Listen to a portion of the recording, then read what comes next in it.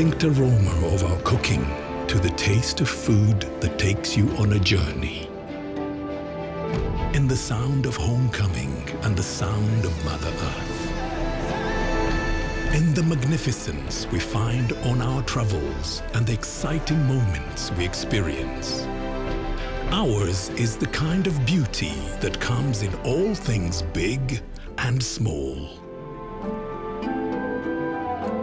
All we have to do is awaken our senses and truly enjoy what's uniquely ours.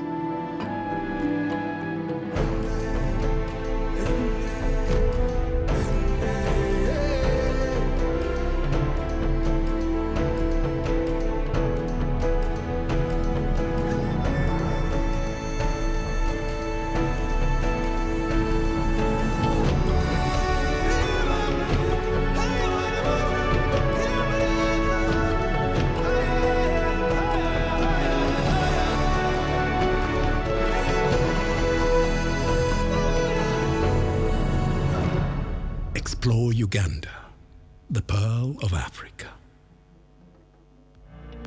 Uganda, a delightful place with its welcoming people, diverse cultures, an agreeable warm climate, majestic features, and wildlife. Over the years, Uganda has hosted a number of international conferences and events, including the Commonwealth Heads of Government meeting CHOGM, the African Union Summit, the United Nations Solidarity Summit on Refugees, the Organization of Islamic... A very good morning, ladies and gentlemen. If we could please take our seats.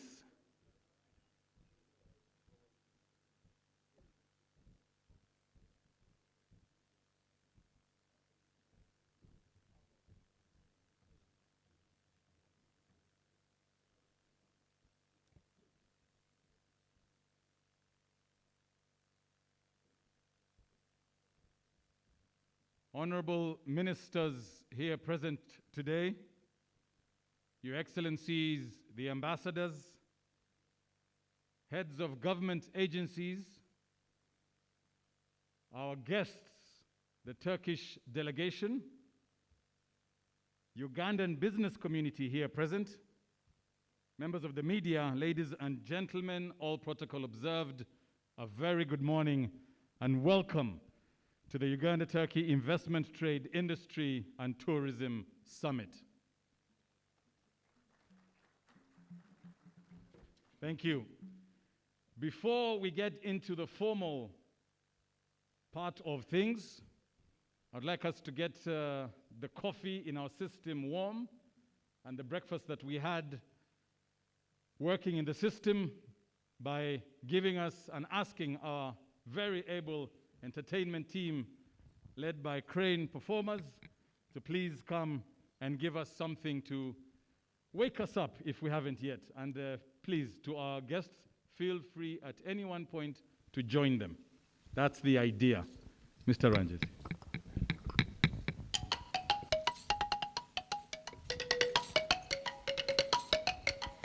Dena dena nyere mo era de abagera de abagenyi baza bana bangenza nsanya kuba era dera de abagenyi baza mwe bana bangenza nsanya kuba era dera de abagenyi baza kale mupe kungala balungi twatwale era dera de abagenyi baza bana kungama bagenda banide era dera de abagenyi baza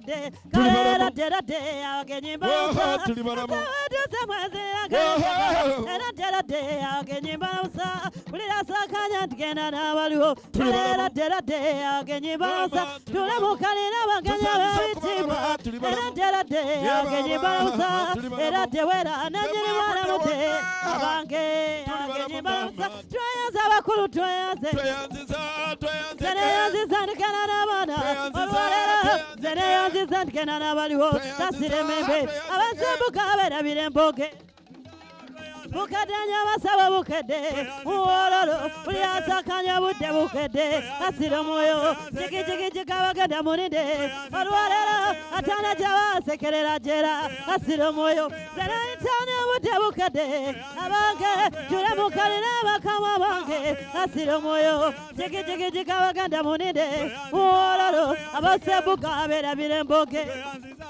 Uyana semya kuimbira makulu abange pyaza bazateza sabachaze asira moya jigi balungi mwetwale tweyanziza mwetwala balungi mwetwale muwololo ulira sakanya ndigenda n'abaana tasire membe atana gyabasekerera jera olwalero nyima sakanya bukede asira moya mwetwala balungi mwetwale abange zenayitani ndigenda n'abaana tasire omwoyo ulira sakanya budde bukede muwololo kalabaka balungi mwetwale asira moya jigijigijika balungi mwebuke mama zenayitani mvute mwoyoze asire meme ulira sakanya ndigenda n'abaana ziza tweyanzeke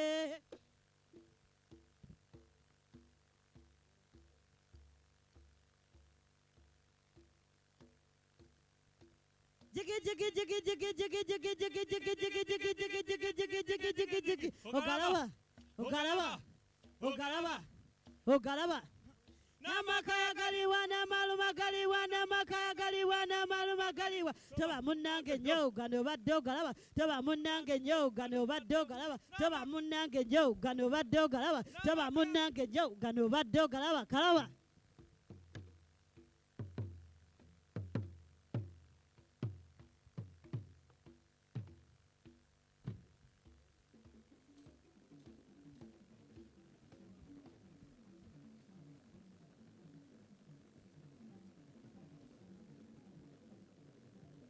Venera kashtanga siwa mkatale Lama mele kula sama munyalo kulia Lekama ulila chinumalu mera njoka Zaya siga njoka mbuya jamukako Yasangula tesi yasangula njoka Bandanka mula babana bembusi Lekama ulila kila kawana wekoko Akabala ngente wa muno Zeno ngende bamulia Yagenda kawala Pase wange Lama yagenda sobe kate sobe wa Venera asima mkatalo lo munyama Venera asima mkatalo lo munyama Obanda wakokana bugula Bamulyanga lwana chitumu bamulya Bana balenzi mukagala bawe balyanga Bana balunzi mukanga bamulya Bamulyanga lwana chitumu omwenge Ndiwala ngende wa muno Ateno ngende bamulya Mwala wafumbe muleke naguna Veneleka asima mkatalo la munyama Veneleka asima mkatalo la munyama Alayina kaleza ofe Ulira bamulyanga lwana chitumu bamulya Bana balenzi mukagala bawe balyanga Bana balunzi mukanga bamulya Ndiwala ngende wa mundo Ateno ngende bamulya Yagenda kutumule baluwa zagwa Yagenda tumule baluwa zagwa da Veneleka asima mkatalo la munyama Veneleka asima mkatalo la munyama Obana wakokane abugula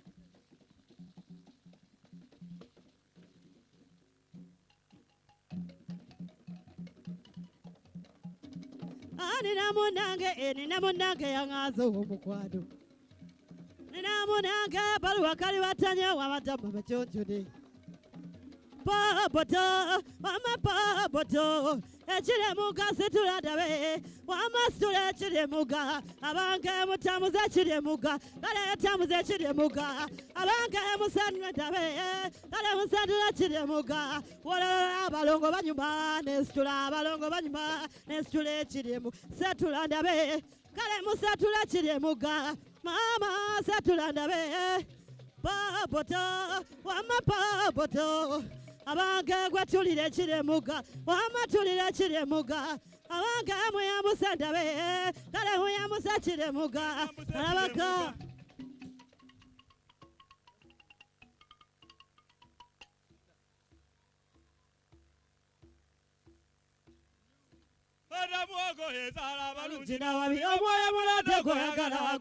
Omuleza kubengala byakikola kwa yagala lekagala yagende kungomesaja.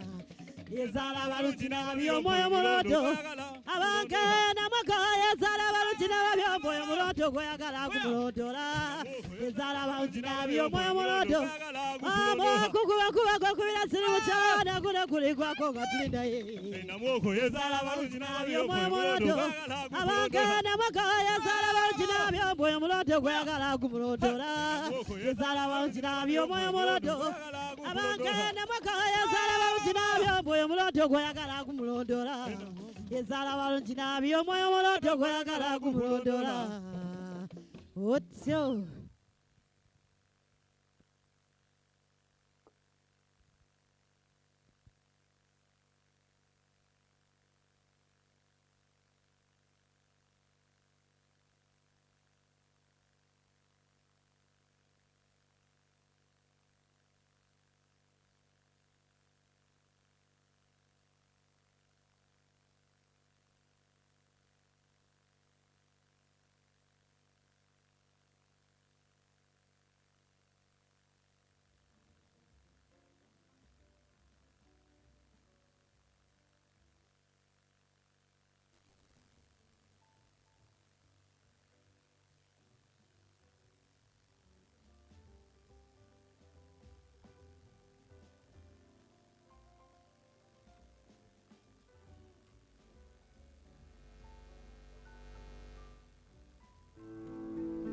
Every waking day is a reminder just how beautiful this, our land, truly is. The kind of beauty that you can only find here. In the lush green all around us and the wondrous sights within. It's what you feel in the gentle caress of tropical wind from the mountaintops. And the glow in your heart from a warm neighborly invite.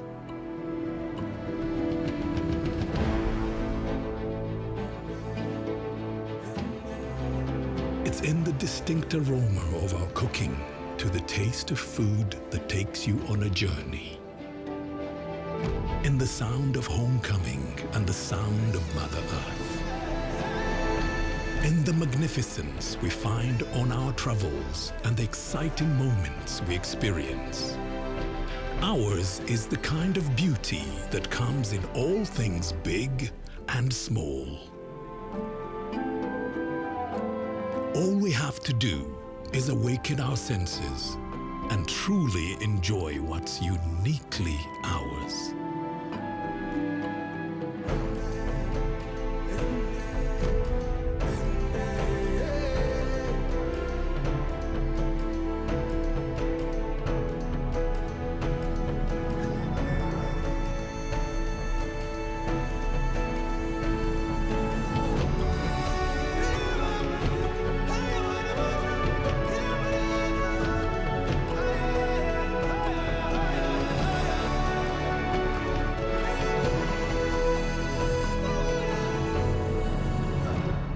Explore Uganda, the pearl of Africa.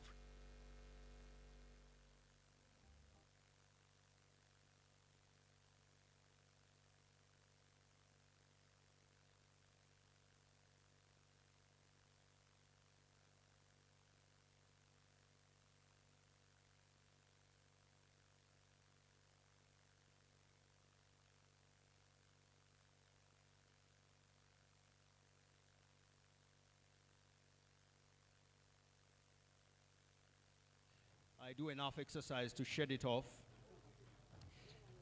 But I don't know if I've eaten ice cream better than Turkish ice cream. Well, it was a little expensive, but worth the price. I was moving out of the airport and caught a bit of it. It's fantastic ice cream. Antalya is also another very, very beautiful place to be. If you plan to go to Turkey, please go to Antalya. You will like to be in Antalya.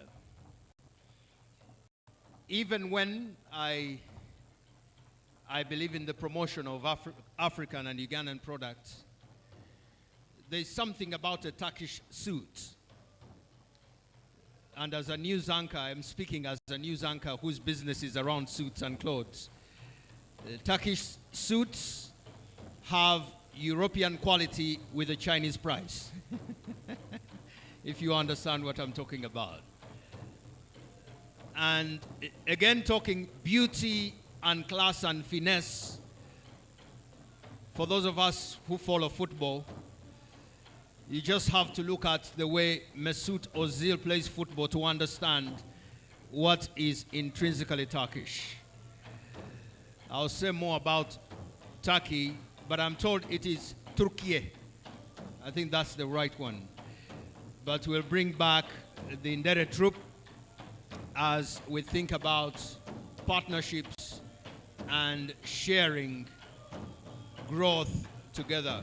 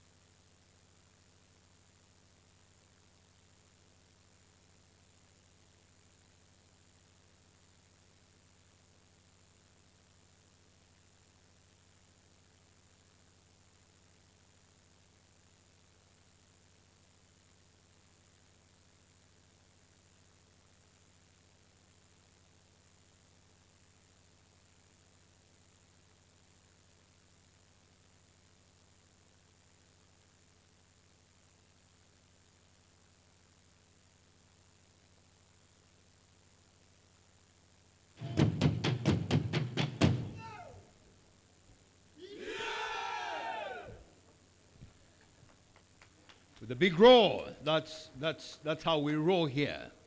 And we take our roars from our relatives, the lions. They roar. A very good morning, ladies and gentlemen.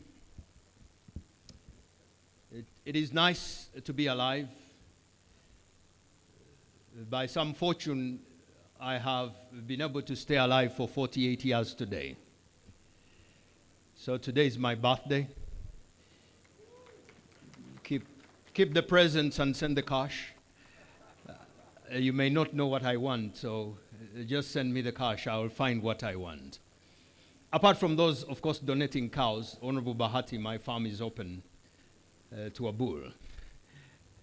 And as you know, I think I'll come to your farm and peek. Then later you can. So I'll stand on the protocol that my senior colleague gave so that we don't waste time going back on protocol. We'll stand on protocol. My name is Samson Kasumba. I am a news anchor in this country. And that's the side hustle. But the full-time job is I am a father of 3 girls and part-timing as a husband. My other colleagues include Marcus. Marcus is formerly media. Well, that career is on ice for now. But he's very interested in the coffee or coffee business, depending on where you started kindergarten or nursery. So Marcus will also be here. He is a good businessman, and you will see him quite a bunch in B2B, business to business. Now, in fact, let me also add that the business to business sessions have started. The Honorable Banyenzachi is heading those, and they'll be running concurrently. And finally, but by no means least, we'll also have the able services of the Polish and cream, de la cream of Mr. Maurice Mugisha, who is the Deputy MD at the National Broadcaster. You will also see him as the program does continue. I would encourage you to take your seats because this is us beginning off formally. So if you don't mind, well, even if you did, you'll still have to sit anyway. Please take your seats. We are beginning. When I see people standing for very long, I envy them. There were days I used to stand until my back started to teach me other things to do with my life. Interesting, when I went to see the orthopedic, he said, but why do you want to stand that long? If your back asks you to sit, just sit. So ladies and gentlemen, please take your seats. I want to invite the first speaker of the morning to address us, but he won't unless we are all seated. I think the other person standing will need the translator. Unfortunately, they don't have their gadgets on them. They are translators. So if somebody speaks that language, you can let them know that this is us taking our seats and beginning off. Anyone who speaks, oh, fantastic, somebody has spoken Turkish, finally. Thank you. Good. So, it was very deliberate in this nation that the appointing authority decided that the man to head investment in this country will also be one of the tallest in the country. It wasn't by accident, it is deliberate, so that he can see places where many of us can't. So, ladies and gentlemen, join me with your hands to welcome the Director General of Uganda Investment Authority, Mr. Robert Mukiza, to come and speak to us. I've got to leave very quickly so that the comparison between his height and mine doesn't become obvious.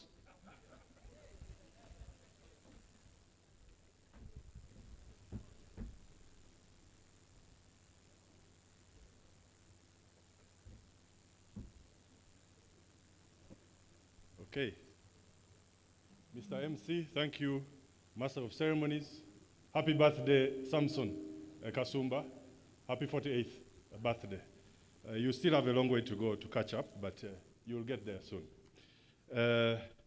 Your Excellency, Riza Tuna Tugai, Deputy Minister of Trade of the Republic of Turkey, representing His Excellency the President of the Republic of Turkey, Your Excellency Kerem Alp, Ambassador of the Republic of Turkey to Uganda, representatives of the Foreign Economic Relations Board of Turkey, Honorable Minister of State for Investment, Honorable Minister of State for Foreign Affairs, the Honorable Minister of State for Agriculture, the Honorable Minister of State for Industry, the Honorable Minister of State for Trade, members of the Diplomatic Corps, our permanent secretaries here present, heads of government agencies and departments here present, Mr. Morrison Rwakakamba, the Chairman of the Board of Directors of Uganda Investment Authority, members of the Board of Uganda Investment Authority, our distinguished delegation from Turkey. What a delegation. I know a few of you flew in this morning. Let's clap for them. Thank you very much for coming. You flew in at 3 a.m. This level of dedication cannot be taken for granted. Our captains of industry, both from Turkey and Uganda, our sponsors, Modern Tiles. Hashish, you should stand up. Hashish, thank you very much. Uganda Tourism Board, our media partners here present, particularly Next Media Services and Uganda Broadcasting Corporation, and of course, my colleagues at UIA who have worked tirelessly to get this done. The distinguished guests, ladies and gentlemen, good morning. Good morning.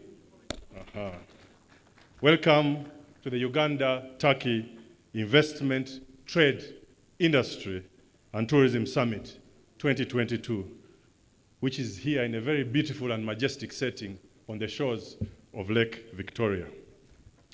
First and foremost, I would like to thank His Excellency, the President of the Republic of Uganda, who will grace this Turkey-Uganda inaugural Investment, Trade and Tourism Summit. This summit has been organized as a result of the meetings His Excellency, the President of Uganda, held with his Turkish counterpart in October 2021 and March 2022, in which he called on Turkey to make more investments in Uganda.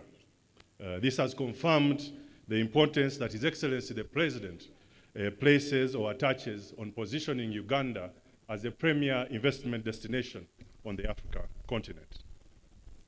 Secondly, I would like to acknowledge the positive impact that His Excellency's visionary leadership is having in transforming this country's economy from a subsistence to an industrialized nation through addressing major historical bottlenecks such as inadequate electricity, poor roads, insecurity, among others. For example, and I know our Turkish counterparts tomorrow are going to go to one of our industrial park sites, the road network in Uganda is commendable. It's now possible to move from Kampala to all borders across the country on first-class tarmac roads. Secondly, the government has boosted hydroelectric power generation and put in place mechanisms to provide affordable electricity, with a target of at least 5 cents per kilowatt hour to industrial customers, and provided serviced industrial parks in most parts of the country. Moreover, through the one-stop center at Uganda Investment Authority, it's now possible for investors to get their business and investment licenses in less than 24 hours. So I encourage our investors who have come here, the one-stop center is here, get your license today, start transacting in Uganda. As a Uganda Investment Authority, we are committed to consolidating these gains through redoubling our investment promotion efforts and further lowering the cost of doing business in order to position Uganda as the premier investment destination in Africa, increase the complexity of our economy, contribute to the creation of high-value jobs, forward and backward linkages, and develop new and existing industrial clusters. Distinguished guests, ladies and gentlemen, this inaugural Uganda-Turkey Investment, Trade, Tourism, and Industry Summit is being organized under the theme, boosting investment, trade, and tourism between Uganda and Turkey in the post-COVID era. It's aimed at stimulating the bilateral trade between both countries in the post-COVID era. As you know, the last 2 years have been characterized by an onslaught of the COVID pandemic on the global economy. The pandemic and the containment measures enforced by governments all over the world have significantly disrupted the global value chains, led to sharp drop in aggregate demand, and limited the ability of countries to position themselves for foreign direct investment. While the situation now was grave at the beginning of the crisis, we are not completely out of it.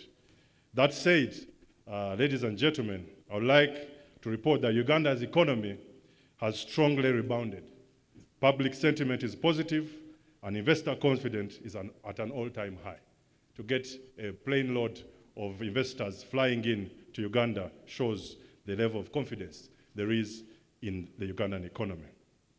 This summit has therefore been organized by the Ministry of Finance, Planning and Economic Development and Uganda Investment Authority for the Ugandan business community to identify, engage, and attract new leads from their Turkish counterparts and promote Uganda as a preferred investment destination. On the other hand, our Turkish brothers and sisters will be exposed to diverse investment opportunities in Uganda's priority sectors, particularly manufacturing, mineral beneficiation, agro-value addition, tourism, infrastructure, and industrial park development, among others. Additionally, Uganda's unique tourism and wildlife attractions so that we can increase the tourism receipts. Our intention is to have less of a talk shop and more of a transaction shop here. We would like to see these summit discussions turn into viable, bankable projects that are mutually beneficial to our two countries. We have deal rooms set up. They're already, Ugandan and Turkish businessmen already having negotiations now on the sidelines of this summit. We encourage that our domestic investors that are here link up with the Turkish investors that have come here today, and let's make deals from this summit. Our one-stop center is there. We shall ensure that it's not just a talk shop here. Let's strike business and investment deals on the sidelines of this summit. Distinguished guests, ladies and gentlemen, Uganda places great value on the 50-year relationship between Turkey and ourselves, and we like to see this cooperation grow. The trade volume between the two countries has been consistently rising for years. For instance, it rose from $41 million in 2019 to $63 million in 2020 and $71 million in 2021, respectively. So you can see, even during the COVID-19 era, the trade volumes between the two countries actually grew. And it's testament to the relationship with the Turkish government and their commitment to engaging in Africa that the Turkish airlines did not close during the COVID-19 pandemic. Cargo from Uganda to Turkey and all over the world still was open. So thank you very much, Turkey. Thank you very much, the Turkish government, for keeping the borders, the planes open. This summit will seek to grow the above trade volumes through a number of business-to-business meetings, government-to-government meetings in an exhibition, investment facilitation, and advisory segments and deal rooms where our investment agreements can be reached. This year's summit will be crowned by the launch of a Uganda-Turkey investment park and trade center, which will be built in cooperation between Uganda Investment Authority and the National Enterprise Corporation, UPDF's Engineering Brigade. Distinguished guests, ladies and gentlemen, let me conclude by thanking all the individuals and entities that have worked tirelessly to make this event a success. The Ministry of Finance, Planning and Economic Development, I know the Honorable Minister will be coming later, but thank you, Honorable Matia Kasaija. Honorable Evelyn Anite, I remember you convened a meeting with His Excellency Ambassador Kerem Alp for this summit around 6 weeks ago, and we are here. This is a direct result of your unrelenting drive and leadership. We should clap for that. Thank you very much, Honorable Anite. The Embassy of Turkey, led by His Excellency Kerem Alp. Your Excellency, the last few weeks, you have gone beyond the call of duty in supporting us. Whenever we called on you, you did not hesitate to take our call. Actually, I feel our teams, we had WhatsApp groups formed by, you are also on part of that group, on your team and our team, and there was a seamless relationship. And I hope this relationship goes beyond the summit. Let us use that same relationship to galvanize more investment into this country. So thank you very much, Your Excellency. Thank you very much, Turkish Embassy. Thank you very much. The Ministry of Foreign Affairs.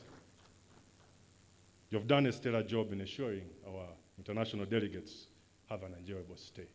They came in at around 3 a.m. this morning, and it was a seamless protocol from the airport to here. Thank you very much, Foreign Affairs, for your support. Thank you very much. Chairman, Board of Directors, Mr. Morrison Rakakamba, and the Board of Directors, UIA, thank you again for your guidance and facilitation. My colleagues at UIA have been singularly focused on attracting and facilitating the attendance in this summit. They have worked. Some of them, I think, have not slept for a few days. But thank you very much for this. You can see the fruits of your labor. Thank you very much, UIA colleagues. Again, our sponsors, Hashish Modern Tiles, I already mentioned you, but thank you very much. And my sister, Madam Lily Ajarova of Uganda Tourism Board for supporting this. The media partners, Next Media Services, and UBC, much obliged. And of course, Speak Resort Munyonyo, thank you very much. What a beautiful venue. Everything has gone seamlessly. You put up with our unrelenting demands. We are very grateful. So with these few remarks, I would like to wish you a fruitful summit. Let us get deals done. Because between our delegates from Turkey and our local investors and the business community, let's not just have meetings and have coffee. Let's go away with deals done. I know there is an entity, Juza Coffee has already got an order for 4 containers of coffee. That's the beginning. Let's report bigger trade volumes. Let's report bigger partnerships here. So do the deals. When you're here, sign deals. Let's sign deals between Uganda and Turkey. Thank you very much for God and my country. Thank you.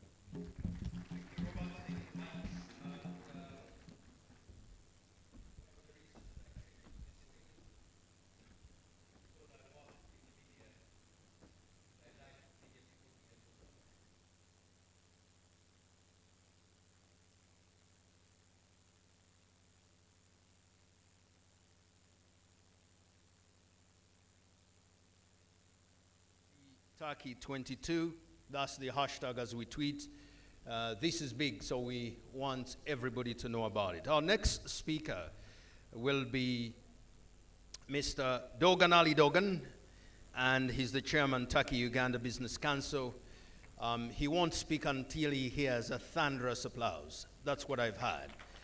You want here or you want there? You pick. Okay. Okay. He walks with a spring in his step.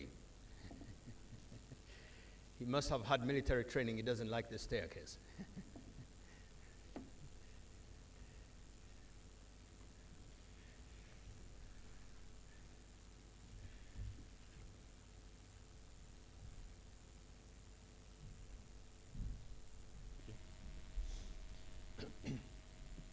His Excellency, Mr. President Yoweri Museveni, Sayın Bakanım, Honorable Ministers, Parliament members, His Excellency Turkish Ambassador Mr. Alp, His Excellency Ugandan Ambassador Mr. Miburu, distinguished members of the press and honorable business people both from Turkey and Uganda. It is such a pleasure to attend the opening ceremony of the Uganda-Turkey Investment, Trade, Industry and Tourism Summit. And let me please first express my sincere appreciation to His Excellency, Mr.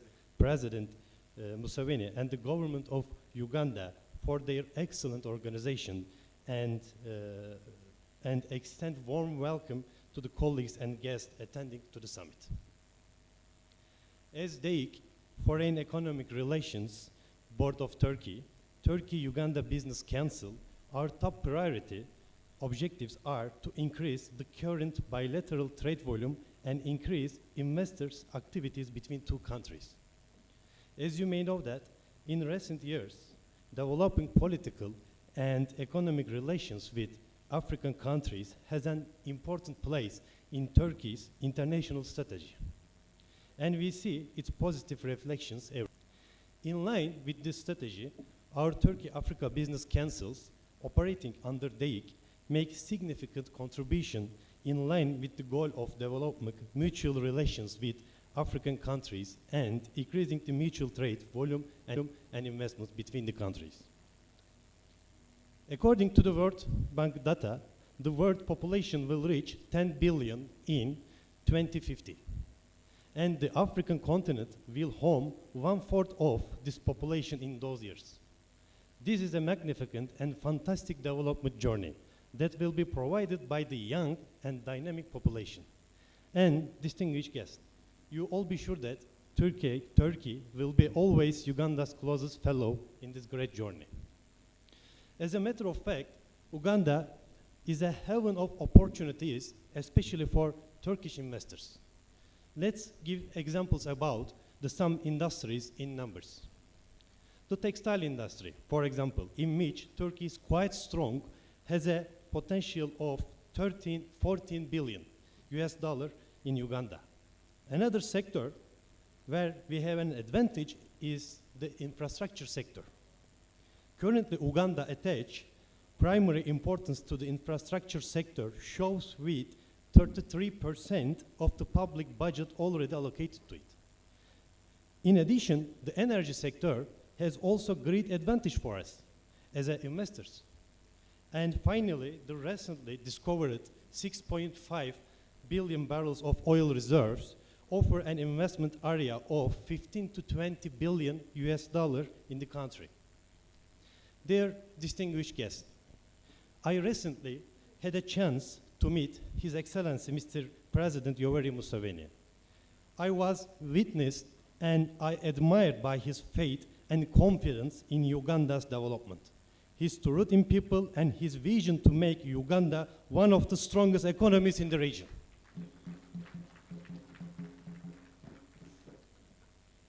With his perfect influence and inspiring positive approach, I strongly believe that Uganda will be one of the fastest emerged countries in the region.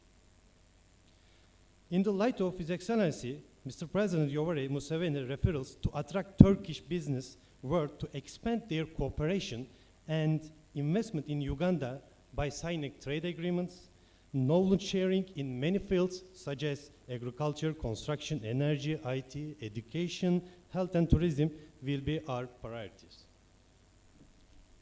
As you may distinguished guests know, Turkey's global brand, Turkish Airlines, has flights from Istanbul Entebbe 5 days a week. I think that's a great advantage in terms of facilitating trade. With Turkish business people and investor delegation, I believe that the new business areas and employment will be created by the new investments and will provide great opportunities for Uganda's young and dynamic population.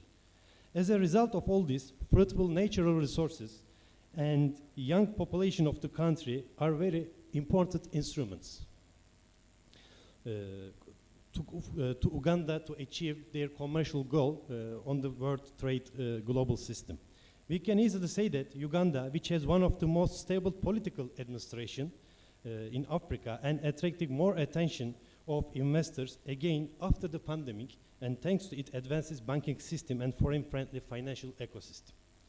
And now it's time for open new prospect for Turkey-Uganda cooperation, expand trade and investment, share experience on manufacturing, industrialization, green energy, health, agriculture, mining and construction, strengthen cooperation on digital economy, and promote entrepreneurship by young Ugandans.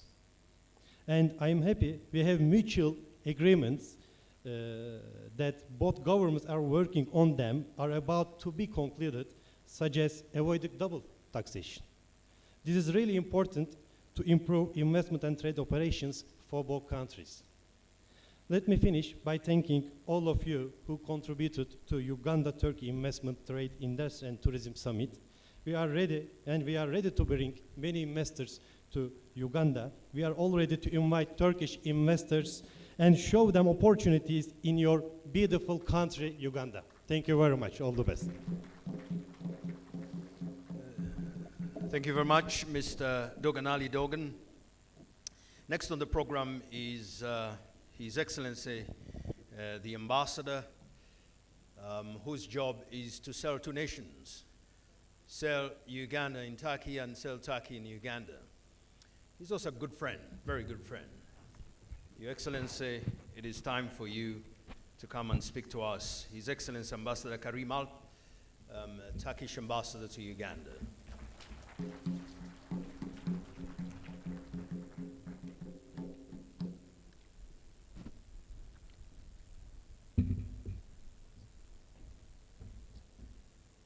Thank you.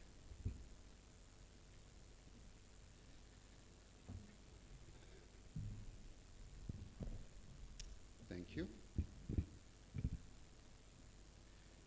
His Excellency Yoweri Kaguta Museveni, President of the Republic of Uganda, Honorable Ministers, Honorable Anita Evelyn, Minister of State for Investment and Privatization, His Excellency Mr. Rıza Tuna Turagay, Deputy Minister of Trade, Uganda Investment Authority Chairman Mr. Morrison Ruakakamba and Director Robert Mukiza and the members of the board, Excellencies Ambassador Mubiru, Ambassador-designate Nusura Tiperu, Honorable Consuls Levent Dervishoğlu and Emek Eker, members of the Parliament and government officials, distinguished guests and participants, ladies and gentlemen. Uganda and Turkey are peaceful and stable countries, yet in difficult geographies. They have rich natural resources, young and dynamic population. In the post-COVID era, where economic paradigm is already changing, we must make that the comparative advantages of our economies complement each other for the sustainable development and prosperity of our nations. In fact, the target set by His Excellency President Recep Tayyip Erdogan at the Turkey-Africa Summit in December 2021 explicitly states that while we have embraced each other once again with our African brothers and sisters, we have worked to advance our cooperation on equal partnership and win-win basis. We have always rejected contemptuous, peremptory, and excessively Orientalist approaches towards the continent. Turkey seeks to win, develop, and flourish together with Africa. Turkish companies will be incentivized in their localization efforts while doing business in Africa. Now, as stated by His Excellency President Erdogan, the Turkish government will incentivize entrepreneurs in Africa. Similarly, the Ugandan government, Minister of State for Investment and Privatization, as well as Uganda Investment Authority in particular, provide similar and efficient incentives for foreign investors.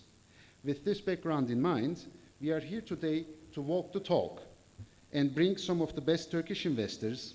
I can count around 95 companies and around 300 participants with the arrival of the flight this morning. Thank you for joining us.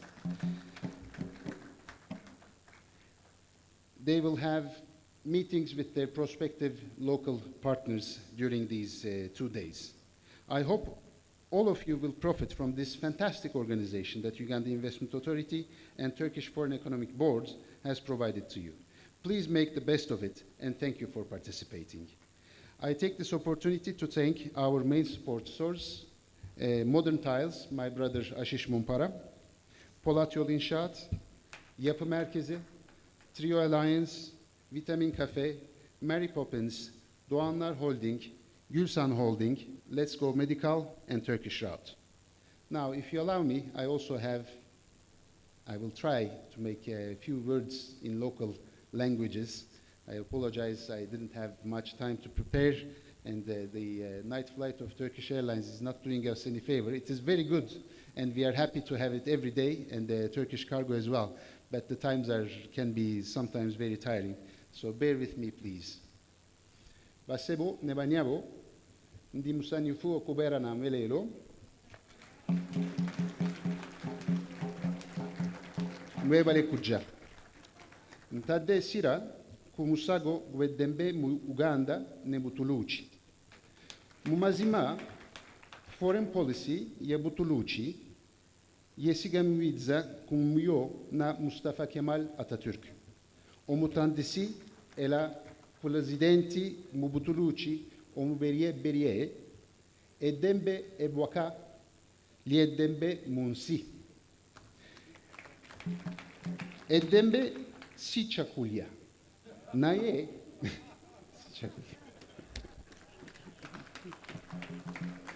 naye lyankizo ku bibeerawo ku muntu kale tetulina dizanyisa.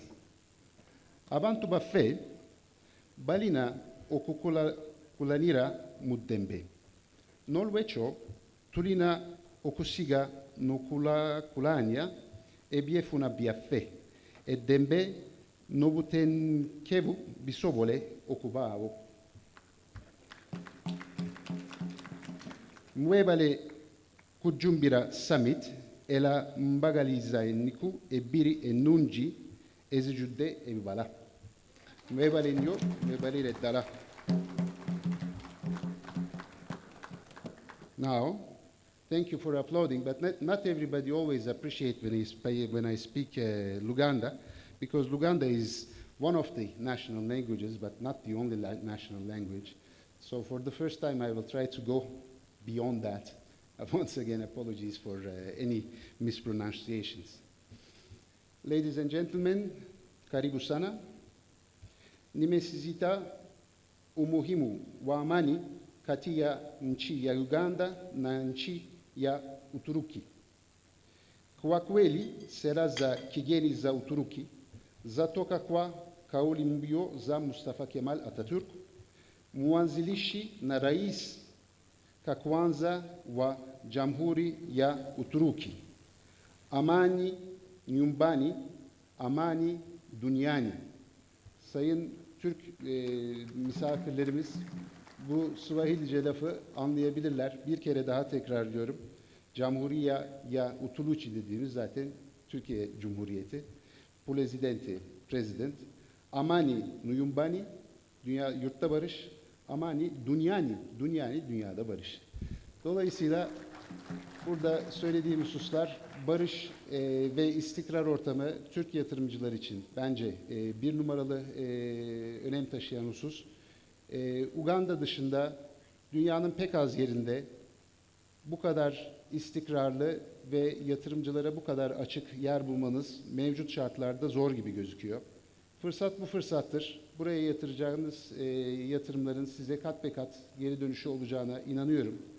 Büyükelçiliğimiz, ticaret müşavirliğimiz, askeri ateşediğimiz, İçişleri Müşavirliğimiz ve Büyükelçiliğimizin bütün mensupları Uganda makamları ile beraber sizin girişimlerinizde her türlü desteği vermeye ve size her türlü yardımı göstermeye hazırız. Bize verdiğiniz destekler için de sizlere çok teşekkür ediyoruz. With these words, let me finish. Thank you so much and thanks again very, very much for participating into this fantastic summit.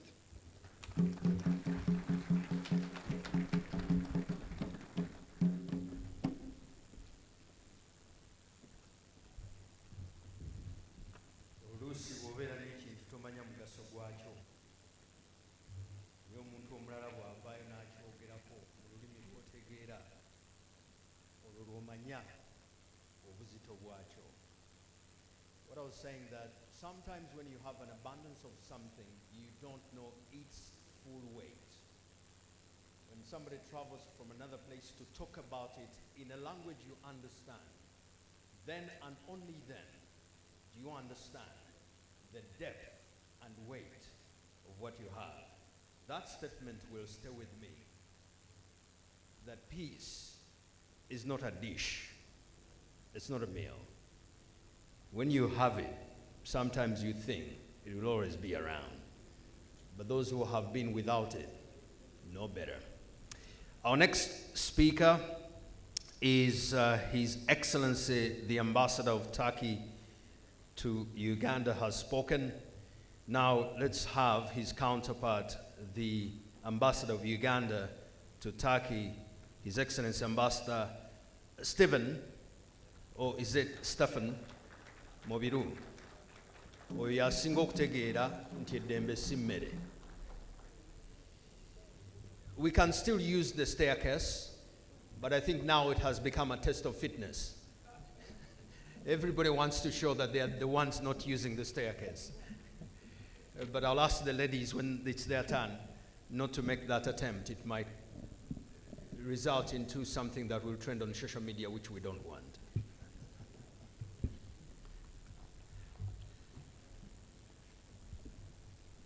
Your Excellency, President Yoweri Kaguta Museveni, the President of the Republic of Uganda,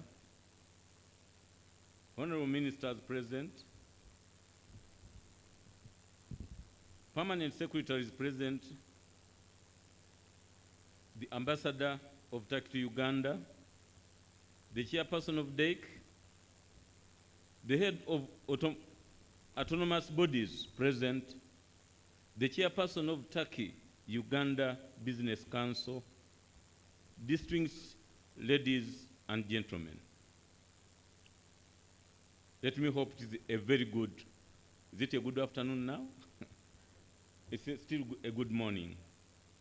I wish to start by thanking His Excellency, President Yoweri Kaguta Museveni, for creating an enabling environment in Uganda that affords the country an opportunity to attract investors and guests from various corners of the globe.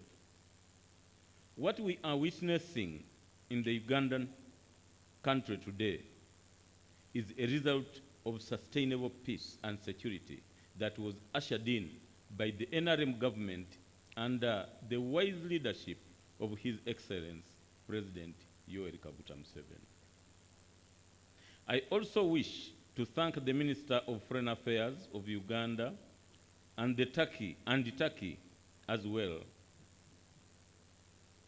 and the respective bodies for promoting and nurturing and maintaining the bilateral relations between Uganda and Turkey.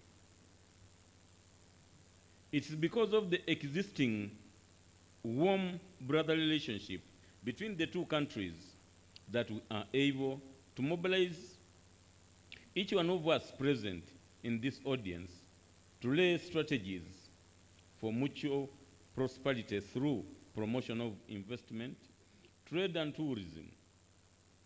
These are the core of our economic and commercial diplomacy project under the Ministry of Foreign Affairs.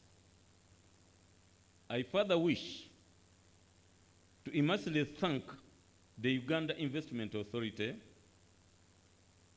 Foreign Economic Relations Board of Turkey, DEC, the Turkish Embassy in Uganda, our honorary consuls in Istanbul and Antalya, and all the departments and agencies that have been involved to make this forum a success. The theme of the forum is accelerating investment, trade, industry and tourism between Uganda and Turkey in a post-COVID era. I applaud the team for choosing such a good theme in view of the current times and the vision of our national development strategy.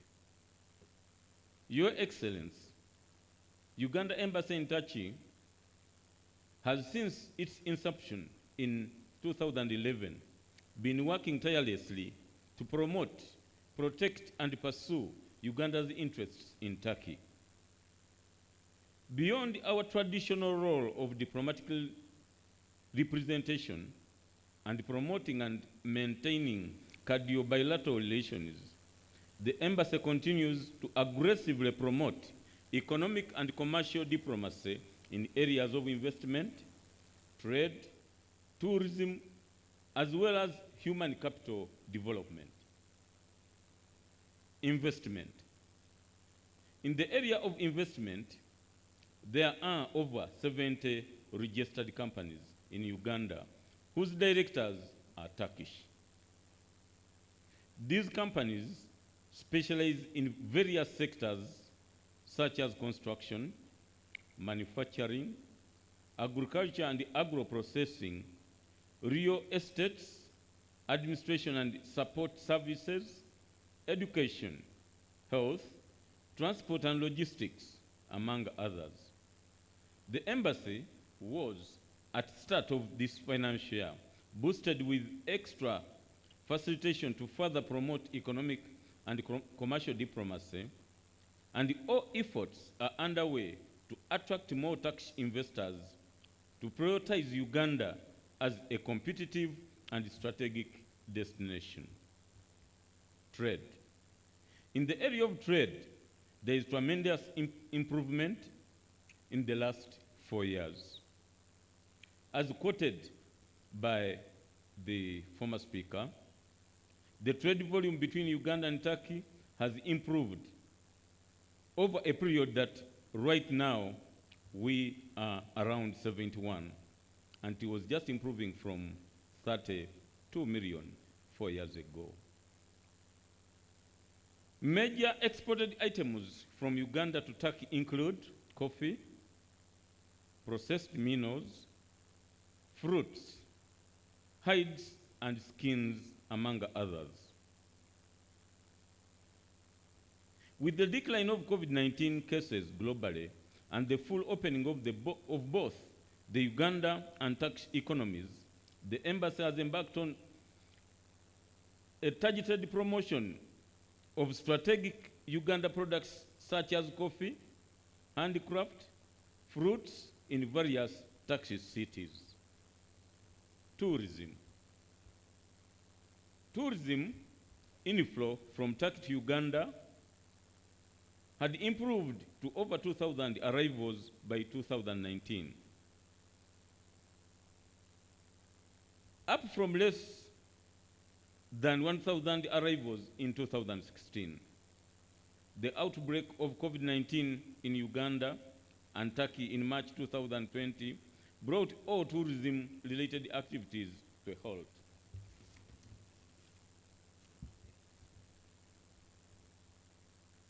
The ease of COVID-19-related restrictions and the full opening of both economies, Uganda has embarked on various promotions of the country tourism, promotion through participation in strategic international tourism exhibitions, pertaining with the TV documentary channels to over hotspots in Uganda to be presented on Turkish TVs.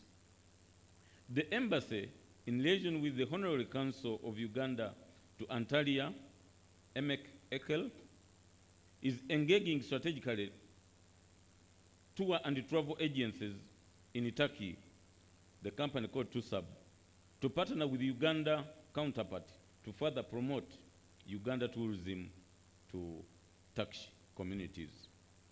I wish to invite the Turkish sisters and brothers who have visited Uganda to visit our wildlife, at least to see a different destination of Uganda.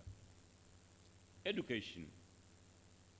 The embassy continues to actively promote cooperation between Uganda and Turkey in human capital development in line with the National Development Plan 3 of the country. We have established cooperation mechanisms and initiated partnerships between Ugandan universities and Turkish universities, especially in the area of promoting marine science. The embassy initiated and coordinated the establishment of a cooperation framework between Busitama University and Istanbul Technical University, as well as Perry University in the field of marine science. We thank our Consul of Istanbul the council event for really facilitating us in this one. The embassy initiated coordination between Chugrova University and Makerere University in the field of forensic science. And I'm happy that this course is going on well in Makerere University. The embassy initiated the coordination and the signing of corporate frameworks between the University of Erzurum University in Turkey and Makerere University in the Faculty of Veterinary Science. And the MOU in promoting our animal production has already been signed between the two universities. The embassy has continued to lobby and secure scholarships for Uganda, and as we talk now, this year alone, we had over 300 scholarships offered to Uganda. The embassy, in the promotion of vocational education and because of wanting to promote the heights and skill science, we have secured with a cooperative in Denizli, Turkey has offered to train 20 Ugandans in shoe making and follow them up with equipment to come and make shoes back home. In the sector of agriculture, I want to thank the ministry highly for coordinating modernization, mechanization, and investing in agriculture, and the team to come and follow up the visit of the ministers is coming the following month. In the sector of health, Your Excellency, in the recent past, very many Ugandans who used to travel to other countries have diverted their movement to Turkey. In the last 3 years, the trend has changed significantly. We receive hundreds of Ugandans in Turkey annually in search of better medical care in hospitals that were recommended by the embassy. While this has given Ugandans an alternative source of good medical care, it challenges all of us here to think of investing highly in specialized medical service in Uganda, and I invite the tax investors to invest directly in this sector in Uganda. Your Excellency, allow me to introduce to you our two honorary consuls whom we are working with tirelessly. May I request Mrs. Emek to stand up. She is standing out here. She is our consul for Antalya. We thank you for the wonderful work. May I request Consul Levent, who is our consul for Istanbul, to stand up for recognition. We thank you for the good work, and we shall always celebrate the major achievements we made with your help. Finally, to my friends from Turkey, I wish to inform you that this might be my last major engagement with you of an official nature. I was recently reassigned to Berlin, and I will be reporting soon. I will therefore take this opportunity to introduce to you my sister and successor, Ambassador Designate Nusrat Peru, who will continue to raise the Ugandan flag in Turkey. She is standing up there. In addition, allow me to introduce to you the few ambassadors that came to make me warm today. I wish to introduce Ambassador Hayatu Semuddu, who is the ambassador of Sudan. He's standing there. I wish to introduce Ambassador Elizabeth Musaz, Ambassador Designate to Cuba. I wish also to introduce Ambassador Paul Amor, Ambassador to South Africa. I wish also to introduce, of course, I've introduced Ambassador Nusrat Peru, but I wish also to introduce Ambassador Beatrice, who is from the ministry, and she's with us here. Thank you for coming. Lastly, I wish our dear guests and their Ugandan business counterparts a fruitful deliberation. For those that are first time in Uganda, there are many success stories by tax investors that came before you. The time to interact is now, and I wish also to inform you that our council event is an investor in Uganda. He has a lubricant industry in Namampe. As I go away, I want very highly to thank Ambassador Kerem. Ambassador, Your Excellency, we have worked so closely together, and the success story of our 4 years will stand the test of time. Thank you for committing to it, and I thank the Minister of Foreign Affairs for giving me this chance to serve Turkey, and also the Minister of Foreign Affairs of Turkey. I wish you all the best. Thank you.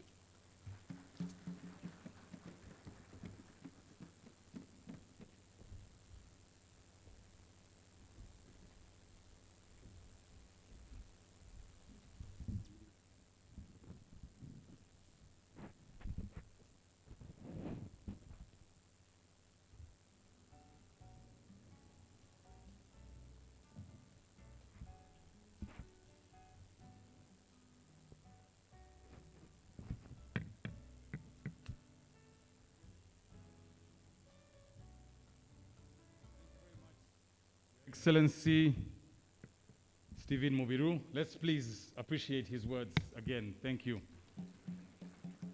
So, for those of you who weren't here when I was speaking, my co-MC Samson, happy birthday again, sir, introduced me. My name is Marcus.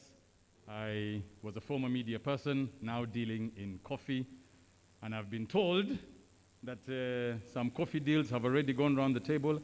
Our Director General told me that we should not leave here without coffee deals. So please, let's close some deals together. I've finished my pitch for the day.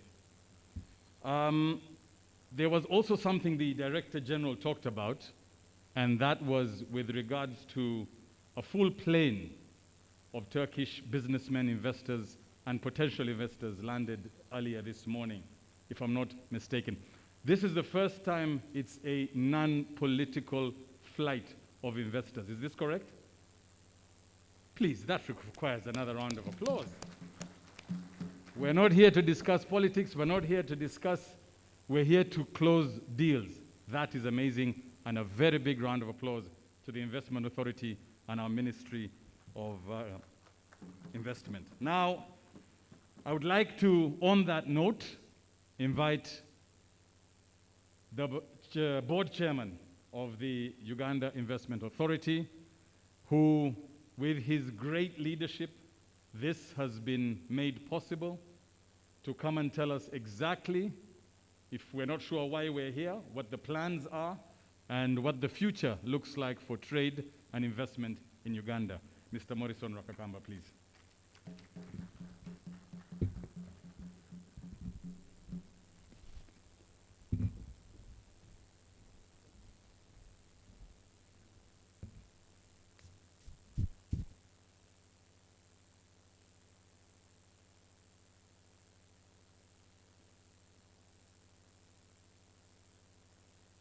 Thank you for the kind words, Marcus. The President of the Republic of Uganda, His Excellency General Yoweri Tubuhaburwa Museveni, the Honorable Ministers present, the Honorable Permanent Secretaries present, His Excellency, the ambassadors present, my colleagues, members of the board of Uganda Investment Authority present, the Turkish and the Ugandan business communities who have come in such large numbers, thank you so much. The heads of various departments that are in the one-stop center of Uganda Investment Authority, thank you for making it. the members of the media fraternity, ladies and gentlemen, on behalf of Uganda Investment Authority, I want to first of all thank HE, the President, the government and business community representatives of Uganda and Turkey for successfully participating in the Uganda-Turkey Investment, Trade, Industry, and Tourism Summit. This summit, ladies and gentlemen, signifies Uganda's consistency and commitment to private sector development and further indicates the renewed focus to further increase profitable execution of Uganda's investment potential. It is also aimed to enhance the partnership between Turkish and Ugandan business community. And from the go, I want to state that our laws and practice facilitate joint business ventures between Ugandan companies and foreign companies. This practice combines context, on-ground experience, and expertise. This practice also builds robustness of businesses with potential for global reach. To the Ugandan businesses and Turkish businesses here, like the Director General mentioned, we have set up very fantastic deal rooms up there at this conference for you to engage and see profitable joint venture deals. This is why we are here. Joint venture business deals. Turkey and Africa's business engagement began in 1500s. It's not just something of the recent.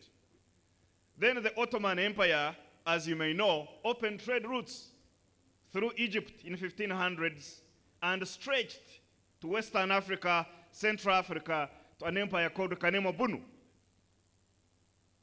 But the most interesting thing is that Turkey is now on a pivot in its engagement with Africa, just like Ambassador Karim mentioned.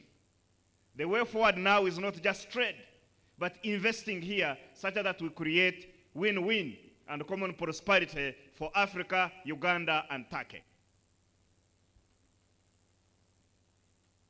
And Uganda and Turkey have enjoyed warm and cordial bilateral relations since 1969 and have implemented several joint projects in education, agriculture, value addition, environment, infrastructure, ICT, construction.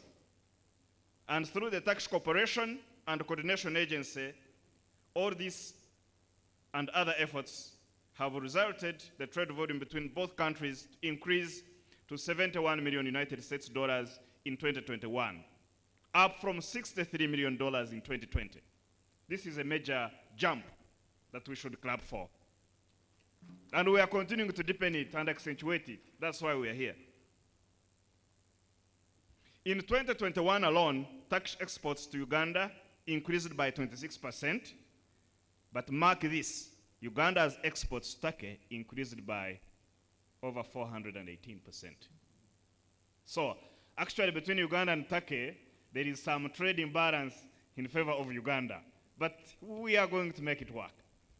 My brothers and sisters from Turkey. So the Uganda Investment Authority is therefore keen to attract more Turkish companies and businesses to invest in Uganda, specifically in agriculture and agro-value addition, education, health, and among others.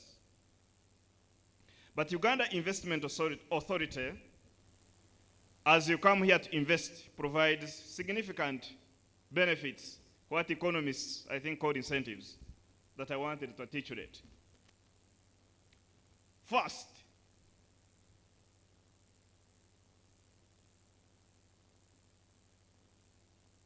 Uganda has proven itself to be a highly stable country over the past 35 years, under the guardianship and stewardship of HE President Yoweri Museveni. Uganda has experienced political stability, democratic progress, and economic growth. And these are not our words. The source is the United States Department of Commerce in a report of 2017. So this is a global endorsement. Uganda is fully peaceful and secure border to border, and this continues to guarantee investors the long-term confidence. According to the latest data sets from the World Bank, Uganda has one of the lowest crime rates and most stable inflation rates in East Africa, averaging between 4.9%. Uganda is the most open economy to foreign direct investment within the East African community, and there are no restrictions on ownership of investments, movement of capital, or foreign exchange. And foreign direct investment track record shows net FDI flows of over 1 billion on average per annum. And the source, again, is the World Bank. But we have metadata that combines both the World Bank data sets, IMF, Uganda Investment Authority, and Uganda Bureau of Statistics. Uganda is the most, according to benchmark from Financial Times Limited, Uganda has an excellent working and living environment, just like Ambassador Mobiru mentioned. It is rated as the third most welcoming country in the world and the fourth best country in the world to visit. So you are not here by accident. You are in one of the best places in the world. Uganda also retains excellent housing and international schools and lowest cost of living in the region. Once you set up your businesses here, we have international schools, we have better health facilities, you will enjoy this country. Uganda also has a robust young and trainable population. Uganda has the fastest growing workforce in the region and flexible labor regulations, and a key advantage for companies investing in labor-intensive operations. The average annual growth, according to 2018-2022, was around 3.9%. And the average labor cost for unskilled and skilled production in the agribusiness is around 440 United States dollars, which is, again, the lowest within the ESC. Uganda's electricity costs are competitive, and the average industrial cost kilowatt per hour for large industrial user in 2019 is moving towards 6 cents, but off-peak, we are already implementing the 5 cents USD kilowatt per hour as promised by His Excellency the President of the Republic of Uganda.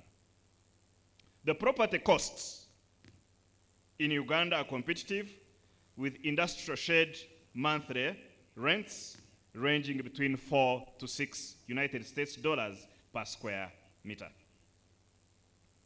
We have a large and growing domestic market of nearly 45 million people, and we are strategically located at the heart of Africa with a combined market population of over 700 million in the East African community and the Comesa region. And recently, as you may be aware, the East African community welcomed the Democratic Republic of Congo into its growing family, giving investors in Uganda access to new markets and opportunities for growth. And the new East African community now offers a combined market-driven economy of 266 million people and a gross domestic product of 243 billion United States dollars. The EAC now stretches from the Indian Ocean to Atlantic Ocean. You will have both the costs. This large continental market access is supported by access to external markets under special agreements with over, for example, 6,000 products eligible for US markets under the rubric of the Growth and Opportunity Act, and quota-free and tax-free access to all products into the European Union under the rubric of everything else but arms. This is the right time for enhancing partnership and investing in Uganda to access these global markets. Our valued investors begin their journey by applying for and being issued with an investment license.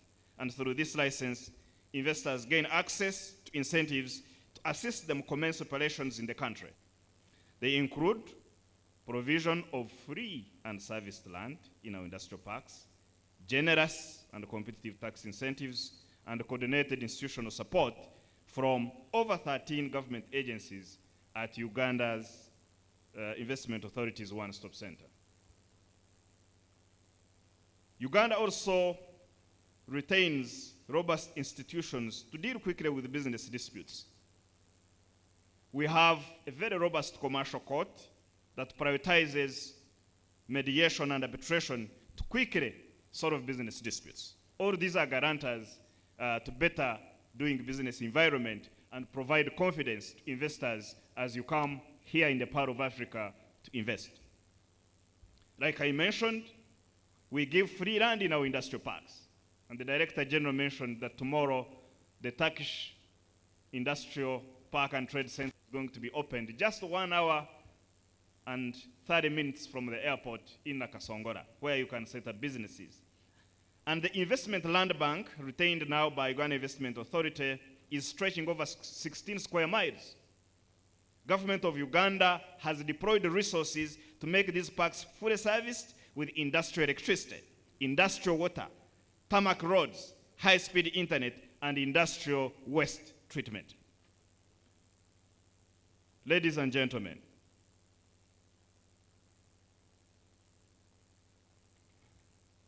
Uganda is enriched with competitive tax incentive regime, which includes the following. 1, the 10-year tax holiday for investors. For agricultural sector, both commercial and value addition sectors, the developers and operators in industrial parks, manufacturers who export 80% of their production outside the domestic market.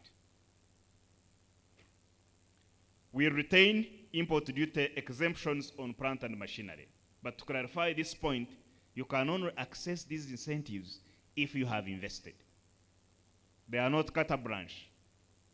So when you come, we facilitate you, you invest, then you have access to some of these tax incentives. I thought I should clarify that. And among others, you'll have 100% allowable expenditure on training. What does this mean? If you train Ugandans, skill them, when you are filing your tax returns, the amount you use to train Ugandans is deductible. We have 100% allowable expenditure in research and development. All the money you invest in R&D, research and development, once you are submitting your tax returns, it is deductible. We have 100% cost recovery on exploration, development, and production cost expenditure in mining operations.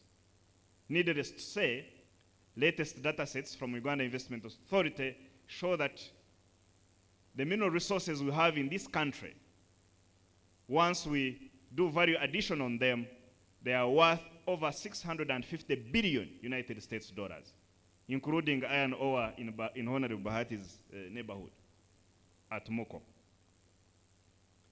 Tourism-specific vehicles are exempt from import taxes. Hotel equipment is exempt. Fixtures and furniture are exempt from taxes at importation. And VAT is exempt on accommodation in tourist hotels and lodges located across the country. And the Honorable His Excellency Ambassador Karem mentioned to me that after these business deals and conversations, the over 300 business people from Turkey are going to be visiting the country, visiting our national parks. We have great safari experience in this country, so these exemptions exist. And you can also invest in the tourism sector. Let me also mention, ladies and gentlemen, that Uganda is guided by the triple bottom line of people, profit, and the planet. Whatever we try to do, we do it sustainably. Finally, on behalf of Uganda Investment Authority, allow me to really thank you very much for honoring our invitation to be part of Turkey-Uganda Investment Trade, Industry, and Tourism Summit. You're very, very much welcome to invest and do business in Uganda. God bless you and have happy deliberations. Thank you very much.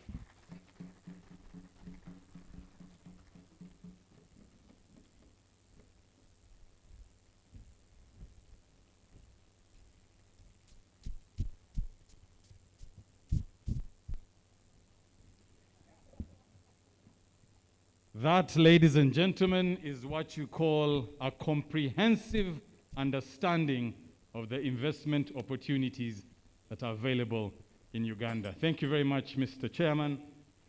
And as I was talking to the Honorable Minister of State for International Cooperation, he reminded me that we are here to close deals. Let us not forget that in everything that we do or speak today. We're here to close deals. Our chairman has told you what you will get as an investor in this country. Let's remember that always. And speaking of deals, those interested in the business-to-business engagements should proceed to the Commonwealth banqueting room, which is above the restaurant. Those meetings will run alongside this summit until 5 p.m. They have started already. Please feel free to walk there, close the deal, come back, continue in the summit, and grab a cup of coffee, as this is a working summit. I'd now like to take the opportunity to invite the Minister of State of International Cooperation, Honorable Okello Oryem. Please come and give his remarks on that podium. Thank you.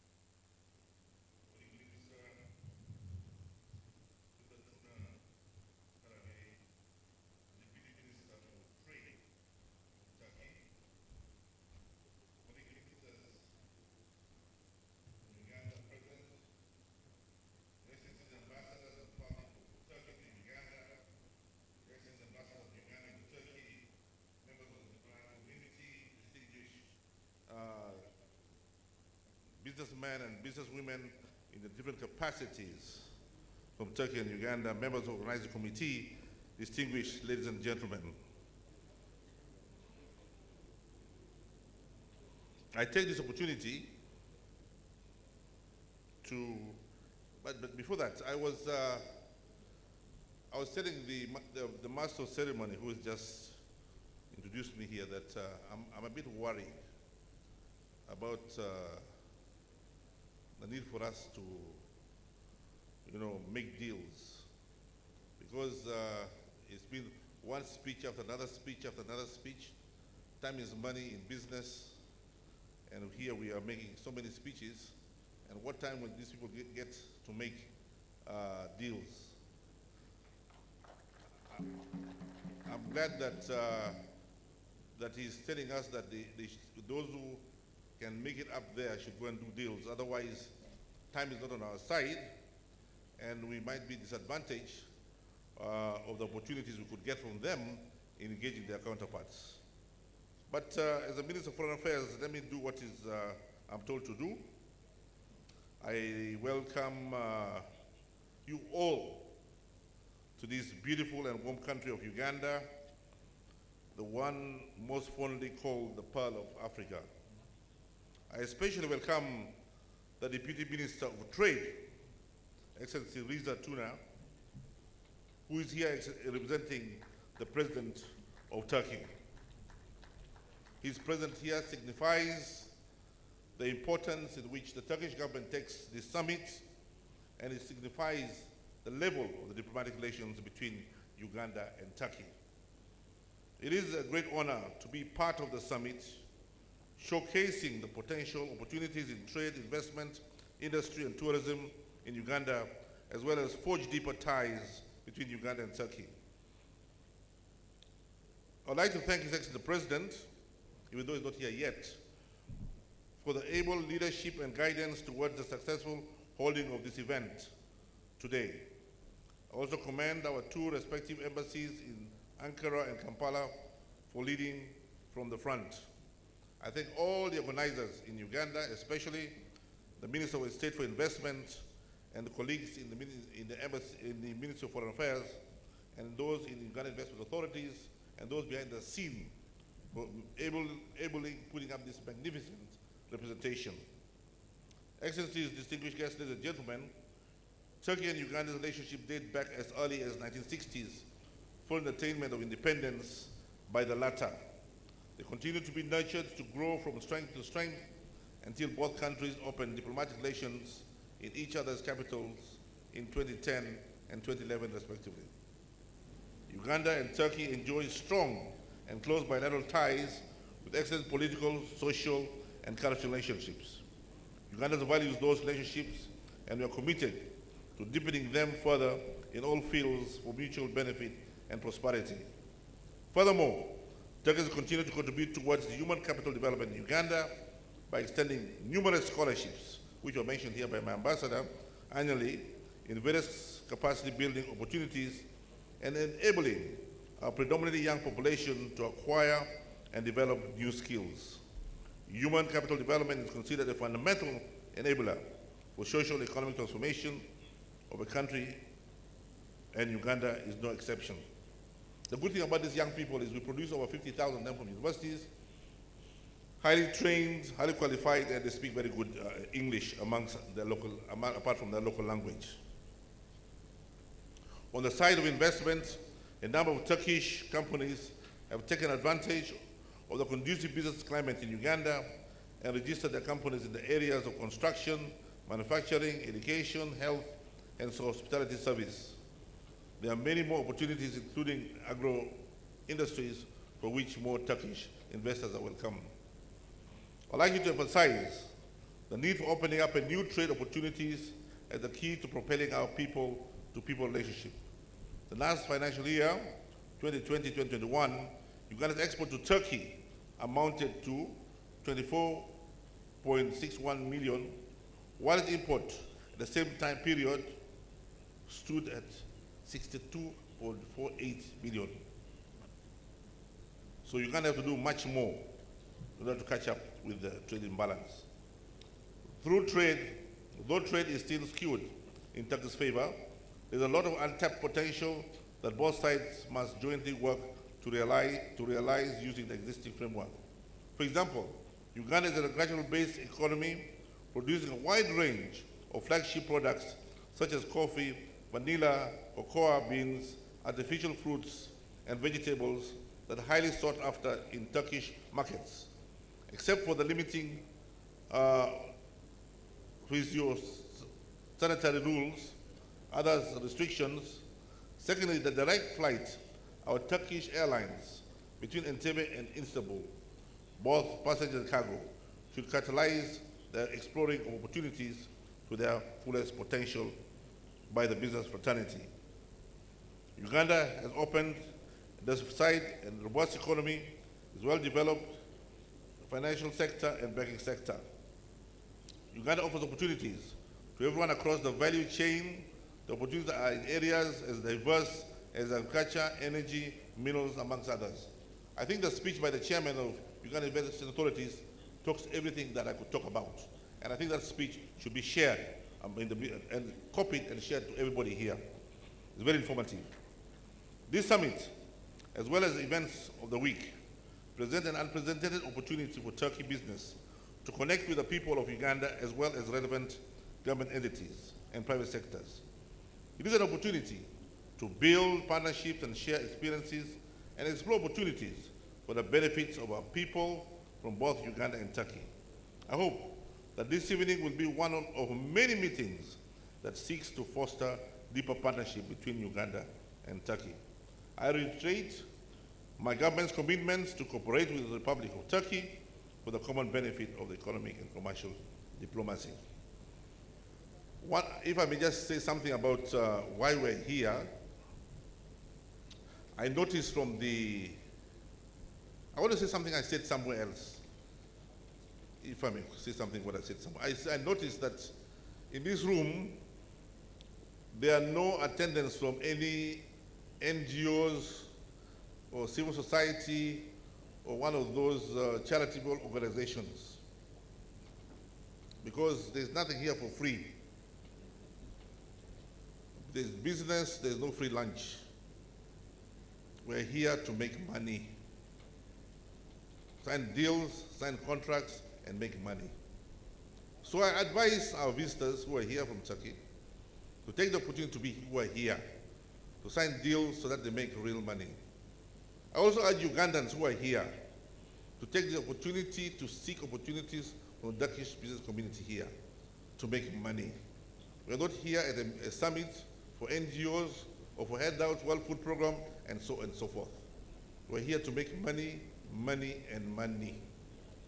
From there we pay taxes. From there we pay taxes. From there we employ young people and young women to work. From there the country prospers. And from there we all live a comfortable life as we really want. So this is an opportunity of a lifetime, Uganda, which gives you this opportunity to make money on both sides, a win-win situation. And I urge those who are here to please do what is necessary so that the figures we're talking here triples rather than now that the economy is opened, we can make much more than ever before. More Ugandans are traveling to Turkey now than in the Far East because of the difficulties in the Far East. More Ugandans travel to Turkey. So those Ugandans who are here, please banange, do not feel shy to walk across to whoever you feel you can match up with, look them straight in the eye, tell them I'm here, discuss with them, the opportunities are there, so that next week you're on the plane to Turkey to do your businesses cheaper rather than flying to the Far East. Those of you who come from Turkey who are here, please, the opportunity is enormous for you to make money.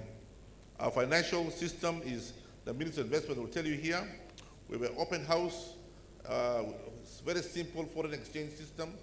In Uganda, we've got no financial restrictions in foreign exchange. You bring it, your money, you bank it in your money, in your bank account. When you want to take it out, you withdraw it from the bank and take it out. It is your money. That's what's important about Uganda. No foreign currency restrictions. No profit repatriation restrictions. No, there's no restriction on repatriation of profits.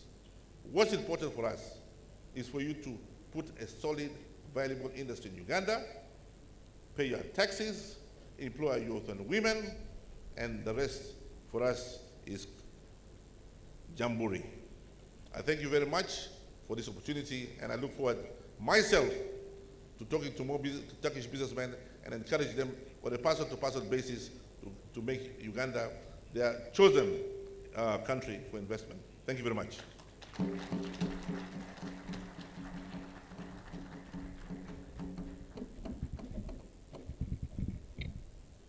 The Honorable Minister of State for International Cooperation, the Honorable Okello Oryem, thank you so much for those clear directions on why we are here and the fact that we need to really close these deals today.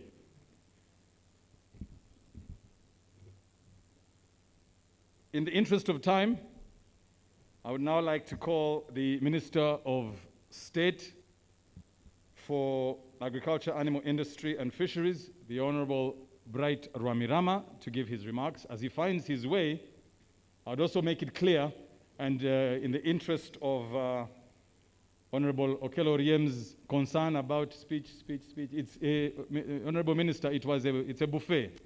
We are now in starters. We are going to go to main course. Tomorrow there's dessert at the park. There's a plan. Yeah, we can't all eat immediately chicken at the beginning. No, we have to start with salads, such things. Honorable Bright, thank you.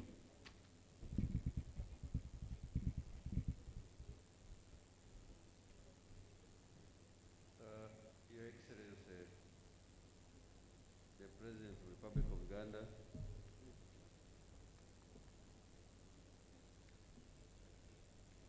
the Minister from Turkey, honorable colleagues, ministers, Your Excellencies, the ambassadors,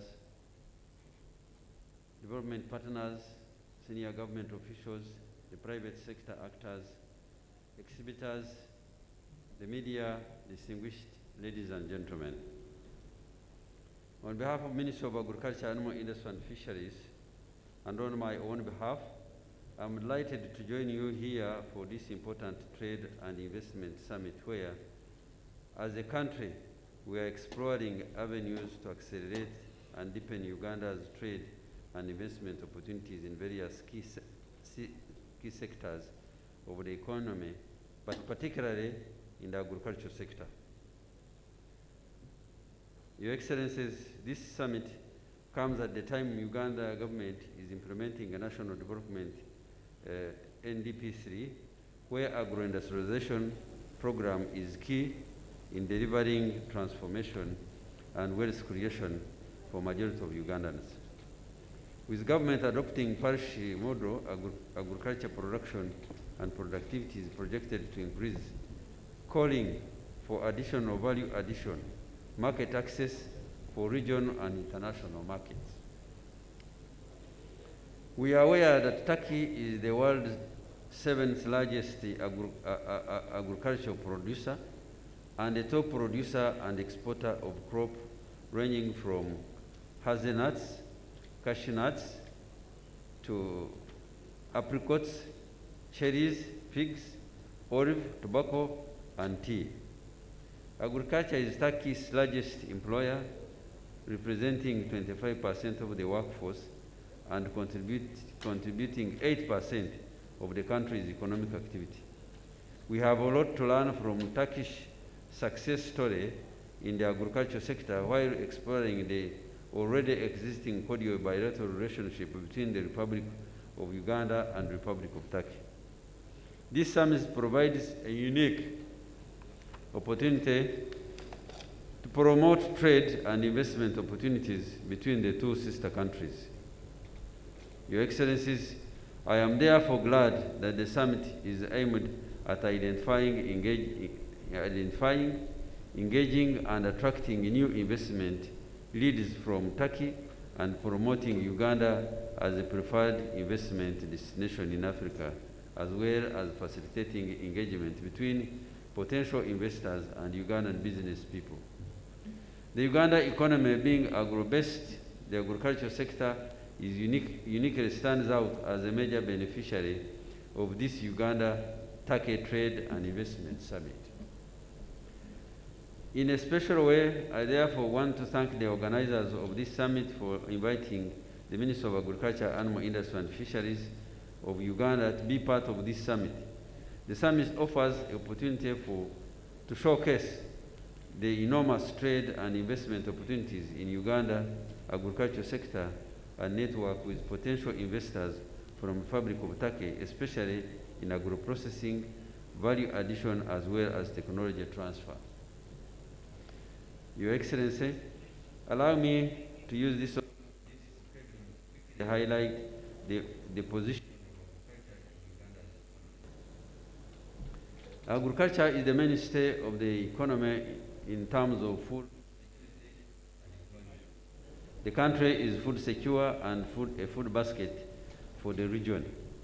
Uganda's agriculture has remained resilient to major domestic and global shocks, including that many countries suffered during this pandemic, but Uganda's food security guaranteed stability in this area.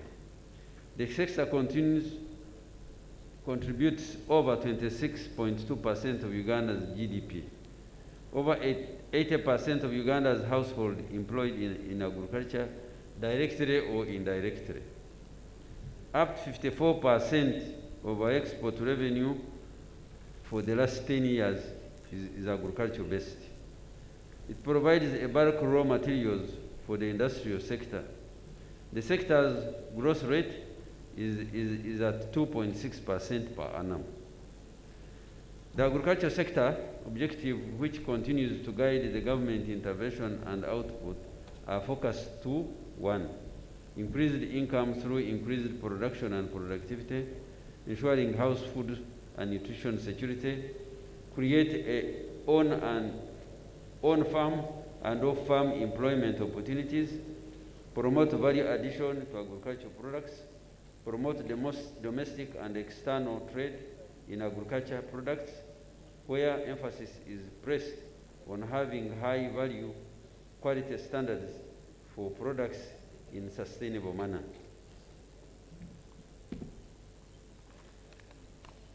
The theme for this summit, interestingly, is accelerating investment, trade, industry, and tourism between Uganda and Turkey in the post-COVID-19. It is therefore most suitable because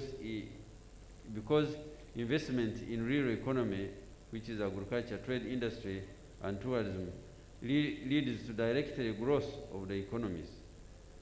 For example, real economies are not easily affected by economic shocks and pandemics.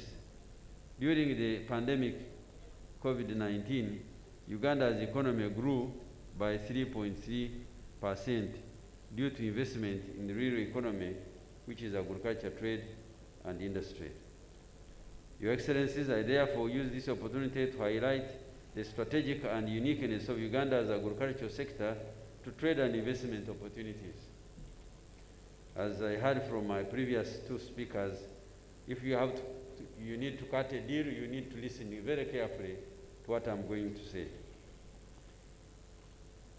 Unique agroecological location of Uganda, e.g., tropical climate and near the equator, Uganda was referred to as part of Africa. Here we don't have winters, we don't have summers. We have dry and wet season. And in the dry season, you can irrigate and make it wet, so we can have 3 seasons of production. Two cropping seasons, that is 1 to 3, of arable land under cultivation. Our land, much of Uganda's land, is very arable and can be cultivated. Sound macroeconomic framework conducive for investment, e.g. liberalization, privatization, excellent incentive regimes, abolition of export and taxes, etc. Uganda is a member of the bigger market for which access is duty and quota free. East African community, we are talking of 295 million people, and in 7 countries, Uganda, Kenya, Tanzania, South Sudan, Rwanda, Burundi, and of recent DRC Congo. We also enjoy COMESA, which brings over 400 people in 19 countries. Strong supportive research and technology development based in the region. Our research in agriculture is the best in the region. And those of you who are interested in investing in agriculture, I am available and we can arrange meetings for you to get more information so that you can take investment decision based on information available. Rebellious and adaptive farmer already existing. Ugandan people are working very hard. If you move towards our road, you'll find that there are markets of what you produce all the way from one destination to another. Self-sufficiency in food, we don't have a hungry population. Your Excellencies, I now take this opportunity to highlight already trade and investment opportunities in Uganda, agriculture sector, especially agro-processing and value addition. Coffee. Uganda is number 2, second to Ethiopia in export of in coffee production, and we are number 1 coffee exporter in Africa. We have a lot of opportunity for a soluble plant. We don't have processing plants for coffee. We add very little value, and people want to invest in coffee. You are most welcome. Instant coffee plant current production is over 9 metric tons of 20 kg bags, with a projection of 20 million bags this financial year. Processing and blending market of Uganda's tea production is over 85,000 metric tons. Your Excellencies and distinguished participants. There is a lot of opportunity in tea, and Uganda's tea is one of the best tea in the world. We also have potential for cocoa processing plant. Currently, we are producing over 40,000 metric tons of cocoa, and we are looking forward for an investor in this area. Dairy and dairy products. Our production capacity is 3 billion liters per annum, and our processing capacity is 35%. So much of the milk is not processed. So we still have opportunities in the dairy sector. Meat and meat products. We have 16 million heads of cattle, 17 million heads of goats. We have 5 million sheep. We have 80 million poultry, all with potential to more than double, all ideal for meat export, leather processing, animal feeds manufacture, and commercial breeding, abattoirs on international standards. Fish. Approximately 25 of Uganda's surface area has water.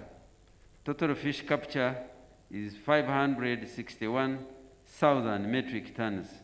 Opportunities exist for agriculture development, e.g. aquaculture parks, cage farming, fish feeds manufacture, fish breeding, premium species, e.g. cage fish, eel fish, etc. Organic fruit and vegetables, including packaging of fruits and vegetables, export of dehydrated fruits, vegetables, and export of fruit concentrates. Huge potential for citrus, pineapples, mangoes, passion fruits, etc., including banana. Avocado, we produce 82.14 metric tons of avocado, and we still have potential to more than, to increase it actually by 40%. Bananas, 664,000 metric tons per annum. Mangoes, 231 metric tons. And mark you, most of these grow with very little attention. Pineapples, 86,000 0.5 metric tons. Investment in agribusiness, cold chain packaging, construction of warehouses, cargo freight, input manufacture, e.g. commercial seed production, irrigation, equipment, tractors, vaccines, mechanical, banking, insurance, and agritourism. Our target is to increase agricultural production from the current USD 1.4 billion to USD 4 billion annually in the medium term. These exports will be largely absorbed in regional market vis-à-vis East African community, common market for East and Southern Africa, COMESA, European Union, Asia countries, to mention but a few. For all this effort, we call upon our strategic partners, many of whom are present here, to join us on this roadmap for agriculture development agenda and invest in agro-processing. As I conclude my remarks, I wish to observe and recognize that this event has brought together various actors from within and abroad, including Turkey, along the various value chain in agriculture sector. Our projection is that the outcome of this summit and subsequent discussion will spur well-coordinated agricultural sector intervention for trade and investment by both public and private sector, targeting increased production, processing, marketing, access, and minimizing the link between government and private sector for both countries. I once again thank you very much, and I thank you for your attention. for God and my country. Thank you. The Honorable Bright Ramirama, thank you so much. I'd also like to take this opportunity to welcome the former Vice President, Your Excellency Edward Sekandi. Thank you so much for joining us today. And I would like to also take this time to invite our next speaker, who is the Honorable Minister of State for Industry, the Honorable David Bahati, to come and give his presentation. And he said his PowerPoint, it's important that you know that. He's going to flick and things change, and it's not a speech.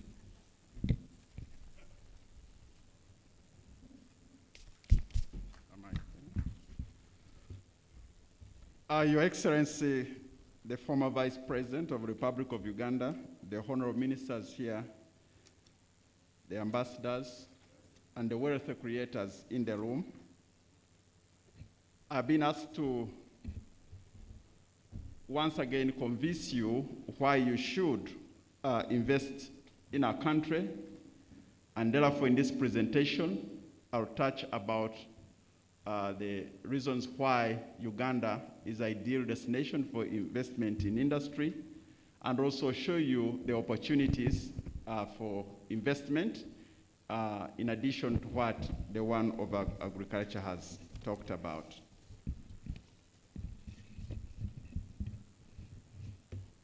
One, before COVID-19, Uganda was growing at 6%.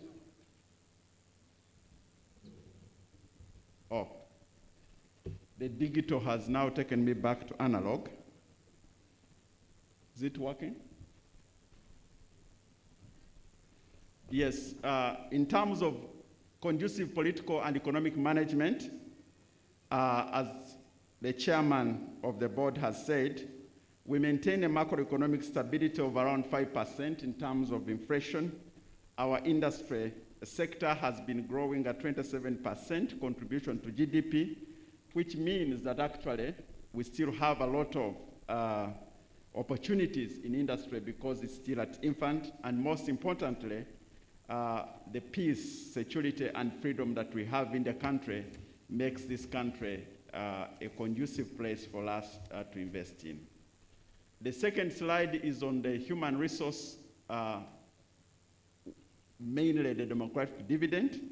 Our country is composed of young people. 76% of our population is young people under the ages of 30 years, which provides labor intensive. They are well educated, they speak good English, and the literacy rate is now 73%. And Uganda is supposed to achieve the economic and social benefits of industrial development by harnessing this democratic dividend. In terms of the population trends in our country, the next slide, Uganda, in 2050, Uganda will be 86 million, a huge population, whereas East Africa will be 860 million. And in the next 28 years, Africa is going to add on 1.3 billion. Next 28 years, Africa will add on 1.3 billion, a whole continent of India. That shows you the importance of the market that we're talking about.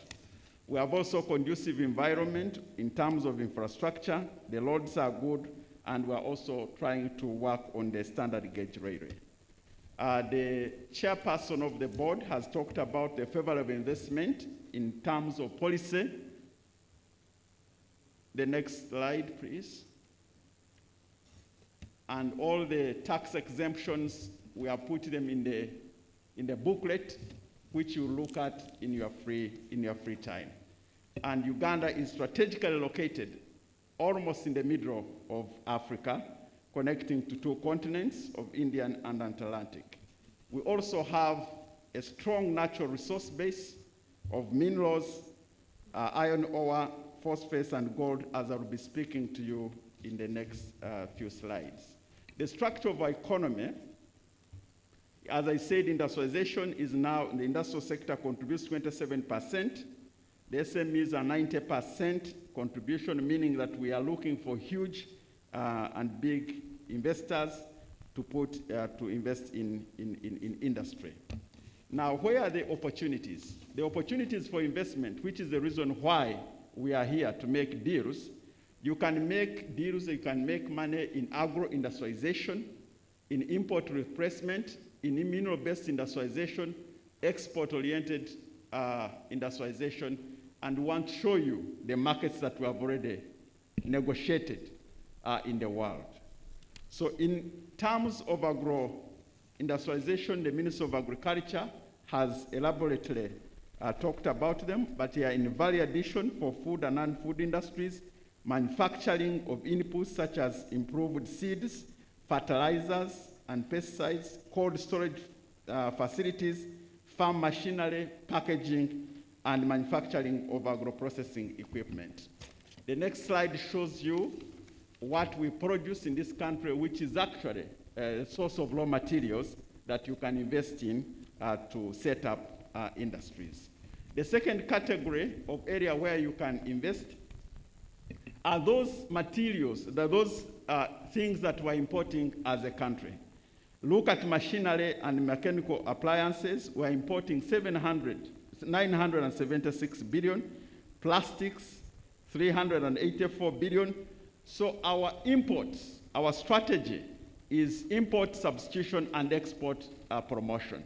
So when you come in the country, you can actually focus on replacing the imports that we are already engaged in. Cereals alone, $264.5 billion US. So I will just spend a few minutes on this one because the other of agriculture, the Minister of Agriculture talked about them. When you look at the bottom on the right, this is where we are located at Lake Victoria. Our minerals are spread all over the country, as you can see on the map. And in the next slide, I'll show you that at the moment, we have the potential and the capacity in the next few years to produce 1.4 billion barrels of recoverable oil, and this oil can be used, the byproducts, to do fertilizers, petrochemicals, kerosene, and diesel. So this is another area that you can invest in. Marble, 21.6 million tons of livestock that can be used for making cement and lime, and also calcium and also livestock feeds. We also have a huge potential of gold. We have 31 million tons of gold, worth $12.8 trillion US of gold. And this gold can be used to produce jewel, can be used in production of mobile phones, manufacturing, aerospace, used in the manufacturing of aircrafts and others. We also have iron ore, which is on the next slide, 318 million tons of iron ore in our country that can be used to produce steel. And ironically, we are importing steel worth 300 million US dollars. So these are opportunities in the mineral sector that you can focus on. Issues of copper, rare earth elements, 73.9 million, cobalt, and I've also tried to explain to you the things that can come out of each mineral that we have in the country. We have tungsten on the next, this one.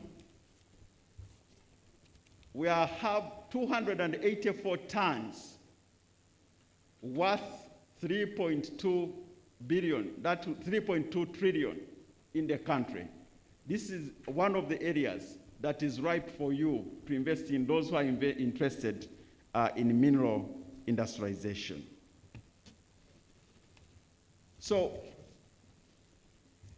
looking at this and also agro-industrialization is an area that you can invest in, and also the assurance that actually the markets in terms of exports are available.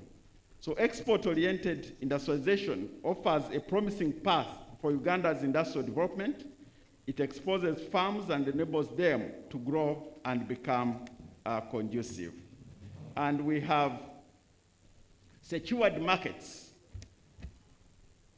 in a number of countries, and the next slide will be showing you where we are. But at the moment, please go back to that slide. At the moment, you can see the products that are available here in terms of raw materials and the demand in the markets that we will be showing you. Meat and fish products. In Africa, there is a market of 10.1 billion. In Europe, 105 billion US dollars, and China, 43 million US dollars. Iron and ore and steel, you have a market in Africa of 26 billion, 220 billion US dollars in Europe, and 54 billion in USA. So you have markets already, you have raw materials in our country to process them and meet these markets. So in terms of market access, we belong to the East African community with a population of 183 million customers, and as I told you, in 28 years from now, will be 864 million. Once this population is empowered, has resources to spend, then it forms your market. We also have common market East Africa, which we call COMESA, with a population of 580 million, with a GDP of 4.8 trillion. We have Africa Continental Free Trade Area, comprises of 54 African states, with a population of 1.4 billion, and as I told you, in 28 years from now, we'll be adding another 1.3 billion people, forming a population of 2.4 billion, 2.5 billion customers. We also have a market in Europe under everything but arms, and it is ready. And in addition, we have AGOA on the next slide with 6,400 items, and currently we're only exporting 34 items. So that's a source of your markets. We have markets in China, India, Japan, and Canada. So the whole world is actually ready for products from Uganda. And when you look at the next map, you'll see the next slide. You'll see the one in purple, the next slide, all that area covered by purple is where we have markets: Africa, Europe, Asia, and America. So when you invest your money here, you are assured that you have markets outside our country, and that makes Uganda one of the best destinations for investment, especially in industrialization. I want to thank you for coming and thank you for listening to me. I particularly want to thank the ambassador of Turkey, who made a very good presentation. And at the speed at which you are really learning our languages, I can tell you that you can easily challenge the Minister for Foreign Affairs in that language, Okel Okel. Thank you very much.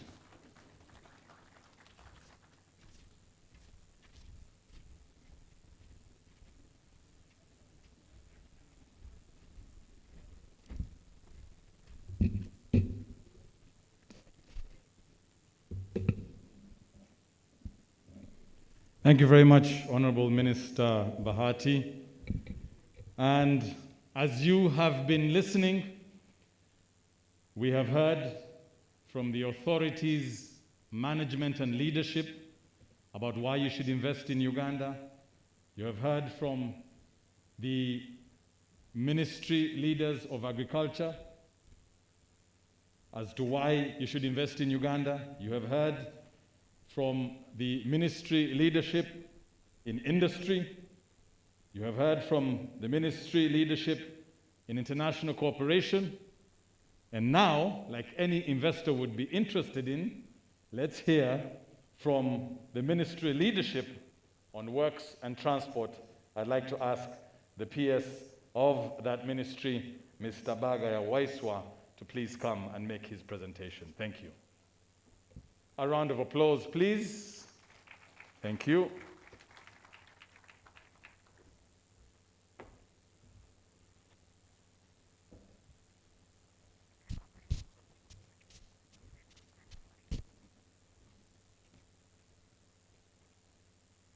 Your Excellency, the former Vice President of the Republic of Uganda, Honorable Ministers present, colleagues, permanent secretaries, members of the diplomatic corps, distinguished delegates, ladies and gentlemen.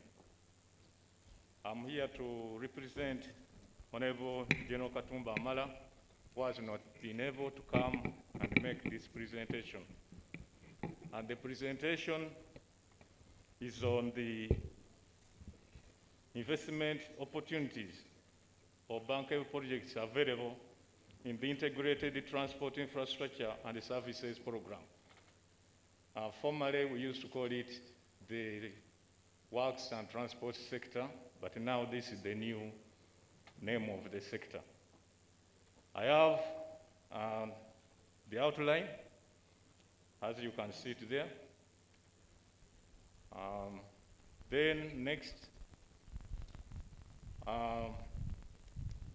about the Ministry of Works and Transport, we are responsible for 5 institutions. That is Uganda National Resource Authority, Uganda Railways Corporation, the Civil Aviation Authority, the Uganda Road Fund, and the newly revived National Airline. The country has 4 modes of transport. That is the road, railway, air, and water. In Uganda, the predominant mode of transport for passenger and cargo is the road, which caters for about 90%.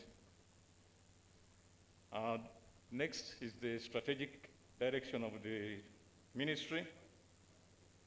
The ministry has a vision, which is there,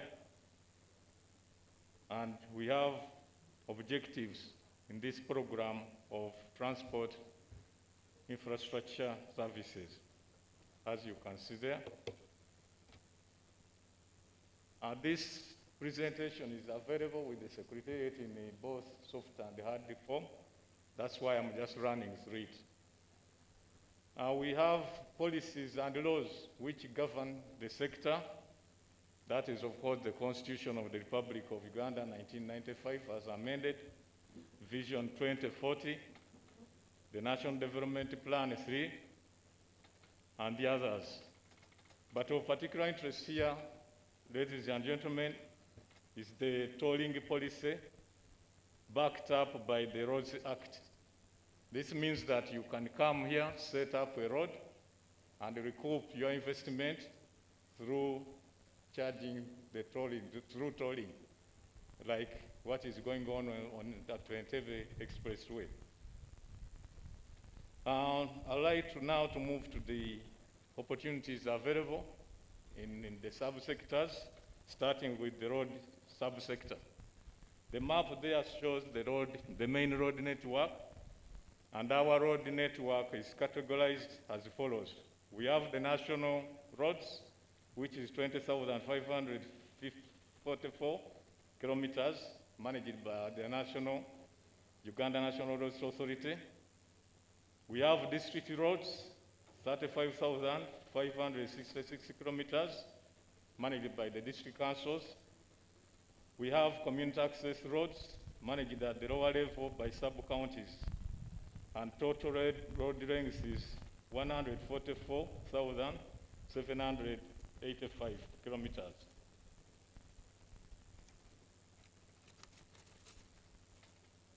The investments available specifically in the road subsector are as follows.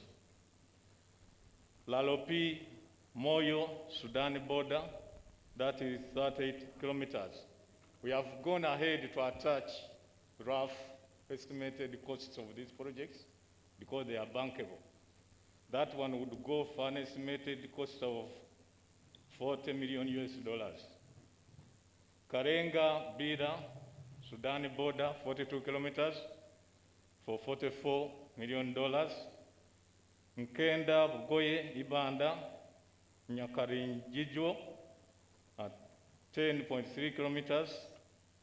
Mbuku, Maliba, Nyakarinjijo, 15.3 kilometers. And Ruimi, Jula, Kamwenge, 58 kilometers, going at $58 million US.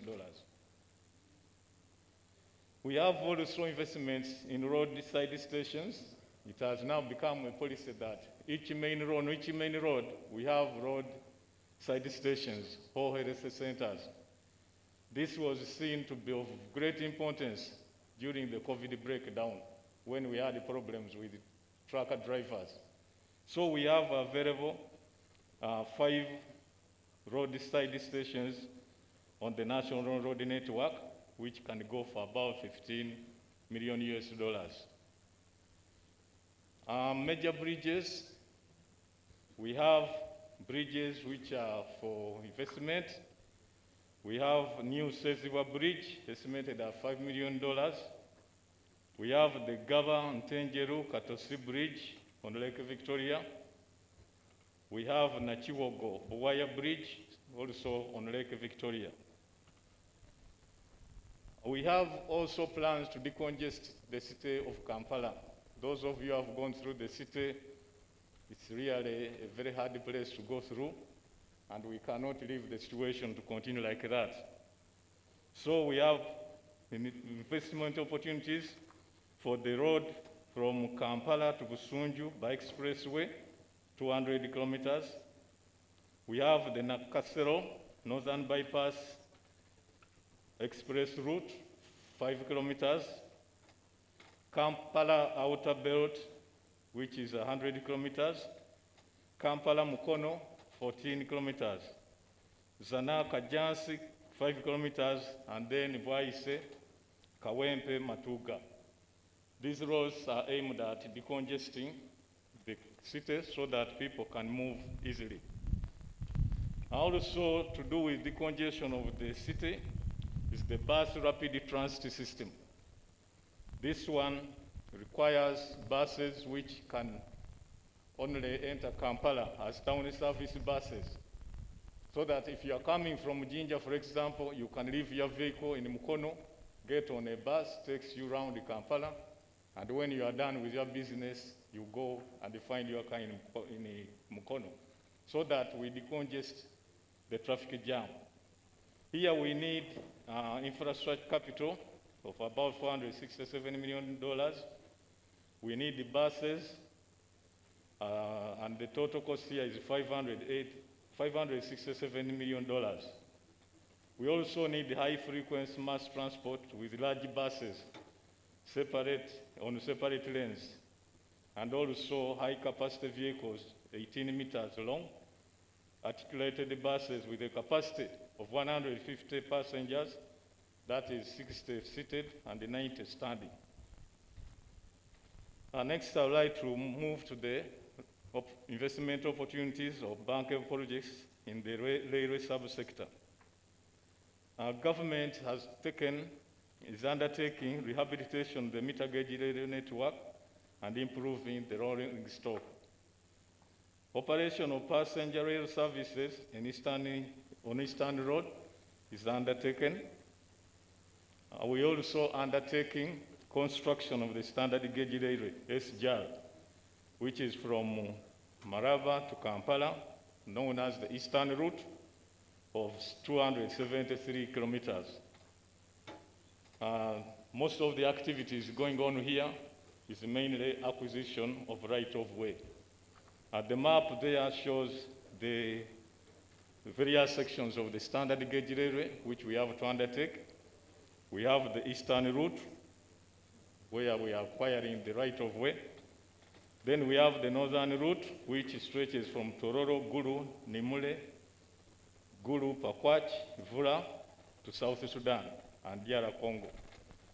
The other section of the standard gauge rail yet to be developed is the western route, Kampala, Bihanga, Mirama Hills, Bihanga, Kasese, Mpondwe, all totaling 662 kilometers up to Rwanda and the Congo.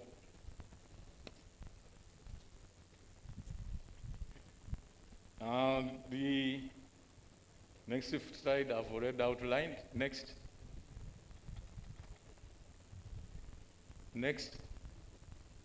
Then also to decongest Kampala, we have a project for light rail mass transport, which is LRT. The LRT project is intended to significantly improve public transport in the greater Kampala metropolitan area. Overall objective here is to provide affordable, reliable, convenient, and safe public transport.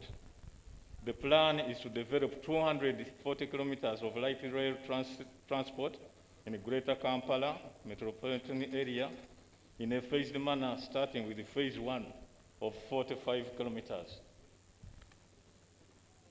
That map there shows how we want to handle that light rail in Kampala. We have the proposed Kampala light rail composed of 2 lines. That is west-east line and the north-south line. Then west-east line, about 23.6 kilometers long, including 20 stations with average station spacing of 1.24 kilometers. Then we have the north-south line, about 21.8 kilometers long. Then we have also plans to expand the current passenger rail services. That is, Uganda Rail Corporation has planned to expand the passenger rail services within Greater Kampala metropolitan area, Mukono, and Bujuko. The service requires investment in rehabilitation of the lines, procurement of locomotives and the coaches, and this requires support from investors and private sector. Let me quickly look at investments in the water subsector. Inland water transport system went into decline since the late 1960s. Navigable waterways in Uganda include Lake Victoria, Lake Kyoga, Lake Albert, and there is also minor transport operations on Lake Edward, George, and Bunyonyi, and Visina. There is high demand for water transport on Lake Victoria to link up with Kenya and Tanzania. And this is one of the cheapest modes of transport you can have. There is a lot of potential for private sector investment in water transport, both passenger and cargo on Lake Victoria.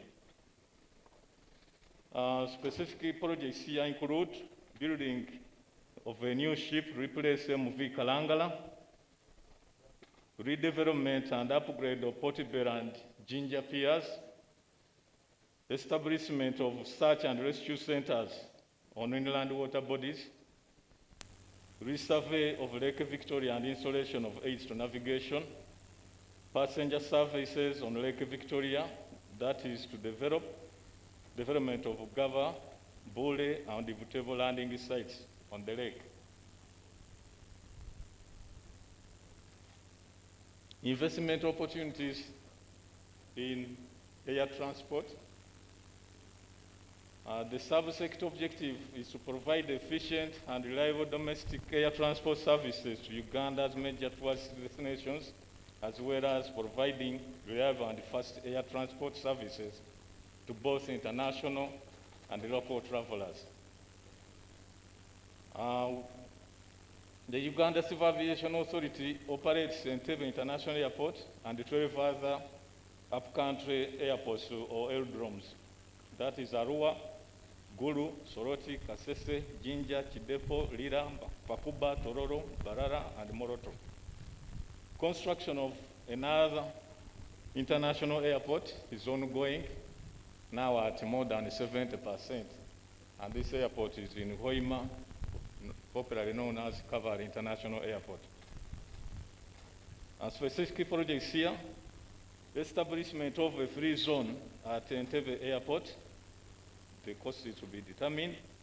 Establishment of a multi-story car park at Entebbe Airport, that one is also ready for grabs. Upgrade and improvement of Guru Arua Aerodrome, upgrade and improvement of Kasese Aerodrome, upgrade and improvement of Kidepo Aerodrome, Pakuba, and Kisoro. You find that Kisoro, as it stands now, it has a short runway to the extent that if a plane, say a 25-passenger plane is to land, it first lands in another aerodrome, offloads some passengers, then it goes to land. So we need investors to help us in that area.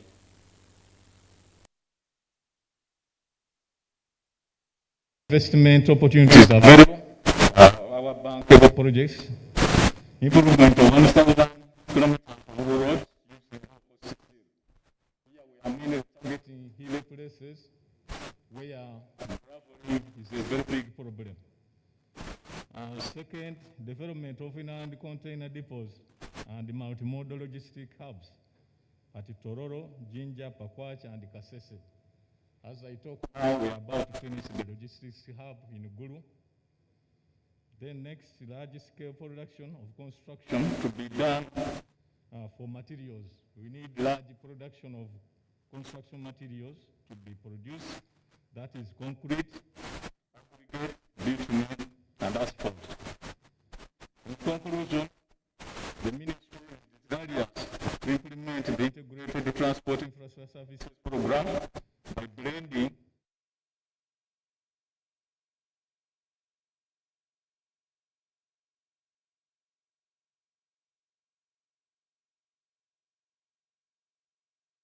Private Partnership Act of 2015. The Minister has also the road tolling policy backed by the Roads Act 2020. This can be used on expressways and other sections which make business easy. We also have now the opportunity of getting alternative facilitated funding mechanism whereby an investor can put in his money and then recover it later. The Ministry welcomes domestic and foreign investors to invest in the transport sector to support the economy of Uganda. I would like to report that we have a team of competent technical officers who are ready to engage you and give detailed information on all those bankable projects I've outlined. I thank you very much for your kind attention, for God and my country.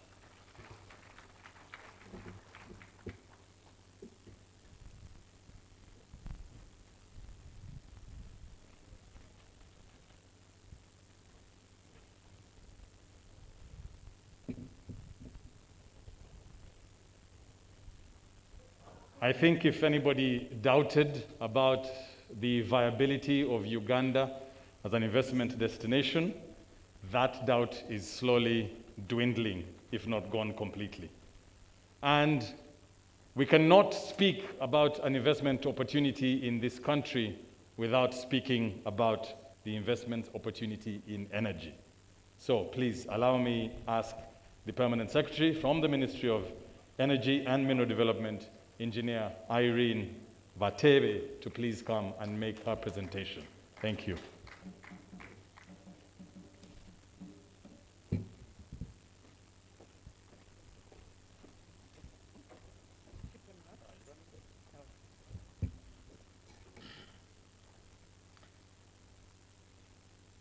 Good afternoon, ladies and gentlemen.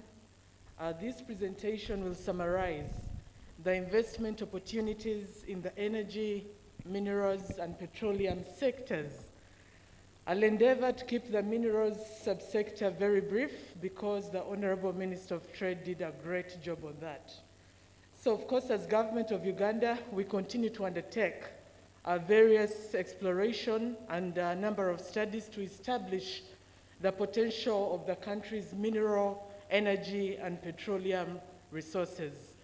On the energy side, and we'll be elaborating this potential, Uganda is blessed with abundant sunshine, and that speaks to solar energy potential. But we also boast of significant waterfalls because we are blessed with one of the longest rivers in the world, the River Nile. So hydropower remains very high on our potential list. We also boast of immense geothermal potential, and all of this is yet to be fully exploited, and we'll elaborate where that potential exists. On the petroleum side, of course, today we are already moving into production, but we do have additional potential that exists for those interested in the exploration of additional petroleum potential. The minerals, the Honorable Minister did a terrific job on that. I'll only emphasize those particular minerals that were not highlighted in that section. Moving on, so basically on this mineral occurrence map, we emphasize majorly our precious metals, the gold, the yellow. It had to be in color yellow. So what we have here is about 31 million tons of gold existent in the country, and we are very big in attracting investment in the gold subsector. So we are open for investment in terms of investing in gold, but also adding value to the gold that is discovered in the country. We do have many other minerals, and among those already discussed by the Honorable Minister, but the rare earth elements, given the current drive for clean energy and electrical vehicles, we are also encouraging and attracting investment in the rare earth elements that we have enormous potential in eastern Uganda and southwest Uganda. Here, I want to really emphasize number 8, lithium, still staying with the electric vehicle industry and similar industries. We also boast of good potential of lithium and associated minerals, so that is an area for investment. We also want to report that on the graphite side, we do have quite immense potential, boasting 1 billion tons of graphite. And you are invited to also participate in that particular investment. The iron and steel industry was well elaborated by the Honorable Minister. Moving on, we want to emphasize that whereas we have undertaken 80% exploration of our potential, we still have some areas that we have earmarked for additional exploration. So companies that are interested in providing seismic survey support are also invited to express interest in the exploration program that we are undertaking as government to ensure that these targets are also assessed, including those for uranium. As a country, we are planning, of course, for nuclear power development, and it's important that our uranium potential is well assessed to enable the development of that power program. Moving on, of course, equally on the geothermal side, we have potential of about 1,500 megawatts spread around the country, crossing from the west to the north, and majorly in the Rift Valley. So companies that are attracted or are interested in exploration of geothermal could participate in this. On the petroleum side, we have advanced, like I indicated, with the final investment decision made this year. We are now progressing to production, but of course, there is also opportunity to explore for new areas where we are encouraging reserves replacement to ensure sustainability of the East African crude oil pipeline that we are setting up, but also an oil refinery of 60,000 barrels per day to serve the country. So in terms of investment, we continue to work on the structuring of funding for the refinery. We do have an investor on board, but we are looking for financing This project will cost about $4 billion US, and we do have a debt component where we are looking for the funding and any support in that regard through the Ugandan National Oil Company. Our investment arm would be very attractive to the country. Moving on, so of course, I want to just elaborate that today we boast of about 6 billion barrels of oil in place, and we continue to undertake an aggressive exploration program to ensure we are bringing on board additional reserves. And of that, already indicated earlier, 1.4 billion barrels are recoverable, and those will be, of course, exported partially and refined in country. We are at a stage where we are contracting for what we call the Tier 1 contracts, the engineering, procurement, and construction. But for those contracts that we are awarding at this stage, there will be another tier of subcontracts and investors who can participate in those different areas covering logistics, aspects of electrical and instrumentation, and others, telecommunication, would be attracted to participate in the oil and gas sector. That is a map showing you the length of the East African crude oil pipeline running from the western side of Uganda and terminating in Tanzania at a port called Tanga, 1,443 kilometers. So we will be attracting quite some subcontracts for that.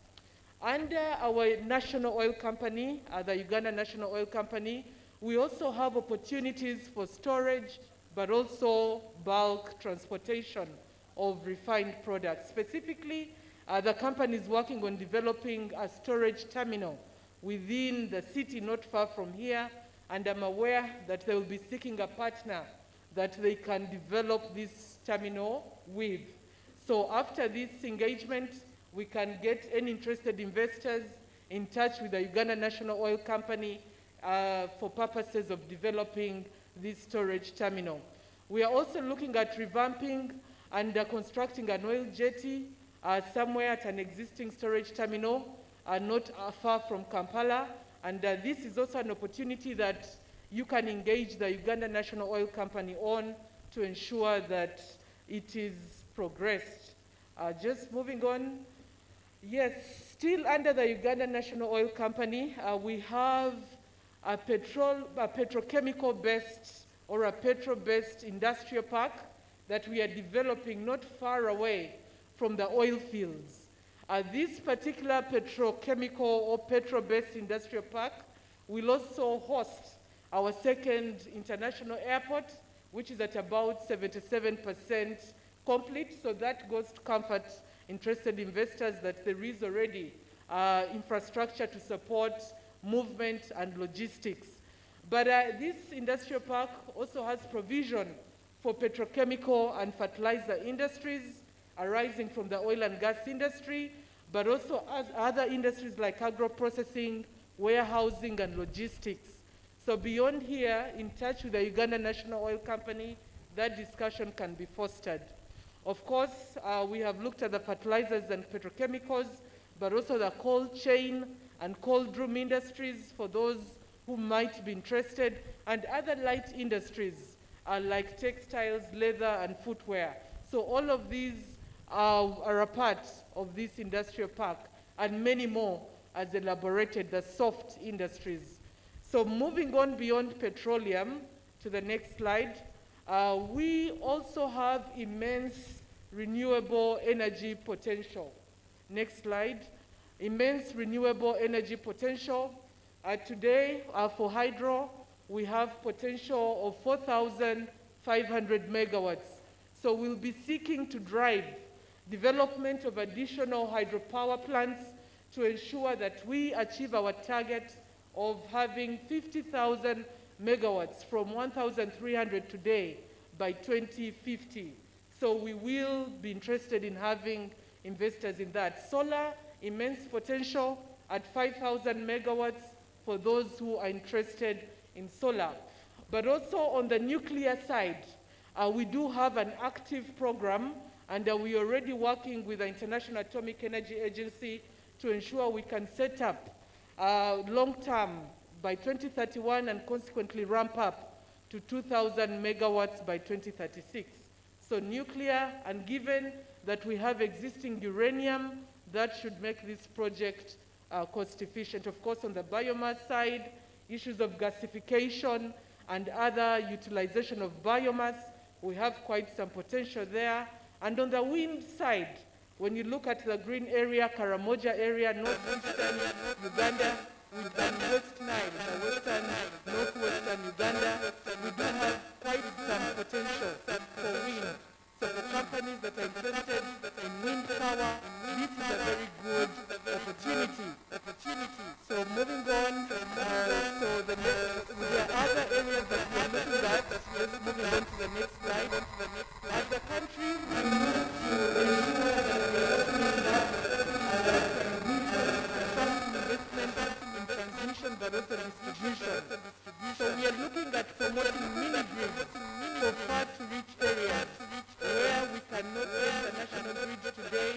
We set up mini-grids powered by solar or sometimes even by thermal power to ensure we can get power to Ugandans that are far-to-reach places and all the other potentials that have already been highlighted. And ladies and gentlemen, in summary, we are saying the Ministry of Energy and Mineral Development of Uganda is open for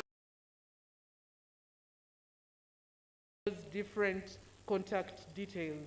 I thank you.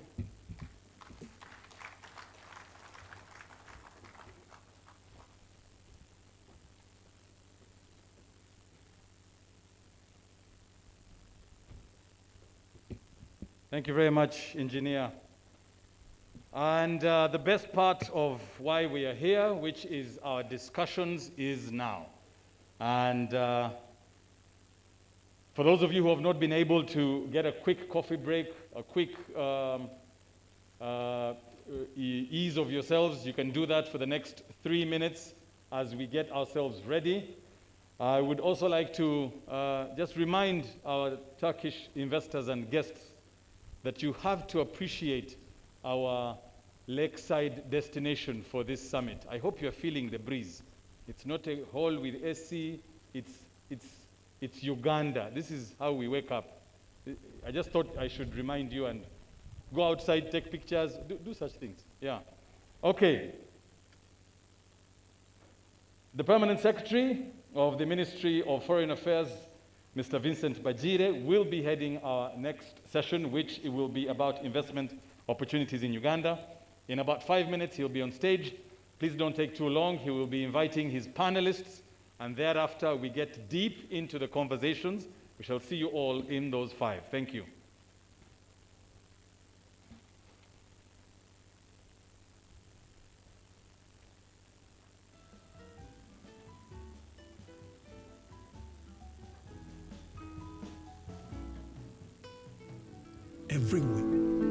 Every waking day is a reminder just how beautiful this, our land, truly is.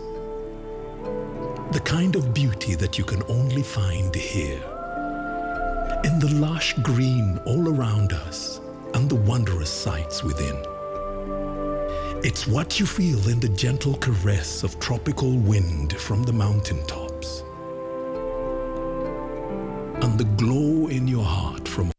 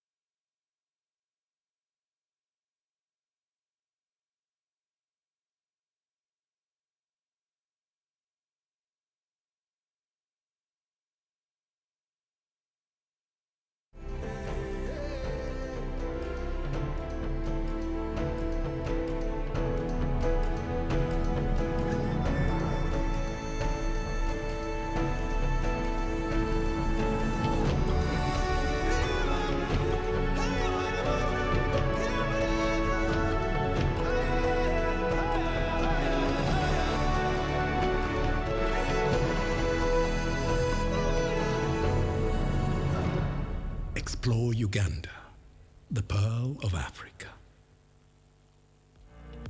Uganda, a delightful place with its welcoming people, diverse cultures, an agreeable warm climate, majestic features, and wildlife. Over the years, Uganda has hosted a number of international conferences and events, including the Commonwealth Heads of Government meeting CHOGM, the African Union Summit, the United Nations Solidarity Summit on Refugees, the Organization of Islamic Conference OIC, and the Papal Visit, among others. Visitors arrive into Uganda at Entebbe International Airport. The airport has been expanded to handle the growing number of passengers, with flights to and from more than 14 destinations worldwide. A 4-lane dual-carriage expressway leads you right into the heart of Uganda, into the metropolitan city of Kampala. The National Referral Hospital at Mulago ensures availability of super specialized services. Uganda's hotels are now fully equipped to cater to the needs of every delegate on that all-important conference.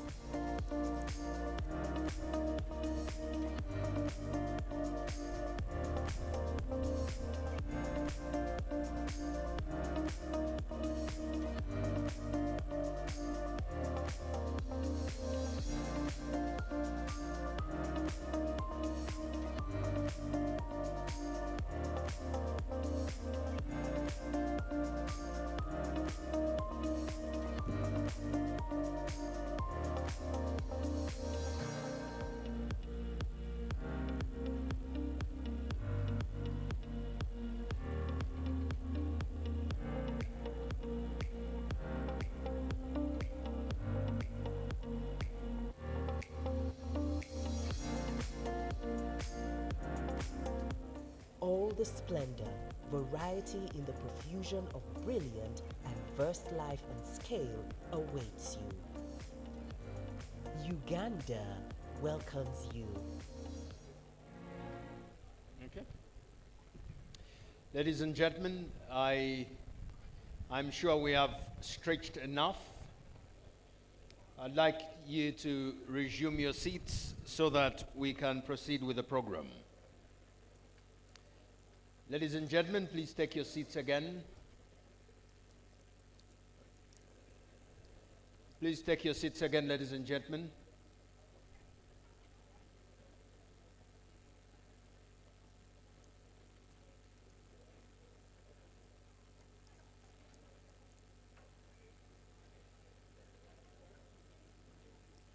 A very special welcome to the CEO, Next Media Services, Mr. Kin Karisa, who is also the chairman of the National Association of Broadcasters. As you invest here, if you're interested in visibility, talk to us. We know visibility in ways not too many people do. So ladies and gentlemen, please kindly take your seats again. I'd like us to quickly move with the program.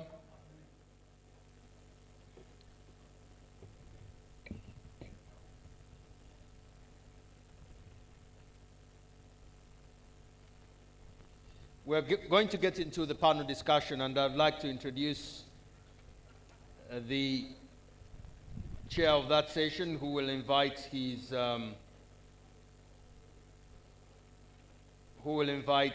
panel. The Honorable Vincent Bajire, Permanent Secretary, Ministry of Foreign Affairs, will be the moderator, and he will constitute his panel. So, ladies and gentlemen, please take your seats as we proceed with the program.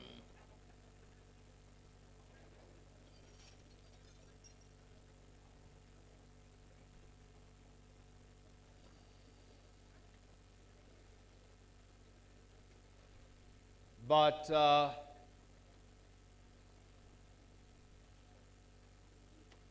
before we can even proceed with the program, for those of you who can see on this side of the tent, if you can take your eyes across the lake, there's a very, very beautiful place at the end of the lake. I wonder why it is still empty. So if you are interested in investing in recreation, talk to me. I know the people who own that land. I have finished my pitch for the day. It's a day for doing deals. So ladies and gentlemen, please take your seats so that we can proceed with the program. Vincent, you can compose your panel and take the program forward.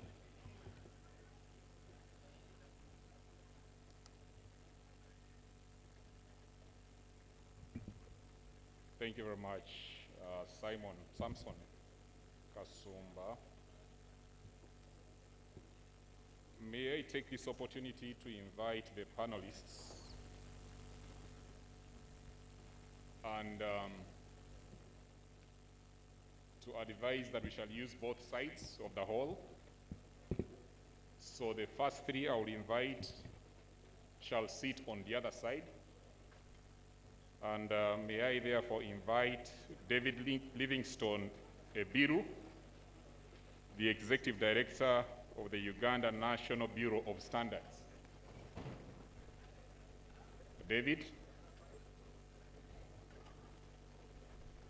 And then I'll also invite Mrs. Jolie K. Sabune, the Managing Director of Coffee Development Organization. Please make your way to the other side. I will also invite Engineer Isaac Wani, the Director Network Planning and Engineering from the Uganda National Roads Authority, if the three of you can make your way to the other side of the hall.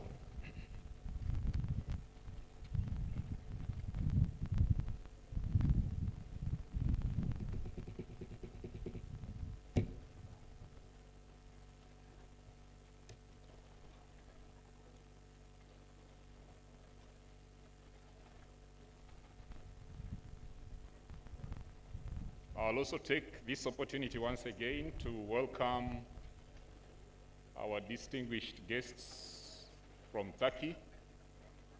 You're very welcome to Uganda, and we hope you're enjoying the proceedings. I'll now invite the other three panelists.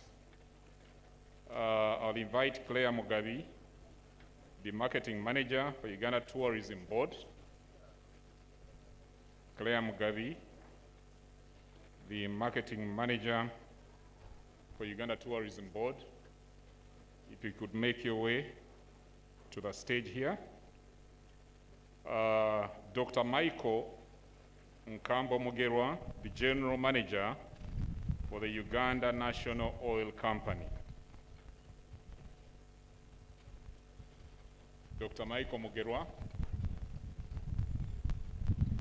And lastly, Dr. Emmanuel Liamulemie, the Managing Director of Uganda Coffee Development Authority.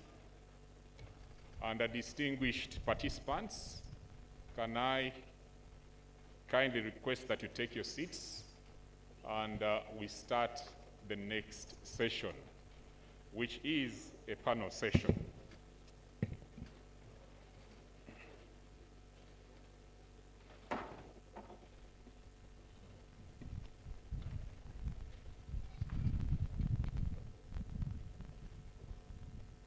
His Excellency, the President of the Republic of Uganda, General Yoweri Kaguta Museveni, His Excellency, the former Vice President of the Republic of Uganda, Your Excellency Edward Chiwanuka Sekandi, who is here with us, Honorable Ministers, colleagues, permanent secretaries, members of the diplomatic corps, and specifically or special mention to Ambassador Kerim Elp, the Turkish ambassador to Uganda, and Ambassador Mobiru, our outgoing ambassador to Turkey, our distinguished investors from Turkey, heads of government agencies, the media, distinguished ladies and gentlemen, a good afternoon to you all. And I want to take this opportunity to warmly welcome you to this distinguished panel that is going to further discuss the investment opportunities in Uganda. We have heard and listened to a number of presentations this morning, and those presentations have been giving by and large overviews. The heads of agencies we have here will give us a little bit more detail over the investment opportunities that do exist. And after they have made their submissions, we shall have a question and answer session that I'll still moderate. Without wasting time, can I start by, first of all, asking the panelists one by one to quickly say a word of hello to our guests without necessarily making any speech.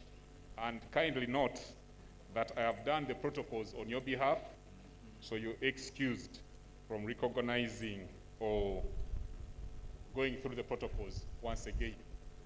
So can I request that, starting with Claire, you say hello to our guests, and then we proceed with the panel discussion. Hello, ladies and gentlemen. All protocol observed. Claire Mugabe is my name, and I'm the marketing manager of the Uganda Tourism Board. I'm happy to be here.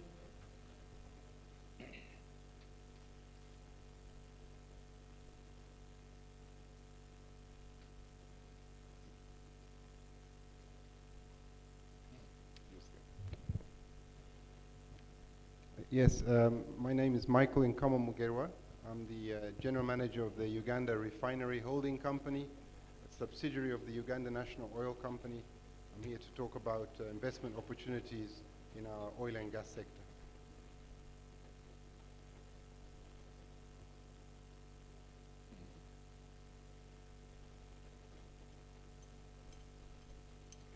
The technical team, can you assist us with the microphones?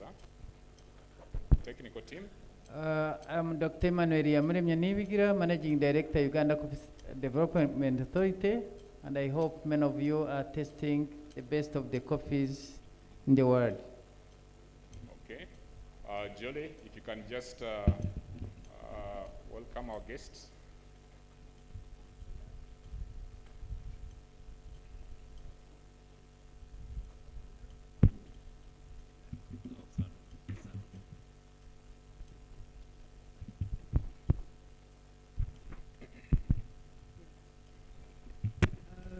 Good afternoon, ladies and gentlemen. Protocol observed. My name is Jolie Sabune. I'm the Managing Director of Cotton Development Organization in Uganda. And I'm excited to be here, especially to be talking to our Turkish investors and partners in the cotton sector, which I know Turkey excels in the world. Thank you very much. Thank you. Engineer Wani, if you can go ahead. I'm Engineer Isaac Wani, the Director Network Planning and Engineering from Uganda National Roads Authority, representing the Executive Director, Madam Allen Kajina. I'm here to discuss the details in the road network in the country. Thank you. And lastly, David, you can go ahead. Thank you, participants. Good afternoon. My name is David Livingstone Ebiru, your key partner in investment and trade from Uganda National Bureau of Standards. Okay, thank you very much. We shall start with Claire from UTB. And Claire, I would like you to share with us the unique proposition that Uganda has in as far as tourism is concerned.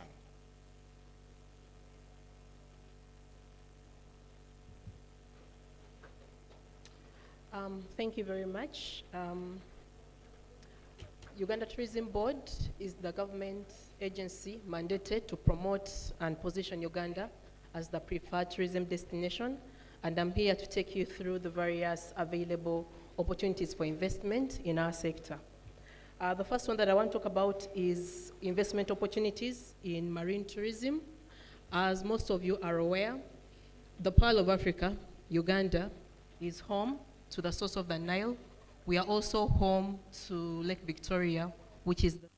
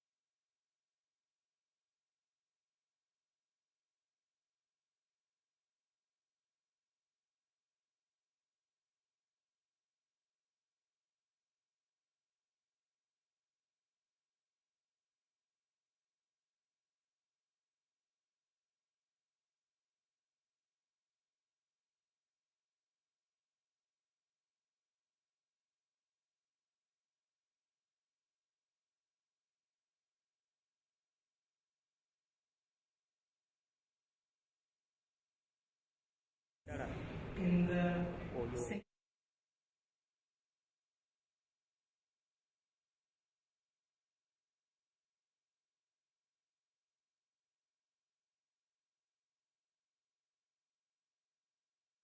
Under marine tourism just simply means tourism, water tourism.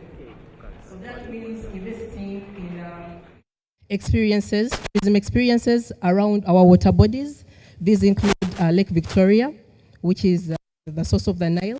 There is also investment opportunities around the source of the Nile itself. As you're all aware, Uganda is home to the source of the Nile. So we have earmarked 7 zones of investment around around marine tourism, where we want to encourage both domestic and international investors from Turkey to invest in any of these zones around the source of the Nile, which is Lake Victoria, and the Nile itself. We want to turn each of these zones into a fully fledged tourism industrial park. Details about investment opportunities around marine tourism are available in our booth when you get out. We have different officers from the tourism board that are there to give you more information about the areas of investment in marine tourism. Our equator is another area of potential investment in our sector. We have gone ahead to profile the areas of investment around the equator. Over 12 districts in Uganda are crossed by the equator, and 16 points of the equator have been identified to cross our country. So there is different areas, again, of investment that you can partake in. One of them can be setting up new. We are looking for investors to construct stopovers around the equator. We want to introduce an equinox festival. This is a festival that has been celebrated in some of the countries where the equator crosses. So as a country, we also want to introduce such celebrations where different people come to Uganda around the time of September and March to celebrate with us the equator. We are looking for investors to set up state-of-the-art accommodation facilities around the equator areas like Kayabwe, setting up recreational parks, culture and heritage centers. The areas of investment are enormous, and many of them have been documented into a bankable projects document that is being circulated at our booth right outside this hall. There are areas of investment in our protected areas, which is the national parks. As a country, the Pearl of Africa has over 10 protected areas, and where one of the areas where we would really want to attract investment is the area of accommodation. One of the key challenges that we are facing and is impeding the uptake of our tourism, especially domestic tourism, is the high rate of accommodation, as observed by many of our clients. So we are looking to attract potential investors who can set up affordable accommodation facilities, hotels, lodges across the different protected areas and the national parks that we have, from 3-star to 5-star facilities at international standards. Again, the feasibility studies for these have been already conducted, and this information is already available in our document for bankable projects. I've talked about hospitality. This is an area, aside from the national parks, as a country, we are looking to attract more investors generally in our hospitality sector to set up accommodation facilities like this one where we are in Munyonyo. We would want to attract more investors from Turkey to come and set up hotel chains in Uganda so that it can help to further subsidize and bring down the prices of our facilities, because like I already indicated, it's one of the challenges that we are facing as a sector. We want to make accommodation across the sector more affordable for people that come to partake in the tourism experiences of our country. Transport is another lucrative area of investment.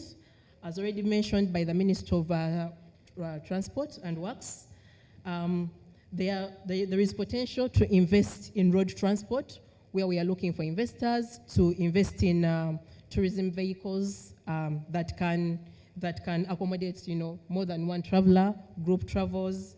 We are also, very importantly, looking for investors from Turkey to invest in our domestic flight space.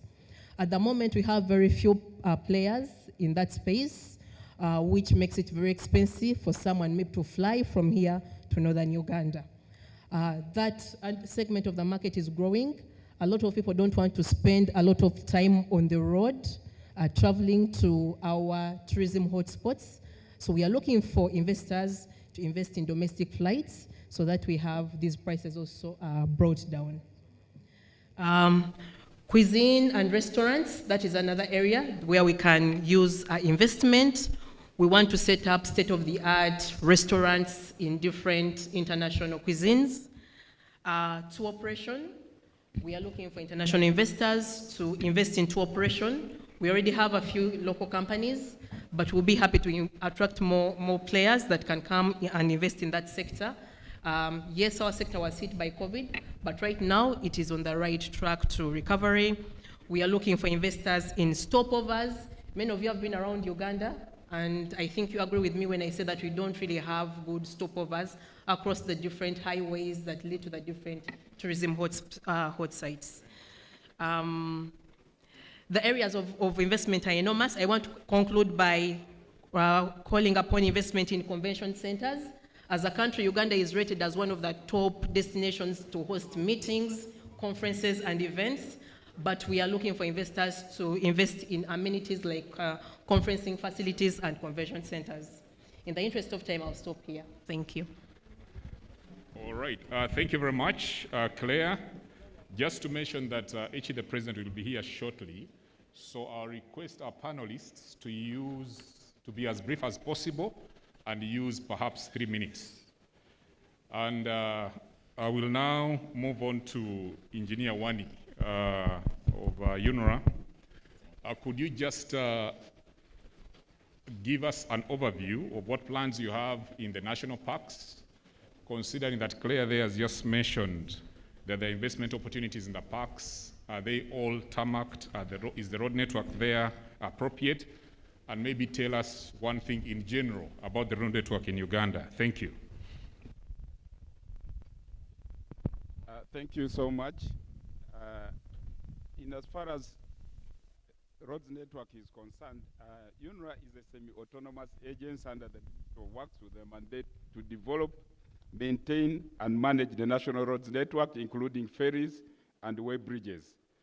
The investment opportunities have already been presented by the PS through, on behalf of the Honorable Minister, and I'm basically going to emphasize developments in the road network. As he indicated, about 90% of passenger and freight in this country is carried through roads, meaning that the road network is the backbone of the transport system in this country, and therefore, a lot of investment and care needs to be put in that area. Even in countries with well-developed railway system, water, and air, roads still carry more than 60% of the traffic. And that's why government has focused on prioritizing the roads to catch up with that.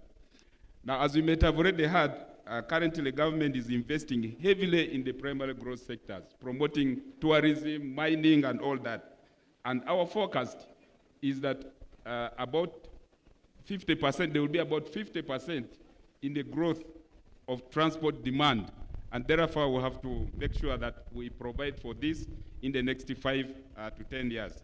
So although the stock and the condition of the road network has significantly improved, as alluded to by the Director General of the Uganda Investment Authority, we still require to do a lot to improve the road network to support the programs that have been planned in the National Development Plan 3 as being promoted by the different MDAs in this forum.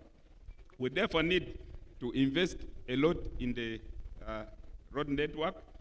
For instance, in the current plan, we needed to improve about 5,000 kilometers of road to support those programs that have been identified by government to cause economic growth. But we were able to be provided funds of only about 3,500 kilometers. So in addition to the projects that have been read out by my PS of the engineering, procurement, construction, and financing, operate and transfer in the road subsector, the multi-lane projects have been read out. Those are potentially toll roads where investors will be able to recoup their money.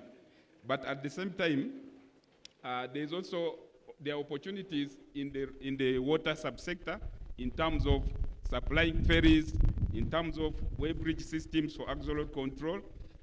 Contractors from Turkey can also participate in the competitive bidding on projects which are financed by government and by development partners.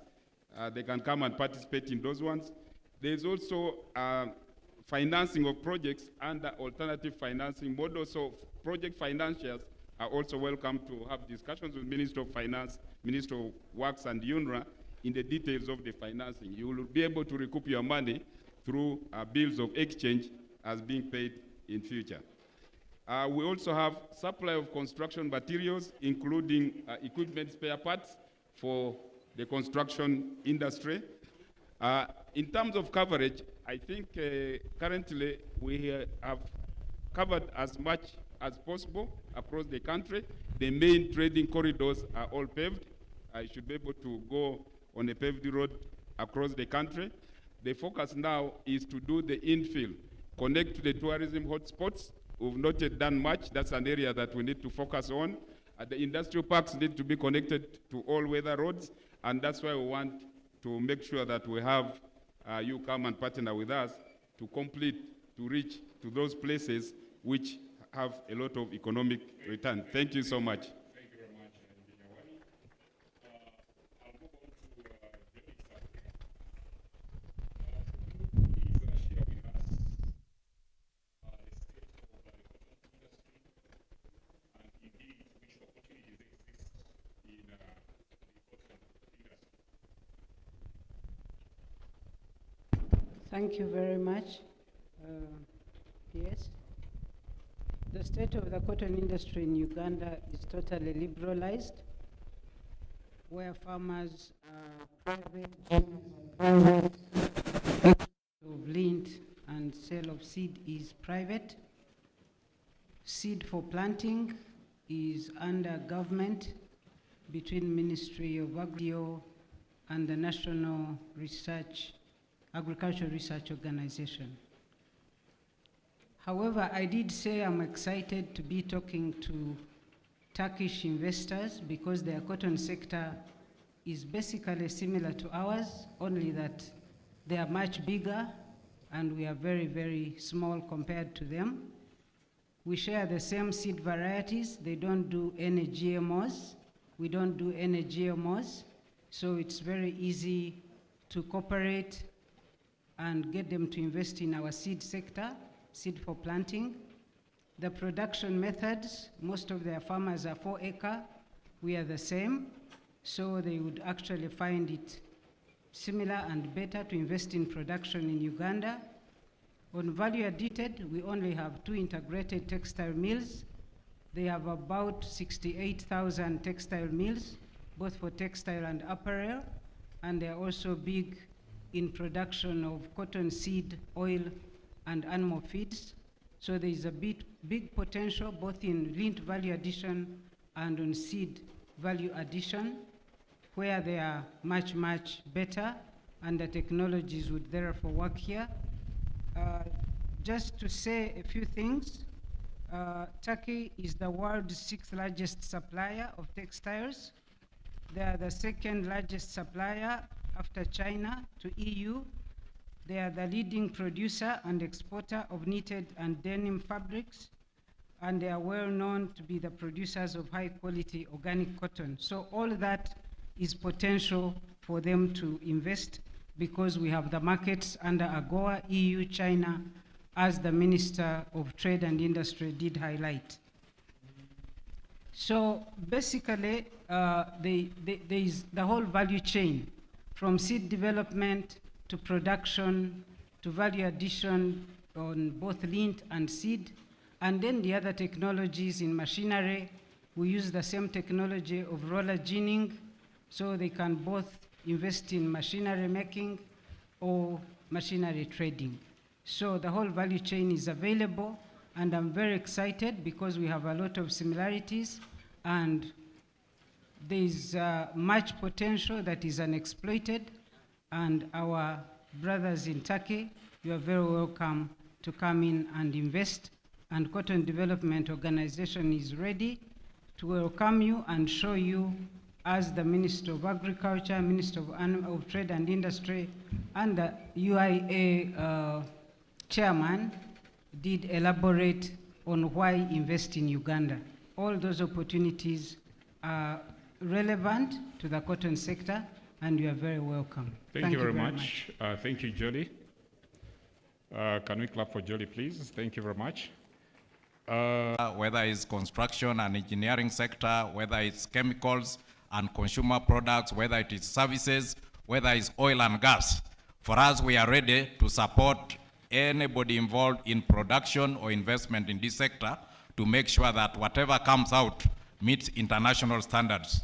We have also proceeded to make sure that we harmonize these standards for common applications within the region, within the continent, and internationally. The implication is that when you produce a product in Uganda, this product should compete internationally on the account of meeting international standards. So we have done very well, raise the stock of standards, but we also support innovations. Where there are new products being developed, we make sure that we guide on the basic requirements of such products in terms of safety and quality, and be able to put the standards for newly innovated products. We have also invested in quality infrastructure, especially laboratories, both at the headquarters in Kampala, but we're also expanding to the regional offices of Mbale, Gulu, and Mbarara, meaning that we want to support production and investment across the country. These laboratories are international accredited, meaning that once UNBS certify your products and you get a quality mark, these products have a mutual recognition on the basis of common standards across the region. So nobody will challenge you on the quality of that product so long as they have been certified by Uganda National Bureau of Standards. So our call, therefore, to the investors and manufacturers is the commitment to implement standards, which is still low. So we need to make sure that we integrate quality standards in our production investment profile so that it becomes part and parcel of our production investment so that we are able to put on the market quality products that can access international market. As all of us is aware, quality standard is becoming a key parameter for market access. You may negotiate volumes and taxes, but quality standards cannot be negotiated. And therefore, we must put that behind our mind from the beginning, that we must integrate quality standards in our production and our investment in trade if we are to compete favorably and access market beyond Uganda. For more information, we are present at the One-Stop Center at Investment Authority.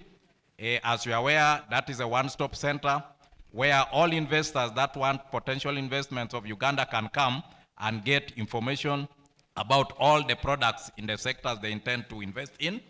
For today, we are also available at the tent, at the booth. You can get more information about the available standards in Uganda for the various products and sectors you intend to invest in.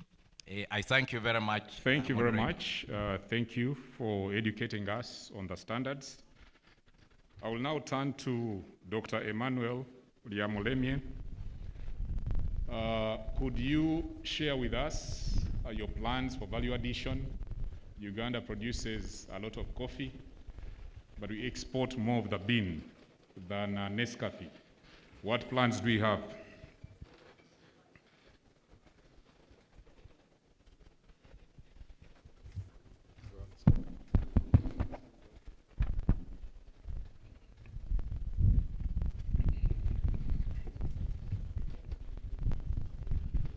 Thank you, moderator. Before I talk about value addition, we need to know why we are adding value. And I first start with the uniqueness of Uganda's coffee. One, Uganda, we are very blessed by nature. We produce two types of the commercial coffees, Robusta coffee and Arabica coffee. And Robusta coffee is indigenous in Uganda. So you can be sure of all the different profiles you would want to have. Two, Uganda is at the equator. That means production, the hospitality industry could take advantage of that.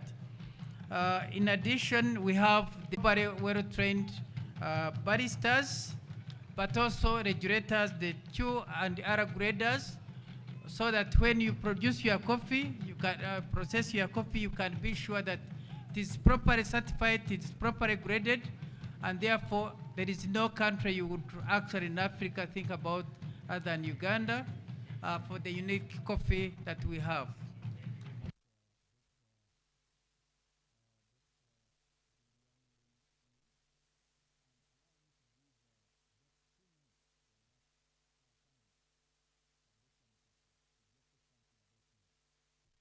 Dr. Mugerwa, very, very briefly. I beg your pardon. Thank you very much, moderator.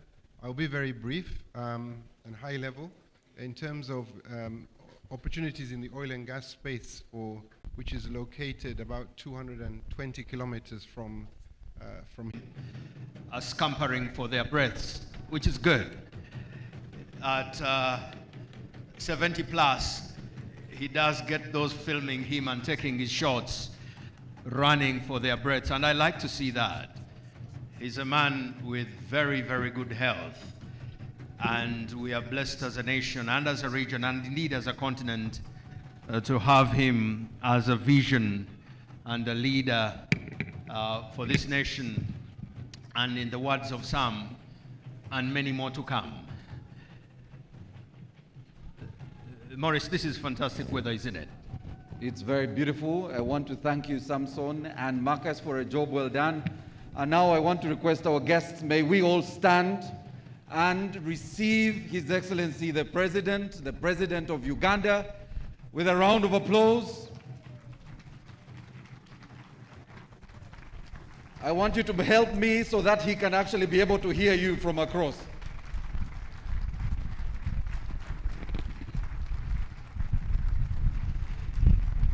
That wave is for all of you. You can as well wave back if you wish.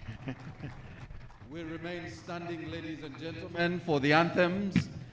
We'll have the Ugandan national anthem, the Turkish anthem, and the East African anthem, in that order.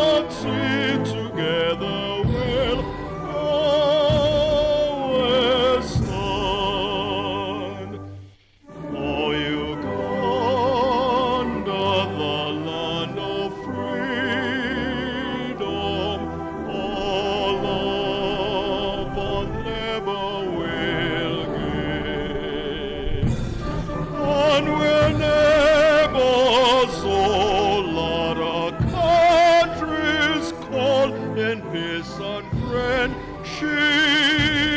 we'll live. O Uganda, the land that feeds us by sun and fertile soil grown. For our own dear land, we shall always stand the pall of our free cause crown.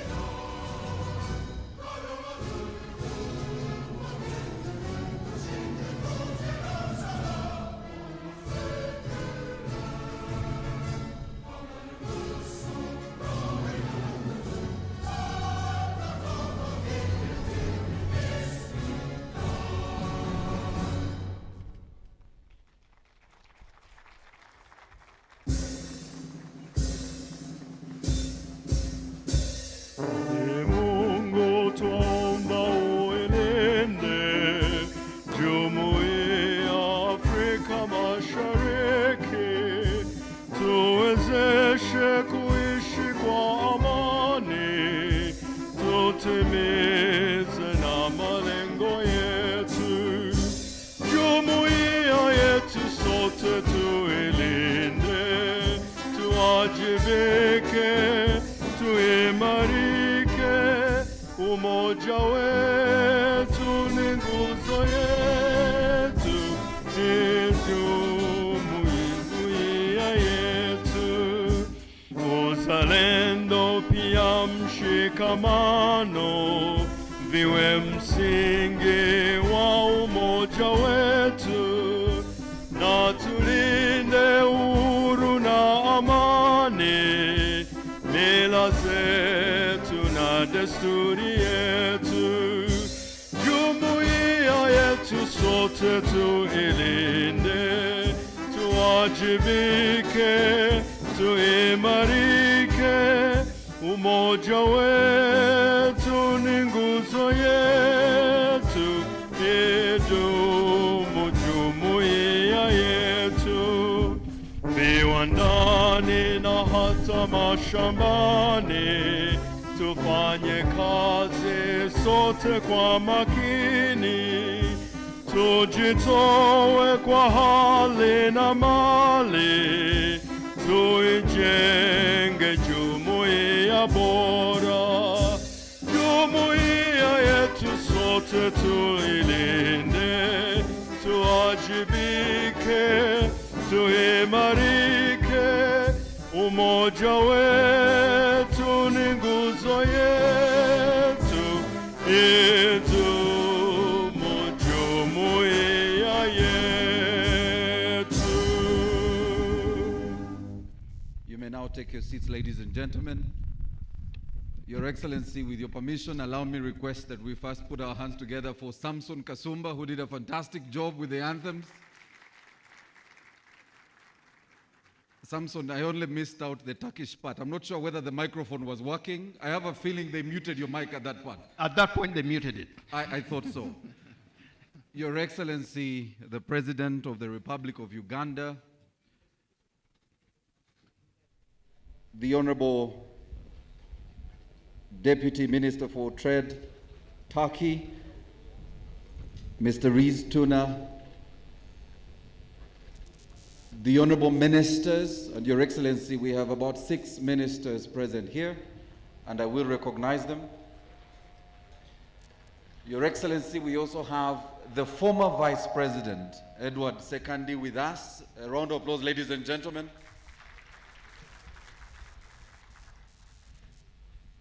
the ambassadors present, and in a very special way, Your Excellency, allow me to recognize the Turkish ambassador to Uganda, who has worked with the Uganda Investment Authority to organize this summit. His counterpart, our former ambassador of Uganda to Turkey, Your Excellency Simon, who's also here, and the other ambassadors. The board, Uganda Investment Authority, and the Director General and Management of Uganda Investment Authority, the business community that is represented here, invited guests, ladies and gentlemen. I want to request that we put our hands together for His Excellency the President making time to join us on this summit. Your Excellency, before I invite the Honorable Nite, there's only two things I'll do. First is to mention that we have a delegation of over 200 Turkish businessmen who arrived last night, and I want to request that they stand, and you see how big and the size they are. So the Turkish businessmen who came to Uganda, and the Ugandans, please put your hands together for this Turkish delegation.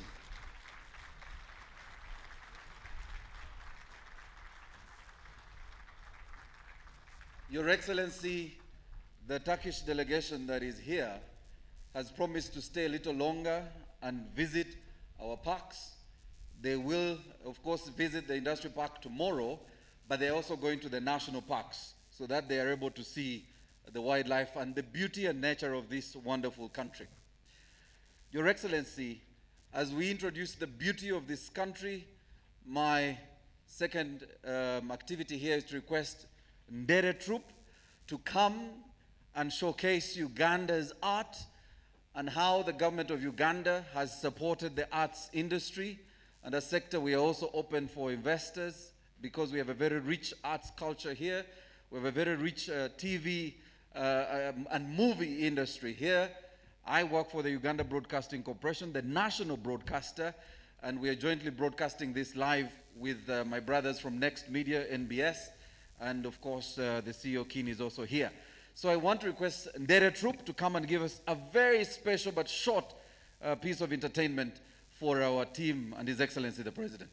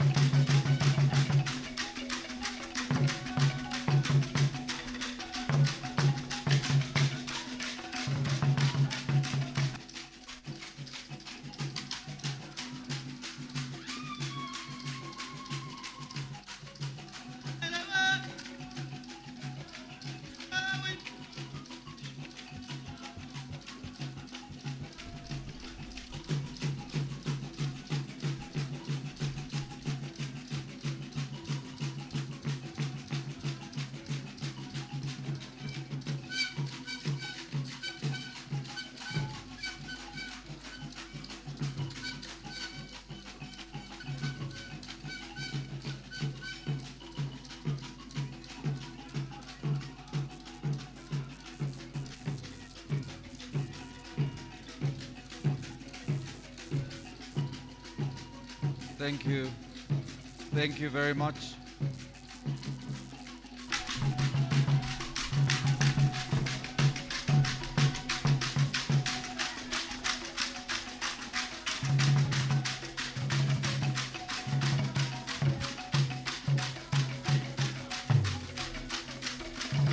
Thank you.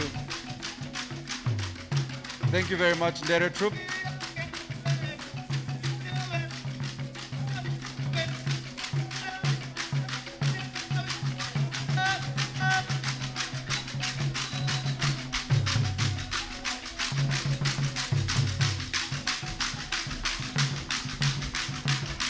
Thank you very much, Dere Troop.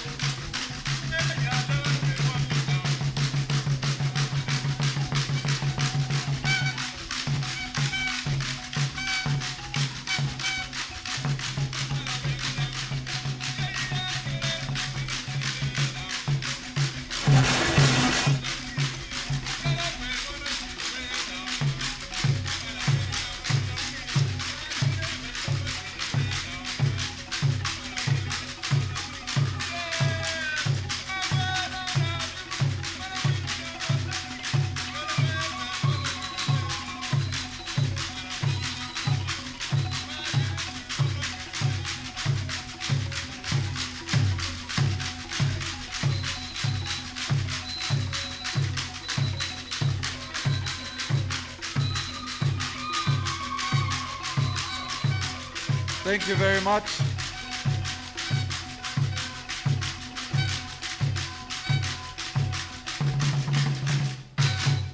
Ladies and gentlemen, a round of applause for Dere Troop.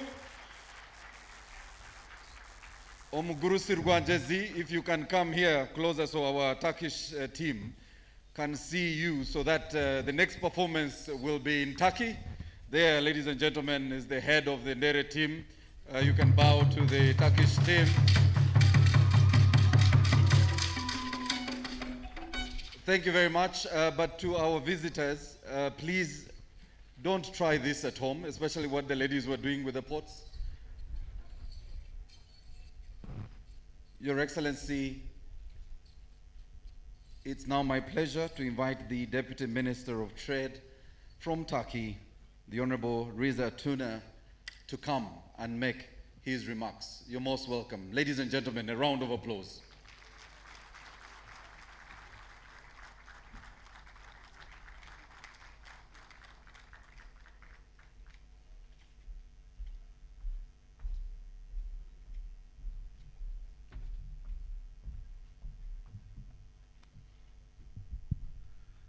Excellency, President of the Republic of Uganda, Mr. Museveni, honorable ministers, honorable First Secretaries, our ambassadors, we are all brothers, as we mentioned before.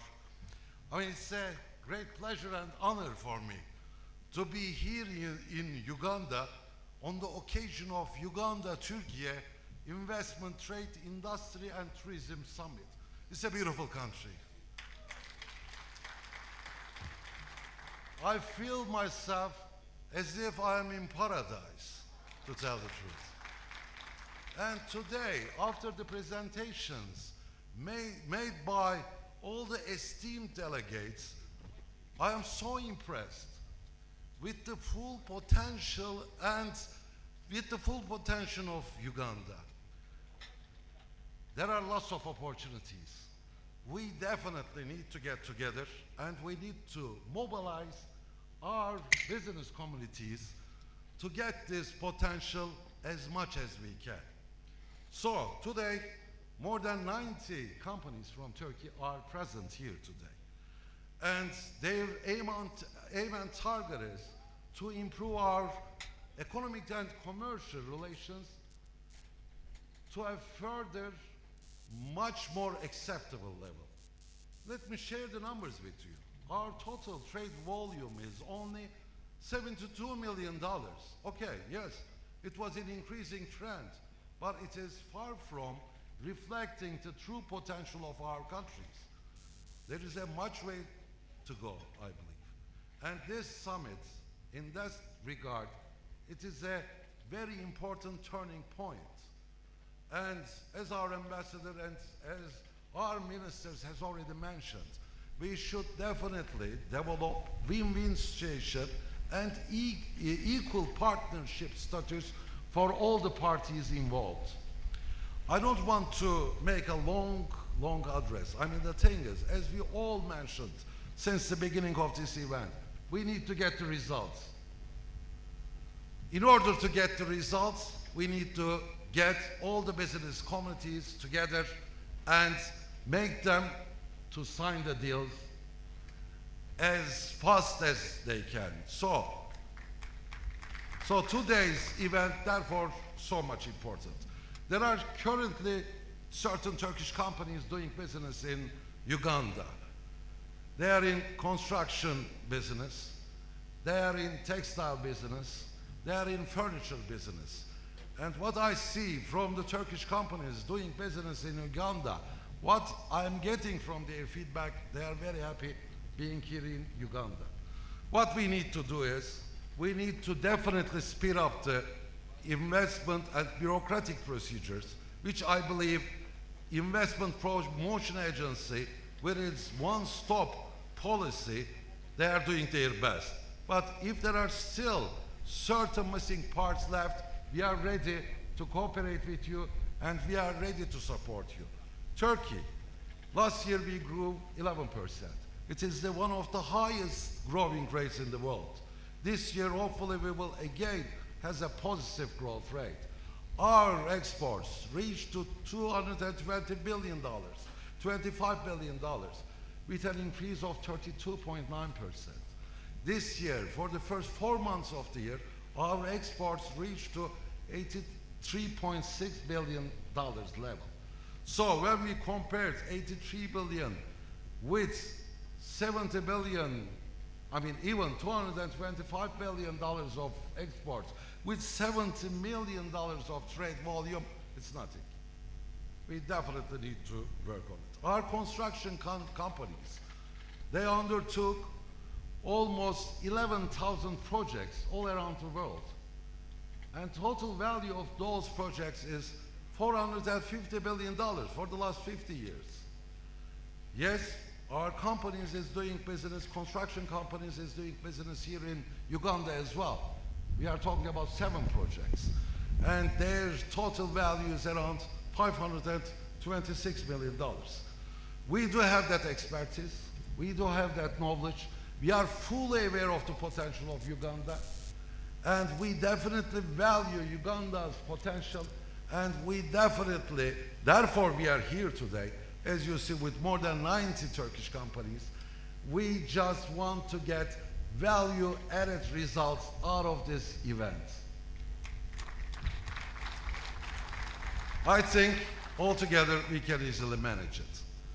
Let's hit the road. Let's get the results, Your Excellency. Let's see the benefits out of these results, because we know that Uganda is the rising star of Africa. Africa is the future of the world economy and world trade. We are here. We are ready to support you. And what we can do as Turkish government, we will be always with you and always ready to cooperate on every single issue. We are ready to share our experience with you and with your government authorities. I just want to cut my long speech short, and I would like to thank the organizators of this organization. It's an excellent organization. Very high level attendance from the Ugandan side. And I would like to thank our ambassador as well. He did a great job here. And what we need to do at this stage to mobilize our business communities, which we promise to do so. Thank you so much, Your Excellency. With your permission, thank you. Ladies and gentlemen, a louder clap for the Honorable Minister. Thank you very much, Honorable Riza Tuna. Your Excellency, as the Honorable Minister mentioned, before you arrived, we had 4 key presentations, Your Excellency, from the Minister of Agriculture, on agro-processing and value addition in the agriculture sector, from the Ministry of Trade on the opportunities for industrialization, also from the Ministry of Energy that was done by the PS, Ms. Engineer Batebe, on the opportunities in the minerals, energy and petroleum sector, and finally from the Ministry of Works, from the PS Minister of Works, Mr. Bagaya, on the opportunities in the infrastructure space. Your Excellency, very quickly before I invite the Honorable Nita, allow me to recognize the ministers here, the Honorable Kello Riem from the Minister of Foreign Affairs, Minister of State for International Cooperation, the Honorable Bright Ramirama, Minister of State and the Minister of Agriculture, Animal Industries and Fisheries, the Honorable David Bahati, the Minister of State for Industry, the Honorable Harriet Ntabazi, Minister of State for Trade. Your Excellency, we're also expecting other ministers who will be joining us here. And the Honorable, yes, Mlimba from the Ministry of Foreign Affairs, Minister of State for Regional Cooperation, yes. So it gives me now great pleasure to invite our host and co-convener of this huge summit, the Honorable Evelyn Anite. Ladies and gentlemen, round of applause.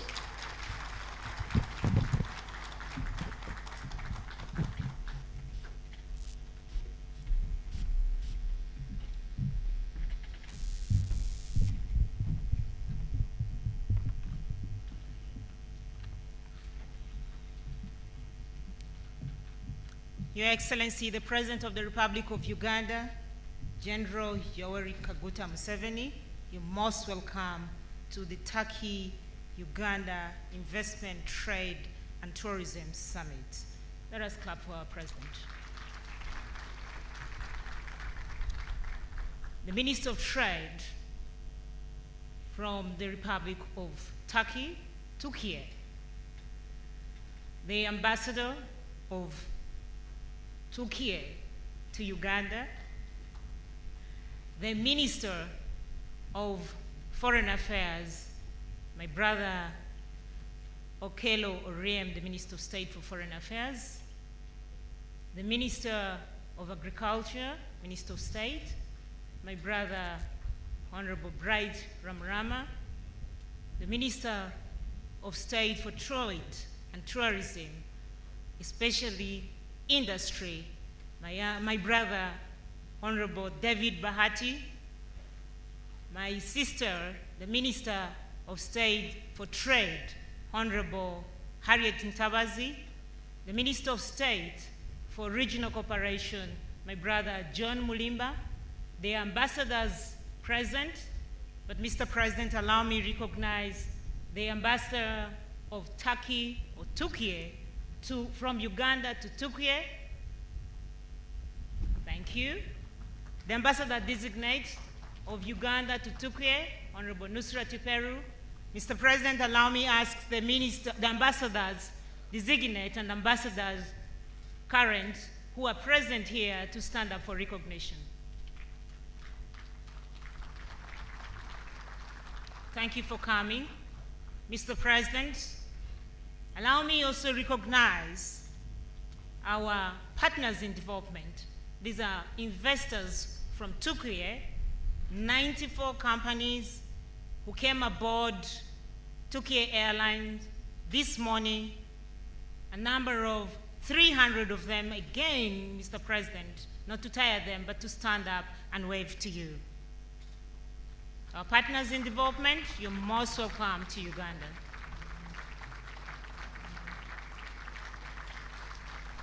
Thank you.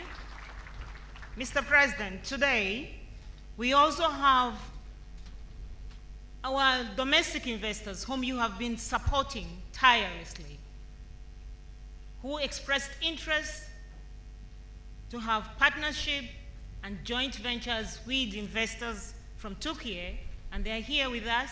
Mr. President, allow me to ask them to all stand up. They're led by Dr. Patrick Bitature and the chairman of Modern Tiles, to all stand up, all the investors. Local investors, please all stand up and wave to our president. We thank you very, very much.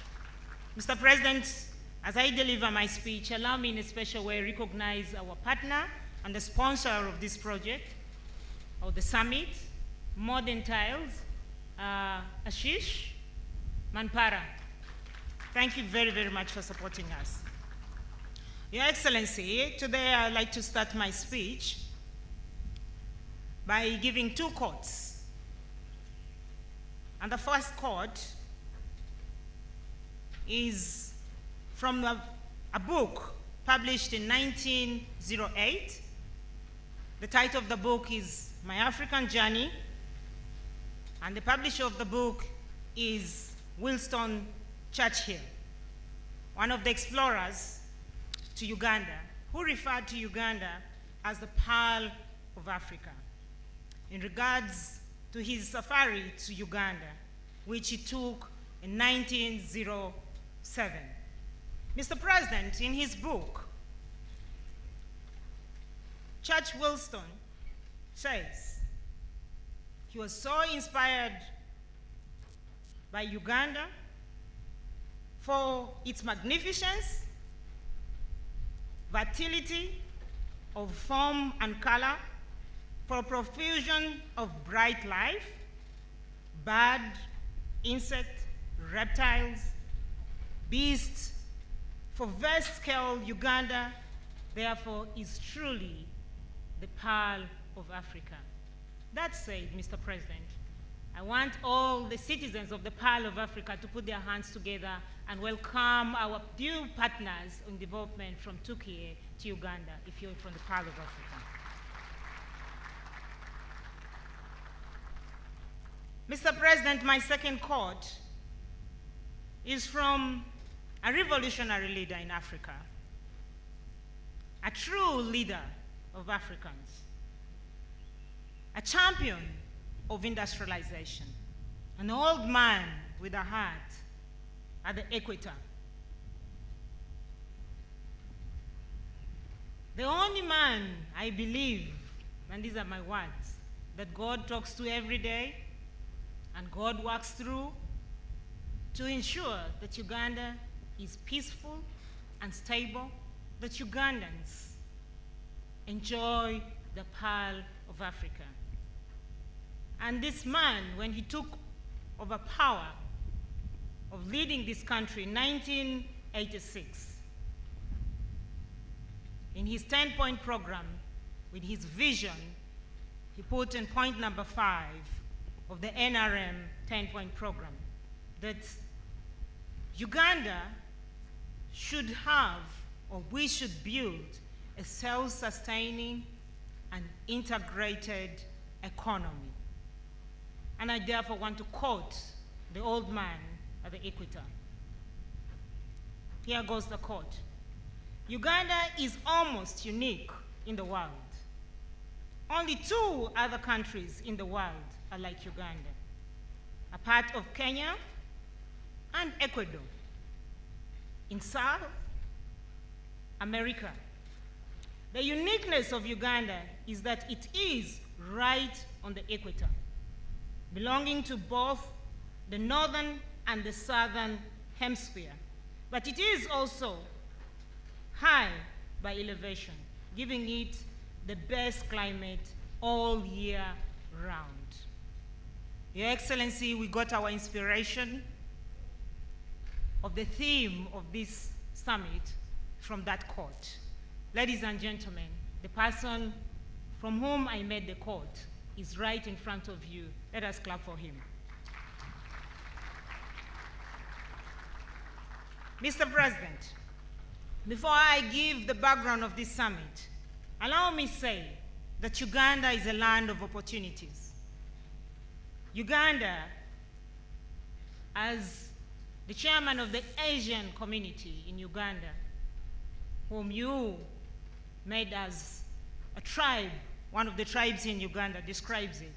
Mr. Mohan, whom I believe is also here, if he's here, you could stand up, describes Uganda, because he's an investor, describes Uganda being profitable, peaceful, and prosperous. Mr. President, ladies and gentlemen, our partners in development from Turkey, or Turkey. Today, You are in a land of profit, prosperity, peace. I know we are not here in a conference of charity or handouts, which my president advises us to desist from, handouts. We are in a conference or a summit of making money, business. And Mr. President, truly Uganda is very profitable. And therefore, you have guided us, and I still want to go ahead and mention the guidance of the investment areas that you have timely told us to tell the world about the investment opportunities in Uganda.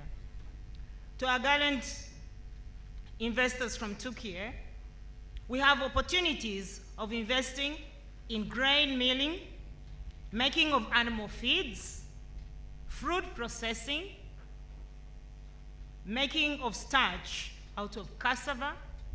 Mr. President, I visited Turkey, and for sure, Turkey is not only a tourist destination, but lately Ugandans visit Turkey for health tourism. And I want to encourage the Turkey investors to come and invest in Uganda, because we have sugar that we only consume for taking tea, and yet we do know for sure that we can make medical syrups out of this sugar, that we do know for sure that we have our cassava, that is our pride in the country, but we do not consume it with further value addition. We'd like to invite you to come and do value addition in making starch in that area.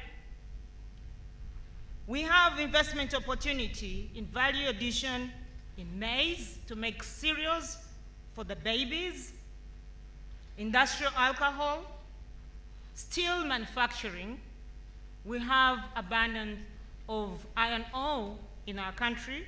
I therefore like to ask you to come and invest, do value addition in our iron ore, because Uganda has a population of 43 million people, but still growing and steadily growing, and therefore we will need materials for real estate. Minerals. Mr. President, you do remember that the investors from Turkey are interested in doing value addition on our gold. And they are also here with us, whom we have attracted and you've encouraged to invest in the gold sector. They're here. Mr. President, as we all do know that Turkey is world famous destination for textile. And we're inviting the investors from Turkey to do value addition on our very excellent cotton. Mr. President, you told us to promote wolfram, tin, nickel, copper, and aluminium, among others.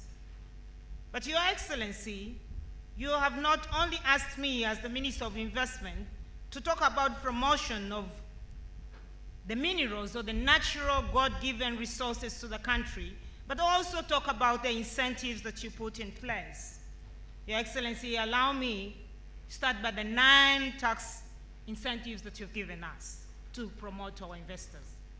And I want to start by the land incentives. You did direct that we must establish 25 industrial parks. Yes, Your Excellency, with your support, we have already marked the 25 industrial parks in all the 20 regions of Uganda, and one of our industrial parks has been taken up by the investors from Turkey for development, and that is in Nakasongola.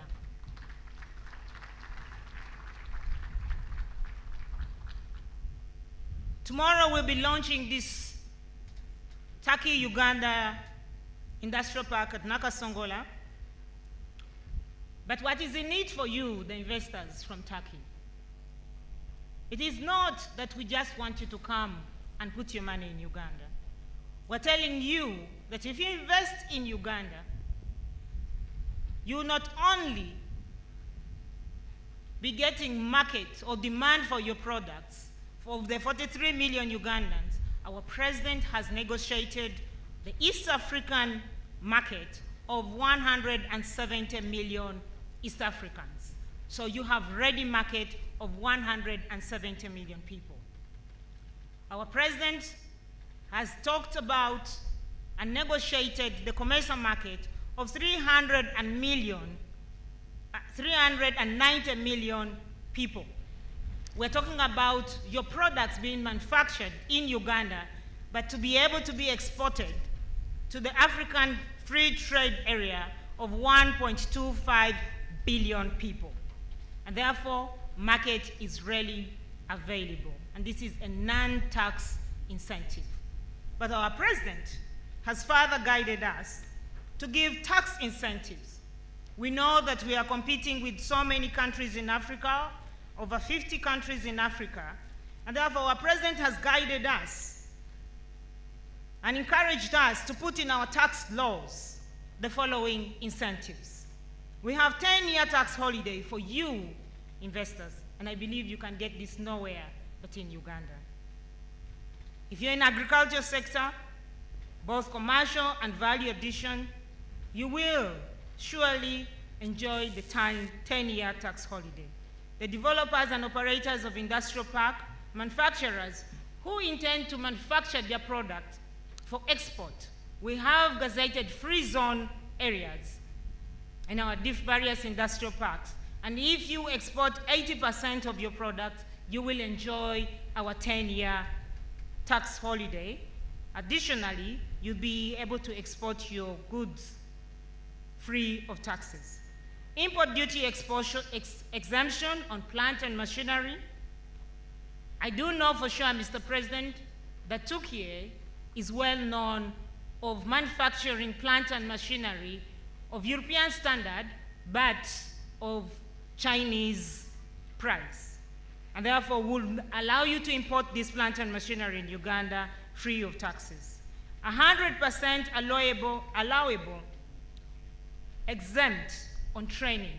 So if you do train Ugandans and the people working in your factory, our president has guided that Uganda Revenue Authority should allow that you deduct the tax or the money that you invested in training the citizens or the workers in that factory. 100% cost recovery on exploration, development, and production cost, expenditure on mining operation. Mr. President, today we are having this summit focusing on 3 major areas. One is investment, trade, industry, and tourism. To the investors, if you are not in the mood of investing in industry, we ask you to explore the beautiful country, the Pearl of Africa. With its uniqueness, you go and do tourism. I want to report, Mr. President, that our investors shall be going to visit Machishon Falls, the only place where when it is very hot, it still will rain and drizzle on you. The ambassador of Turkey to Uganda led a delegation of investors to that area. And Your Excellency, I did not know that actually it drizzles on you or it rains on you when it is hot and day in, day out when you visit Machishon Falls. So the ambassador told me, even when you come from northern Uganda, you have not seen the beauty of your country. And therefore I visited that place. I was able to get a hug from the 7 colors of the rainbow, and it truly drizzled on me in the Machishon Falls. An amazing experience. Thank you, Your Excellency. Mr. President, so I would like to encourage them to visit our tourist destination, Machishon Falls, the Buyindi Impenetrable Forest, go and visit the source of the River Nile, which is the largest or the longest river of the world. Your Excellency, I therefore would like to also encourage them in the tourism and the trade sector. My chairman of Uganda Investment Authority before you arrived gave a wonderful speech of giving details of the trade balance. And Your Excellency, allow me just give a quick recap so that we are able to make you to hear from the investors before you deliver your speech. Mr. President, Uganda and Turkey have enjoyed warm and cordial bilateral relationships since 1969 and have implemented several joint projects in education, agriculture, value addition, environment, infrastructure development, ICT, and construction spheres through the Turkey Cooperation and Coordination Agency. Your Excellency, as a result of these and other efforts, the trade volume between both countries, and this I am very sure the Minister of Trade, who is here, Honorable Ntabazi, will be very happy to hear this, that the trade volume between both countries increased to 71 million in 2021, up from 63 million in 2020. Mr. President, in 2021 alone, Turkey's exports to Uganda increased by 26%, and Uganda's export to Turkey increased by 418%. And if you're a citizen from the Pearl of Africa, please clap for yourselves. Your Excellency, as I come to the conclusion of my speech, allow me not to stamp chest, but allow me to tell the truth to the citizens of the country and the people who are here. That the idea of having the investment, trade, and industry and tourism summit was not our idea. We have been telling you that it is us, the person who encouraged us and directed that we must have the tourism, investment, trade, and industry summit is His Excellency General Yoweri Kaguta Museveni. And I thank you, Your Excellency, very, very much. When myself and Ambassador Al, whom I want to invite on the podium, to invite the Turkish companies, 4 of them to give a testimony moderated by Mildred of how they have been treated in Uganda. Your Excellency, when we visited you with a number of Turkish investors, you then guided us that we must have this summit. And I am very happy you promised us that you will grace the occasion, and thank you that you left aside everything and today you're here to grace the occasion. Thank you, thank you, thank you. Asante san. Your Excellency, that said, allow me ask the Ambassador of Turkey to go on the podium and speak in Uganda this time. And also, as he goes on the podium, allow me introduce the organizers.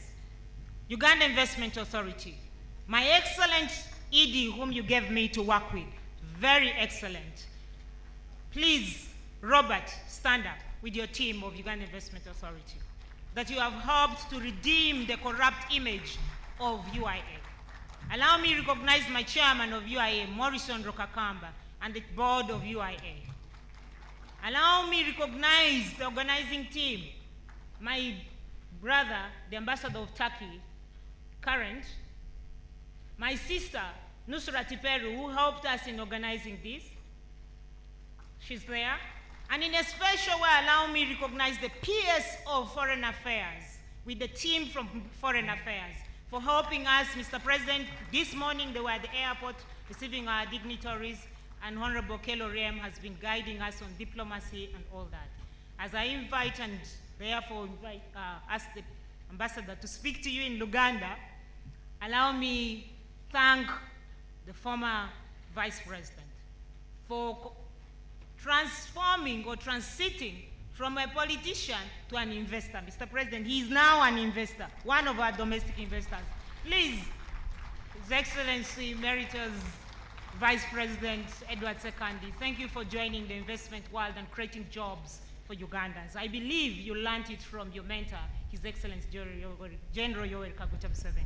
Mr. President, before I invite you, allow me to ask the ambassador to invite the Turkish companies to come and just tell you, they're already here, there are only 3, to tell you how they have found the Ugandan environment to invest.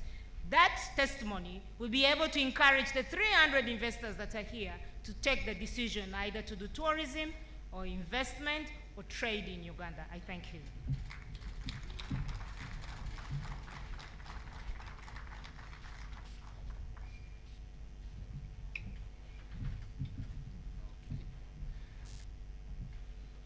Mwami Presidenti Mukama Mange, karibu sana, sayunse ukulaba, ni musanyufu okubera namwe lero. Basebo ne banyabo, I would like to invite now those investors which have proved to be a success story, and we are hoping will influence and encourage other investors to come. Mr. Levent Dervishoğlu, please join us from Potenza Lubricants, and who has been recently decorated to be the Honorary Consul of Uganda in Istanbul. Mr. Murat Mazı, Project Manager of Renaissance Construction. Mr. Ömer Yüksel from ADL Global. Mrs. Emek Eker, Mary Poppins, and who has been also recently appointed Honorary Consul of Uganda to Antalya, and Mr. Gökhan Gül of Gülsen Holding. Thank you.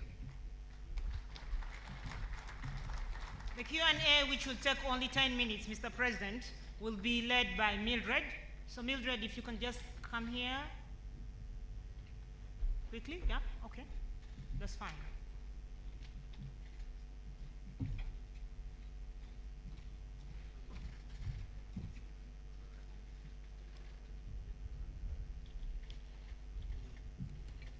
All right, let me get there.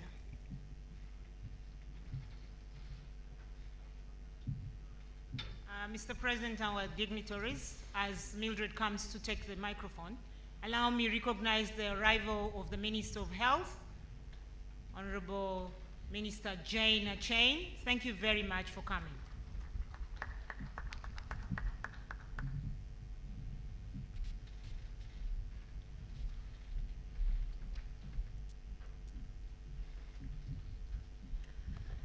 All protocol observed. Your Excellency, the first success story of a Turkish company established in Uganda. It's a Turkish company established in 1993 that is Potenza Lubricants, the oil wholesalers, and they're existent here in Namangwe Industrial Park, dealing in automobile and industrial lubricants. And earlier on, we were informed we have a potential of 6 billion barrels of oil in the oil and gas sector, with 1.4 billion of those recoverable. Allow me invite the Honorary Consul, Mr. Levent, to tell us what it's been like investing in Uganda. So, Honorable Excellency, Honorable Ministers, Sayın Bakanım, Sayın Büyükelçim, I would like to inform you just a little bit about my story. We are just a medium, big size company. Our total turnover is around 20 million. So companies like our size couldn't have so many chances. So we can able to make in our lifetime only one time investment. So we choose Uganda for extending our business in all over the world. I have already seen West Africa. I travel everywhere.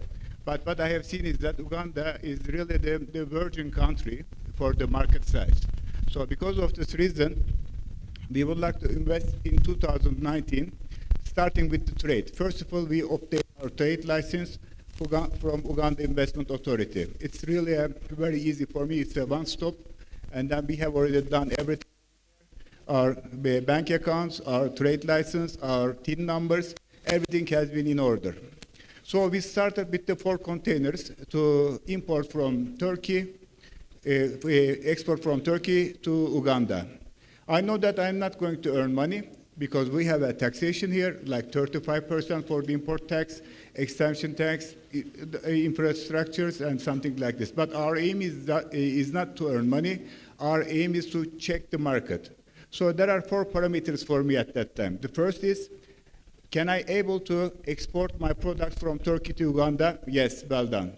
The second, can I able to sell my products in Ugandan market? Well done, because Turkish products are affordable price with good quality. So the market starts to buy my products. The third one is that, can I able to collect my money? Well done, I collect my money. The other one is that the banking system. Can I able to transfer the money from Uganda to Turkey? Yes, I did. So after that, thanks to the system, after that, I decided to obtain my investment license. and then we got our license, and now at Nawambe, we have a small production with 14 Ugandans are working together with us, my brothers and sisters, and we are all happy, and then we try to extend our business in Uganda. We believe Uganda because happy people here, marvelous weather, and there are so many opportunities. So as a honorary consul, my mission is to be a touching point between the Turkish businessman and Ugandan businessman. And then I would like to let Ugandan well known in Turkey, and then to invite all the Turkish businessmen also at my size to Uganda. Thank you very much. A round of applause for Mr. Levent. All the questions he had while investing in Uganda were answered, including profit and market. The next investor is Renaissance Construction. Your Excellency, this company is ranked 36th in engineering news records, and it was top among the 250 international contractors in 2018, and it has maintained its leading position among the Turkish contracting companies. It raised about 4.2 billion US dollars in revenues in just 2017 alone, and landed about 3.6 billion from its international projects. Ladies and gentlemen, allow me to invite Mr. Murat Mazi. What has business been like in the Pearl of Africa? Yeah, sure.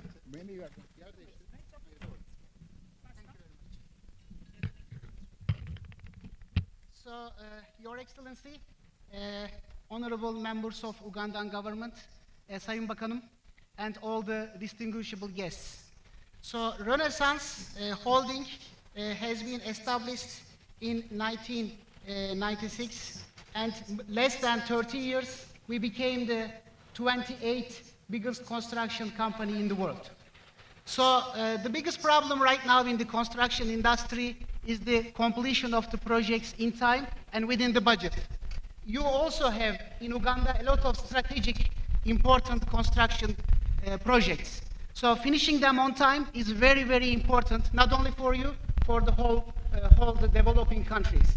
So Renaissance has a big track record completing all the projects in time and within the budget. As mentioned, our annual revenue is $4 billion, and we are very eager to join your petrochemical, the gas, oil and gas sector, and infrastructure. I read your National Development Plan number 3. I realized that there are two bottlenecks mentioned by the Ugandan government authorities. One of them is infrastructure. Uganda needs immediately improve its infrastructure. And the second one is the dredging projects. I mean, some of the projects are taking longer than expected. And also the other point is PPP, public-private partnership. So Renaissance completed 5 big city hospitals in Turkey with 7,000 bed capacity, and they are almost $10 billion investments. So we are ready to join also PPP endeavor of the Ugandan government. So I don't want to keep it long. So we have been here in Uganda more than 2.5 years. We are constructing United States Embassy with our American partner, Pernix Federal. So we are currently employing around 500 engineers, supervisors, Ugandan workers. So we are trying to give them every kind of training and on-the-job training and certificates, and most of them are ready for their next project. We are also in Africa. In Mozambique, we have LNG project. In Tanzania, Tanga Port, we are going to build the last portion of the jetty to load the Ugandan oil to the ships. And also in Algeria and many areas, we are already active. So we would like to assist with a mutual cooperation, strategic partnership together with the Ugandan government. We want to help you, and together with you, we would like to develop Uganda further. So in Russia and Turkmenistan, these are two big countries which Renaissance is heavily active. Most of the Russian oil and gas infrastructure, maybe 70–80% of it built by the Renaissance. So we are also ready to be your strategic partners and take action with you. So thank you very much.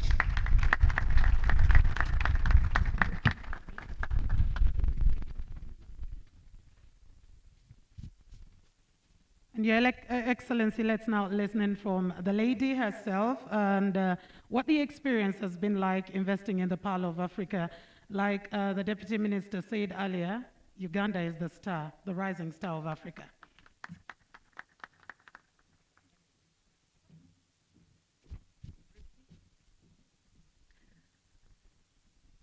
Honorable President, Honorable Ministers, Sayın Bakanım, Honorable Ambassadors, I don't have long story actually, but I started to work with Ugandans 5 years ago.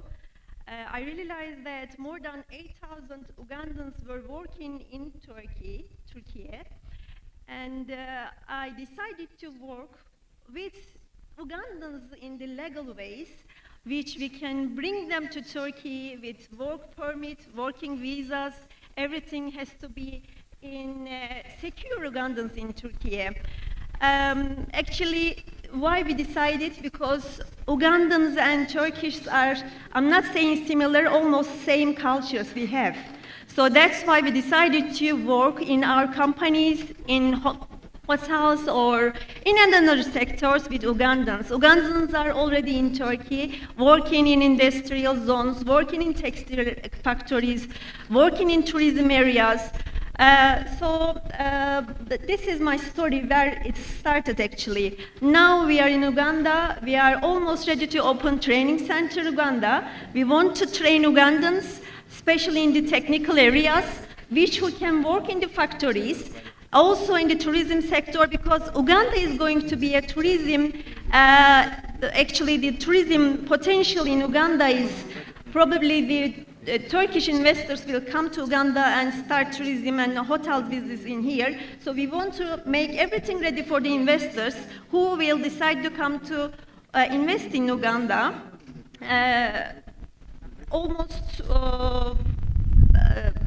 during the COVID time, of course, we couldn't have any, the potential was not really high actually, but almost 350 Ugandans came to Turkey and working through my company in the legal ways. They got insurance and everything.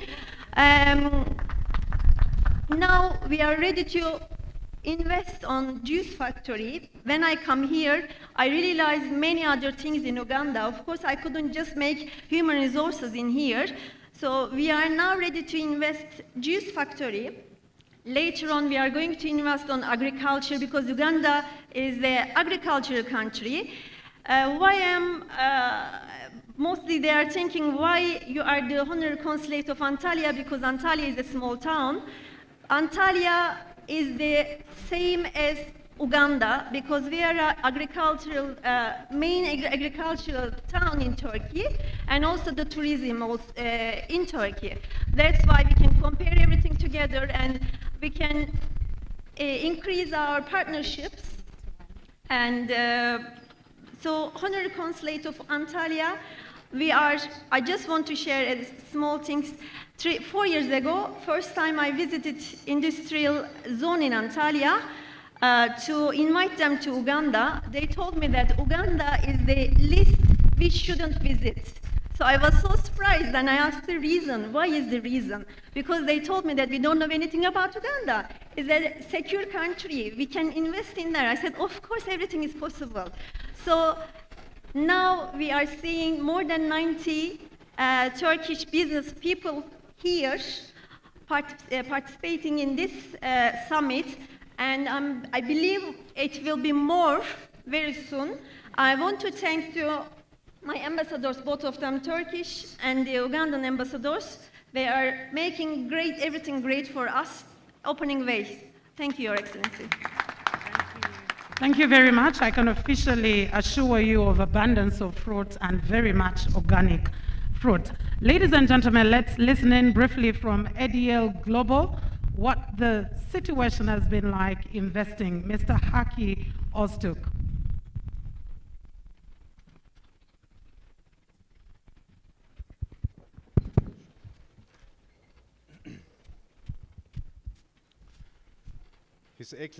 His Excellencies Yoweri Museveni, His Excellencies Ambassador Kerem Alp, the IC Business Council Vice Chair, Mr. Doğan Ali Doğan, and everyone who contributed to the organization of this event. On behalf of ADL Global Group of Companies, I would like to thank you all for giving us the opportunity to be here and enjoy your warm hospitality. As ADL Group of Companies, we appreciate your presence.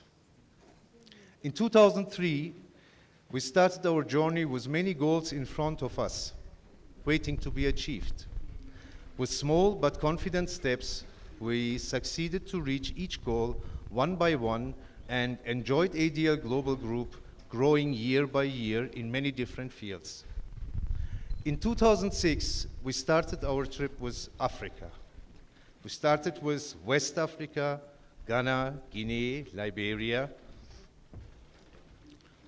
and it was really excited to be in that regions. In 2006, we first came to Uganda. And when we came here, it was kind of, gives the feeling like we were at home.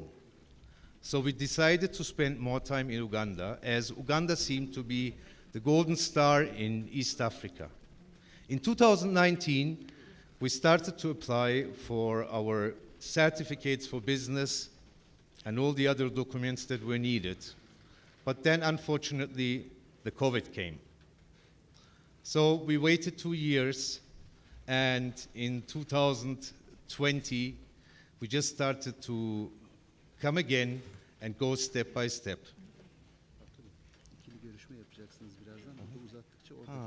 Okay. So after spending several years here, we decided with ADL Group of Companies to share our know-how that we got during all the years in making business in Turkey with Ugandans, and to share our experiences in many different fields to seek partners for a long term. Thank you very much. Thank you very much. Your Excellency, I know time is really against us, but I kindly request that you give us just 2 more minutes to listen to our last of the success stories. Do I take your permission, sir? All right, thank you very much. A round of applause for the President. I know he doesn't have a lot of time, but let's listen in from last of the success stories, Gulsan Holdings, which has expertise in construction, energy, tourism, industry, and real estate sectors, and also ranked amongst the world's top 250 international contractors. Go ahead, Mr. Gul. Thank you. Thank you. Your Excellency, Honorable Ministers, Sayın Bakanım, His Excellency Ambassadors, it's a very big honor to speak in here. Thank you very much. Gulsan Holding is a family-owned company which has been established in 1950. We are mainly in the construction area. Also, we have 4 5-star hotels in Turkey at the south coast of East Turkey, and we are doing hydropower plants. We have 800 hydropower plants. Also, these hydropower plants are own investment in Turkey, and we are looking for some more investments in Uganda with the PPAs for this energy businesses. I would like to say that we are, as Gulsan, we are in this region since 2008, last 14 years nearly. We started with the construction of Juba-Nimile Road, and then Kenya, and now we are constructing the road from Apache, Lira, and Puranga. I would like to say that at the beginning, we were mostly employing the Turkish workforce, but now I'm proud to say that we have more than 800 locals working for us in the northern region. And I would like to express also that in the East Africa, Ugandans are the best and the hard worker people that I have experienced. To cut it short, I would like to tell my fellow Ugandan friends and our Turkish friends that we have an office, and I live in here, and we have an office in here. If there is anything that I can help with your questions or with your problems, I'm always very happy to welcome you. Thank you very much. Ladies and gentlemen, a bigger round of applause to all these success stories. It clearly depicts that there are already Turkish investors and we are expecting more and more. And to Your Excellency, it's great that we only have beautiful and positive stories coming through. Due to time, allow me, ladies and gentlemen, to invite back the State Minister for Privatization and Investment, Honorable Evelyn Anite.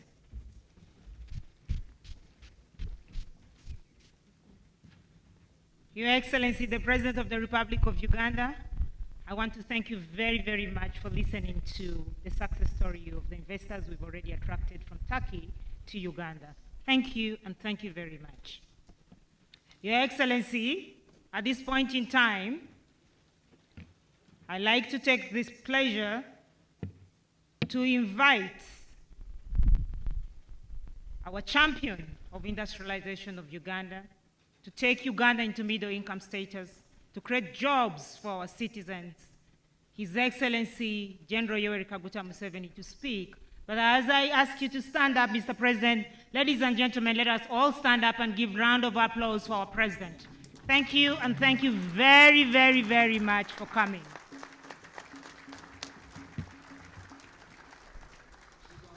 Sit down.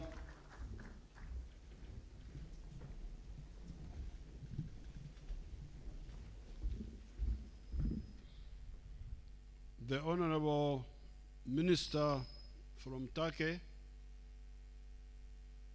the ministers of Uganda, the ambassadors, the Ugandan business people,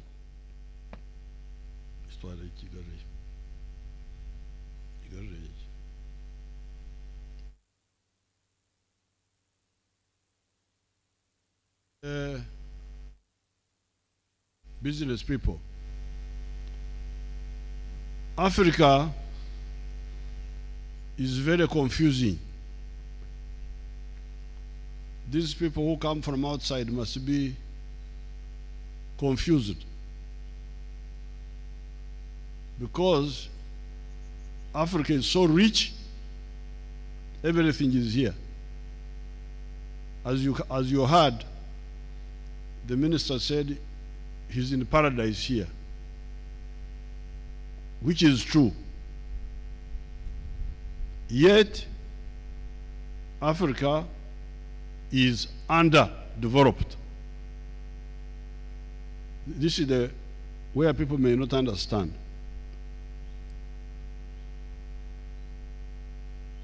Now, there are reasons for that, but I don't have time to go into them.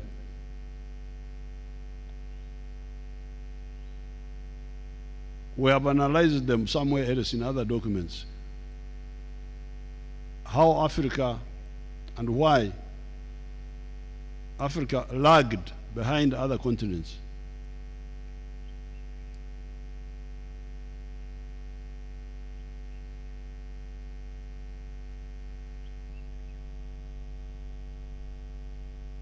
Africa is a very huge area. It is 12 million square miles of land. 12 million. That means it is about 12 times bigger than India in land area. You can fit India into Africa 12 times, and it will fit there.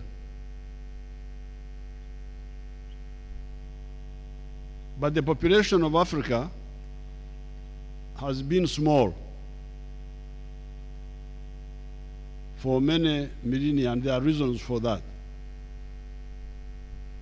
You hear that Africa is 12 times bigger than India, but even now, the population of India is still slightly bigger than the population of Africa. But the population of Africa is now growing very fast for the first time. Because of modern medicine, we are able to control the diseases of the tropics, and the population is growing very fast. In the next 30 years, the population of Africa will be 2.5 billion, bigger than any population in the world. So therefore, the people who are coming from outside need to be helped to understand why, how can you have so much resource and you still have underdevelopment. There are reasons for that, but I don't have time to go into them. But in the case of Uganda, 36 years ago, in fact, starting from the 1960s, we had a new force, a new political force, led initially by students, which eventually took power in Uganda here in 1986. And when we came into government, we put forward 4 principles to deal with the situation of Uganda, which is a smaller part of Africa, but right in the middle of Africa. Here where we are, on this lake, this is where the River Nile starts to go to Egypt. A very long, 7,000 kilometers. The River Nile starts some 50 miles east of here, or 60 miles. So, we, after very serious analysis, identified 4 principles, which is why Uganda is now coming up. Principle number 1 was patriotism. Because part of the problem in Africa has been sectarianism. Sectarianism of religion and tribes. So we said down with sectarianism, long live patriotism, love Uganda. Yes, there are tribes, there are religious groups, but Uganda is first. Because we need Uganda, we need a united Uganda for our prosperity. We need the united market of Uganda for business. To create prosperity, Uganda must be a united country so that you can produce something here and sell it in other parts of Uganda without any problem. So that became principle number 1, patriotism. Principle number 2, Pan-Africanism. When you are dealing with prosperity, you are dealing with business, don't think only of Uganda. Think of the whole of Africa. That's why you had us playing 3 anthems. We played 3 anthems here. One anthem was for Uganda, one for Turkey, and the other one for East Africa, the East African community. So therefore, our second principle is Pan-Africanism. The whole of Africa. We look not only at Uganda, but we look at the whole of Africa, especially for business. Now, the third principle is socio-economic transformation. Because one reason why business is low is because of the traditional structure of the society. The society was still organized in the old ways. Because as you can see, the land is so rich, everything can grow. So you would find the families growing their own food, building their own houses, without using money. What they call subsistence. You produce to support yourself, to support, to eat.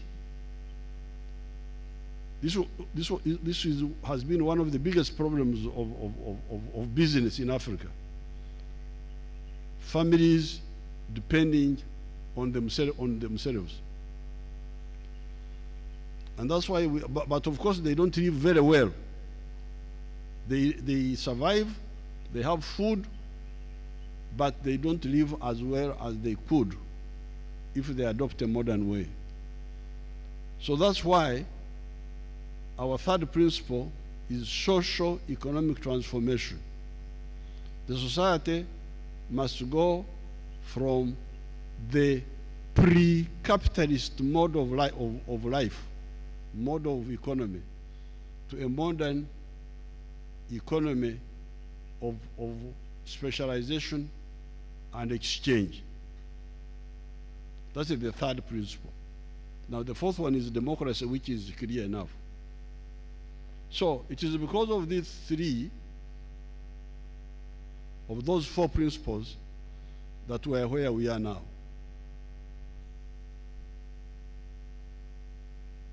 Uganda has begun to change.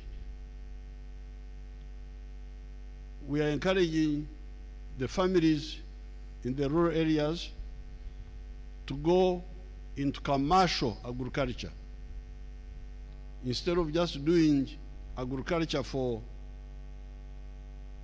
home consumption, we say do agriculture for home consumption, but also for the market, commercial agriculture. Then education. Uganda now has got a literacy rate of 77%. In 1986, it was 43%. The literacy rate, the ability to read and write. It is now 77% because of more education. Infrastructure, and so on. So therefore, it is because of those principles that we are where we are now. When we invite friends, like the ones from Turkey, to come here, and we encourage them to do business here. Because when you do business, as the Minister Anita was saying, it is not charity. People don't come to do work for charity, for business, as far as business is concerned. They come to do businesses which can make profit. And I can assure you that where you are now, you can make profits if you invest here.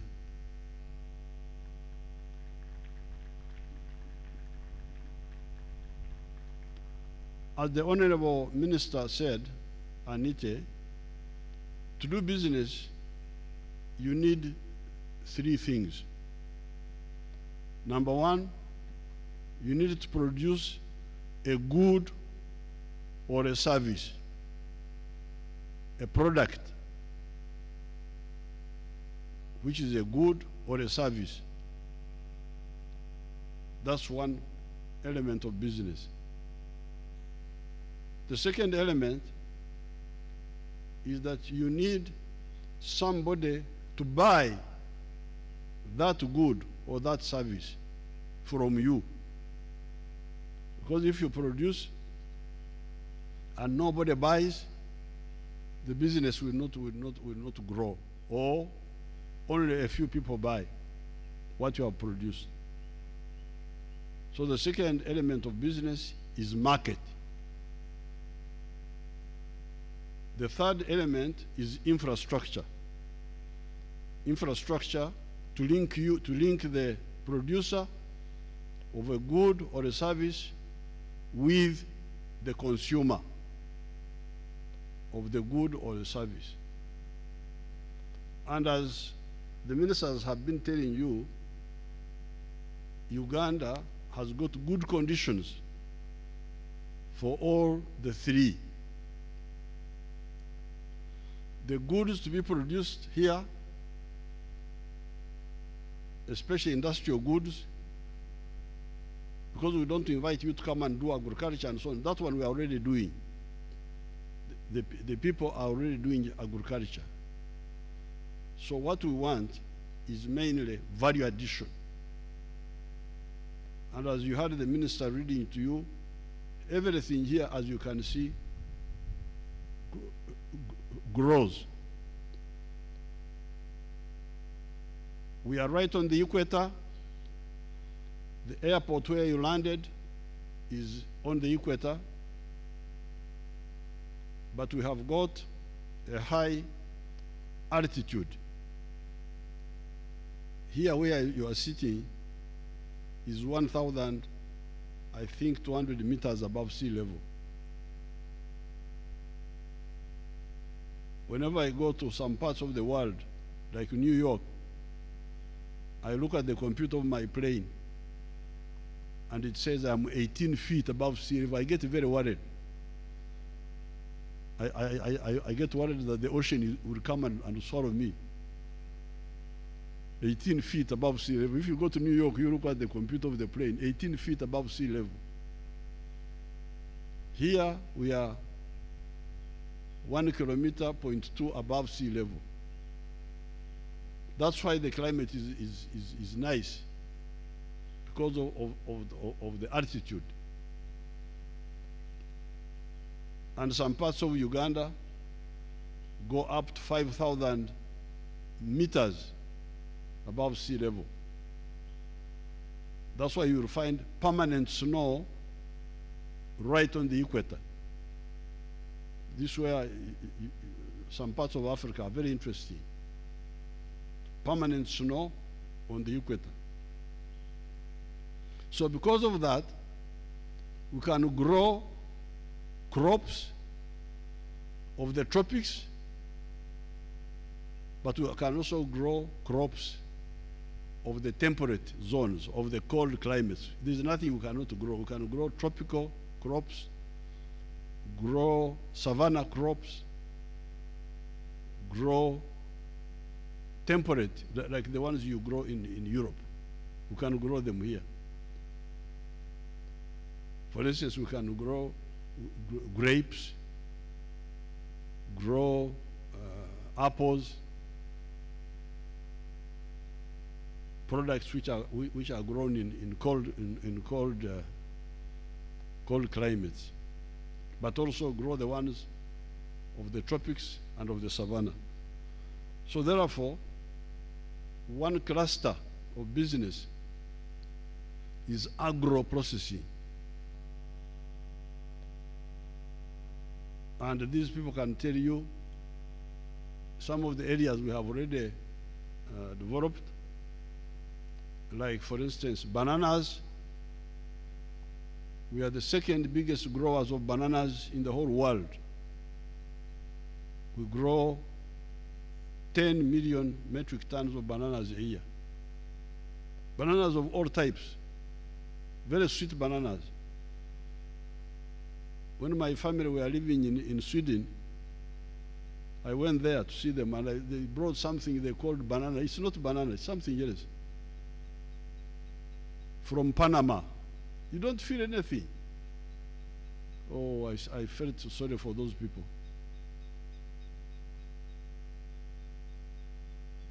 We produce now 5 million tons of maize. And we are still not, we produce 8 million bags of coffee, 60 kilogram bags.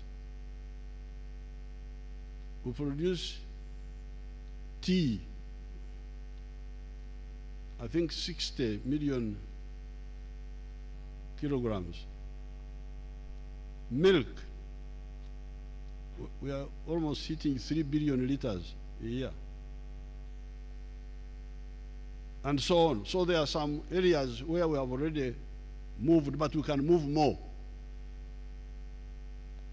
For instance, on the bananas, although we are producing 10 million tons, the farmers are still using low technology. If they follow the government experimental practices, they can increase that by 10 times. Go from 5.3 metric tons per hectare to 53 metric tons per hectare. So the production potential is very huge. So therefore, anybody who wants to do anything in value addition on crops is welcome. For cassava, for all those, for fruits.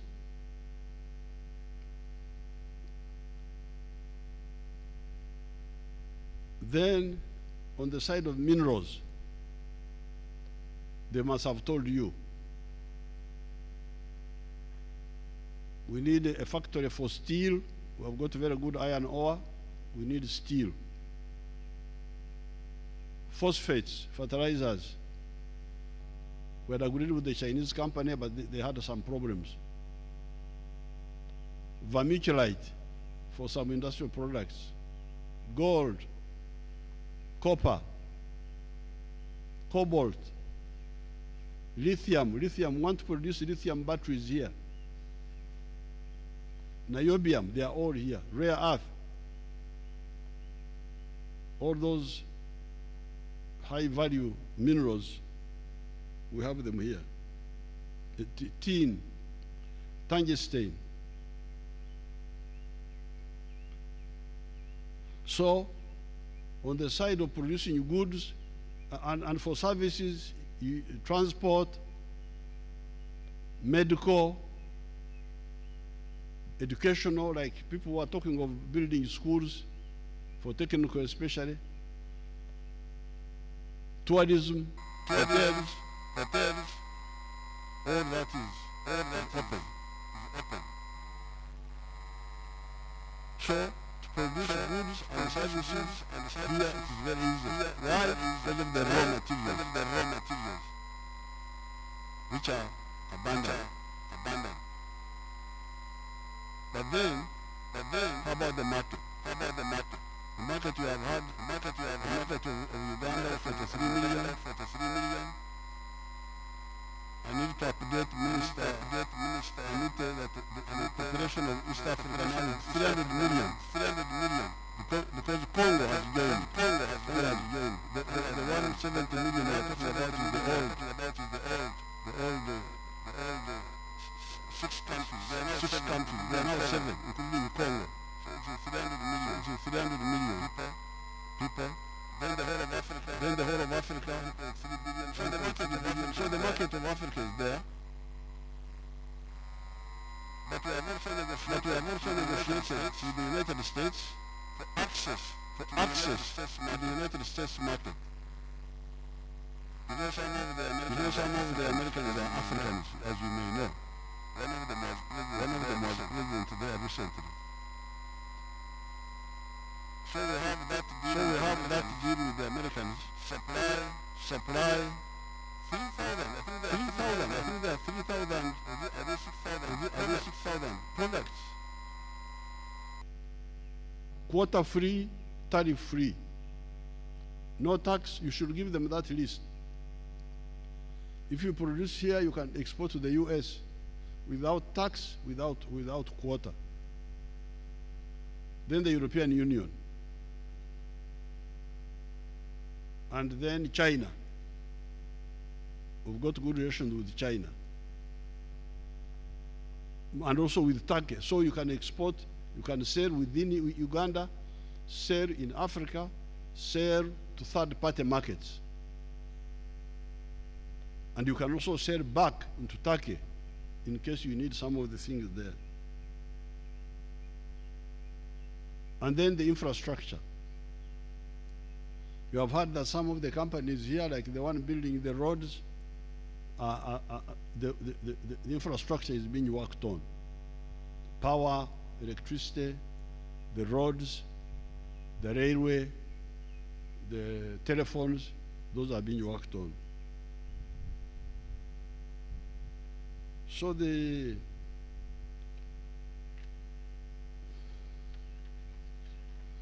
you have some of the products from the forests. If it was not for human habitation, this area would be a forest. You can see there, where the people are not, there are no people, it's a forest. Forests here grow very easily. So for products of the forest, like paper, like furniture, like other wood products, this is a very good area. So therefore, I'm very happy to welcome the Turkish delegations here, and I'm happy that you are meeting the Ugandans.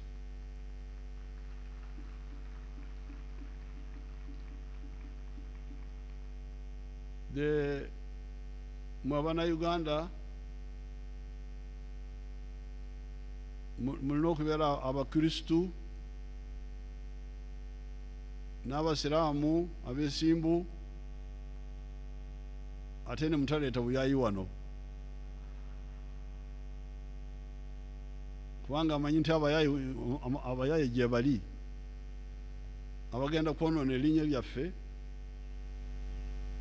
okukola obukumpanya eri abagenyi bano abavudde bweru.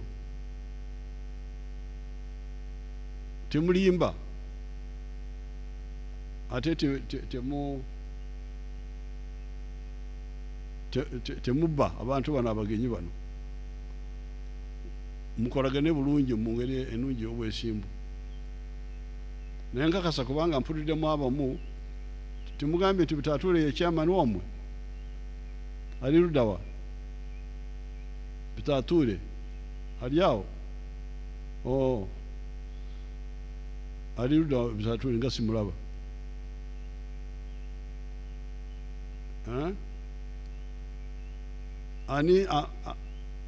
Ani amuddako? Ani adda ku Bitatule? Bitatule ye talina mumyoka. Ajja ayogera wano ku muzindaalo mbawulire, mpulire oba mugenda kutawaanya abagenyi bange. Ani aliwo?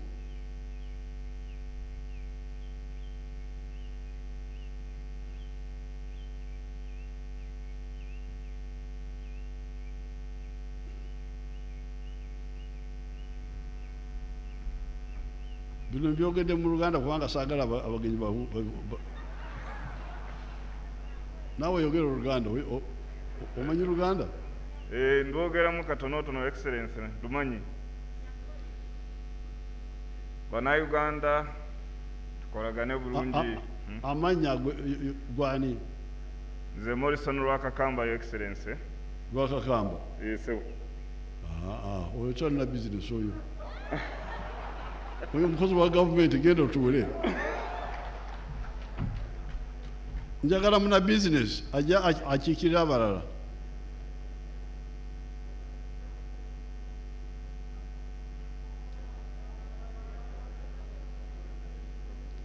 Temuleetera abakozi ba gavumenti, abakozi ba gavumenti abo mbamanyi.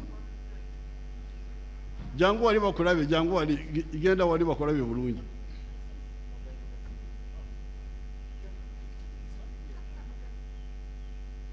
Mugenda wali oludda luli.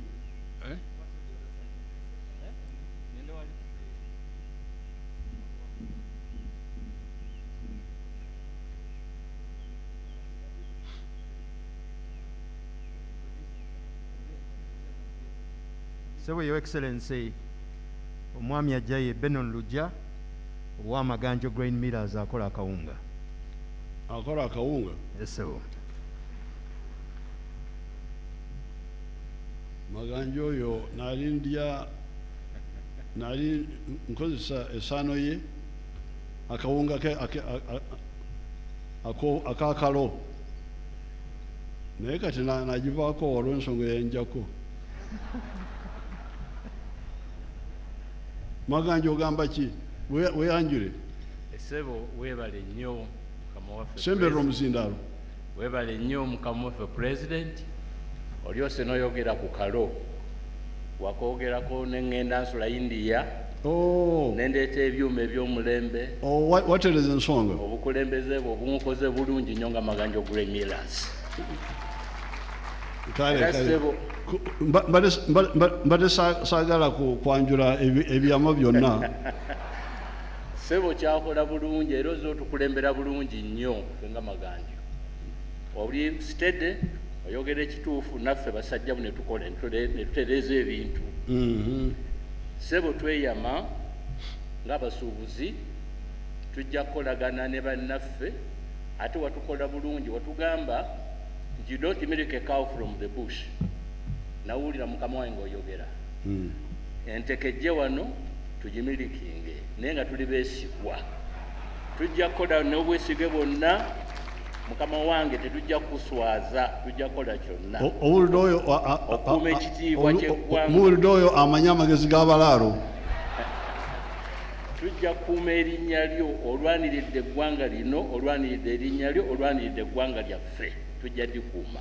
Kale omanyiko akazungu yogera ku byamaganjo, mu luzungu yogera ebyamaganjo. Maganjo ekola ki? Yogera mu luzungu. Maganja Gray Millers. Osibuka wa? Omuna-Uganda osibuka wa? Mukama wange nsibuka Gomba gy'omanyi gye walongoosa amakubo gonna. Gomba ewaffe? Gomba ewuwo. Wo wonna? Nsambwe. Nsambwe. Awalongoosa ekkubo lyaffe n'olikola bulungi. Omugenzi. Mugenzi. Era nkola kawunga. Mukama wange akawunga ngakoledde emyaka egiwera 4 n'omusobyo. Era nkola n'emmere y'abantu endala yonna, okuva mu bulo, okuva mu soya, tukola n'omuceere n'eŋŋaano, era tuliisa abanna-Uganda. Si wonna wokka, era tu-exportinga mu nsi nnyingi ebweru ne babigula bulungi. Era ssebo ne mu ttaka batuwa ebyuma ebikola eŋŋaano n'ebikola ebintu ebirala. Kati yogera mu luzungu bano bawulire. Ssebo webale nnyo okumpa omukisa ogwo mukama wange. We import machinery from Turkey, especially wheat milling parts and machines. We are the leading producers of good maize flour, baby foods, and other foods. Though we import some raw materials sometimes from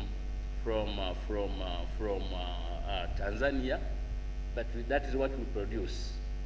Thank you. All in all, sir, Mr. President, we are feeding your people with good foods. Very good. Thank you so much. Ani omulala oyo. Our Turkish people, this man is a miller of grains. Grains like maize, like millet. We have got very good food which people in the world don't know. It's called millet. It has got protein, carbohydrate, and iron. It is an indigenous food. That's what I eat myself. I eat that all the time. Then they mill she mills other foods. The soybean, like soya and so on. So that's what he does. And ategwe okoraki. We are Your Excellency, my name is Stephen Asimwe. I represent the Private Sector Foundation of Uganda, where we have over 300 business associations that are represented by 13 sectors: manufacturing, agriculture, tourism, ICT, professional services, financial services, logistics and transport, and many of the people who are here, Your Excellency, are members of the Private Sector Association and work very closely with government to facilitate trade, investment, industry, and all the employment facilities around from the private sector members of the PSFU. Thank you, Your Excellency. Thank you. Olio Mulala. Your Excellency, amanya gange bampita Nelson Tugume, trending amwanyi. So far, in exporting omwanyi mu US, mu Europe, mu Asia ne China, but tufunye omukisa ogwo kubeera wano kutandika n'okukwataganya ne ba Turkey to export coffee in Turkey. Coffee in Turkey is a big thing, and I believe with this relationship that UIA and the government of Uganda, and with your championship, Mr. President, you will see big revenues of coffee coming from Uganda. And we've also made big investments from Turkey, especially all our roasters have been imported from Turkey, and therefore Turkey, it would be a good turn to make sure you enjoy Uganda's coffee. As you well know that Uganda's coffee, especially our Robustas, are the best in the world. And this is not a shock, this is not a joke. Scientifically, you can go online and check it. We have the best Robustas in the world. And we've also, Your Excellency, gone ahead and invest in big machinery in starting washing our Robustas. And therefore the Turkish who are near Europe, who like a certain kind of taste of Robusta, which is not mid-harsh and mild, this is a big opportunity for us as Ugandan coffee investors to get good monies and good collaborations in Turkey. And looking forward for my first container in Turkey in a couple of days. Thank you. Kale mwabale. Olumulala, okay? Sebo, Mr. President, Council Kempite muke waffe, amanya Agustine Lwangabusi wa mwavu teyerowooleza. Tukwebaza olw'okutuwa ambassador ate omupya ogende Turkey kubanga ffe twakava e Djibouti omwezi ogwedde nga tugenza okunoonya obutale bw'ebibala, fruits n'emmere, naye bwe twamala okukomawo ne tutuula. Gwe bakuzaala wa? Wandi Sebo? Bakuzaala wa? Masaka Sebo. Masaka wa wonna? Mu Kibinge. Ekibinge? Yes, Sebo. Abo bakozi? Yes, Sebo. Kaakati Sebo, mangu ago nga twakawulira appointment ya ambassador Nusrat Peru, twewunya nti twamutuukako era n'atuwa audience natubadde tukolagana naye nga we expecting to go to Turkey end of June so that we get machinery to come and add value on the fruits from Uganda and even do other business with Turkish people. But the problem, we have a fear that to get a visa to Turkey takes some time. So we are requesting you to work on that so that we ask for the visas, we get them quickly so that we make business with Turkish people. Thank you, sir, Your Excellency. Ebibala mutunda bibala ki? Twatwala ananas, tangawuzi, banana, sweet bananas, then ebinzali, ebinyebwa, and the people were very happy and said our things are very sweet, so we need to add on more value. To get money. Thank you. Naye ekyobuyayi kyenjogedde mukitegedde? Sebo tukakasa era ffe group zetukuŋŋaanya tubaga twagala obwesigwa. Obuyayi wa? Tetwagala buyayi Sebo. Obuyayi wa? Wansi. Wansi? Yes, Sebo. Katonda yeebazibwe. Thank you. So these people have been telling me the lines of their businesses, which are all involved in value addition, grain milling, coffee, Then the last one was talking of fruits. I was just taking a sample. So I welcome the Turkish delegation. I welcome the minister. Thank you very much for coming. This is a good place. You are in the right place at the right time. Thank you very much.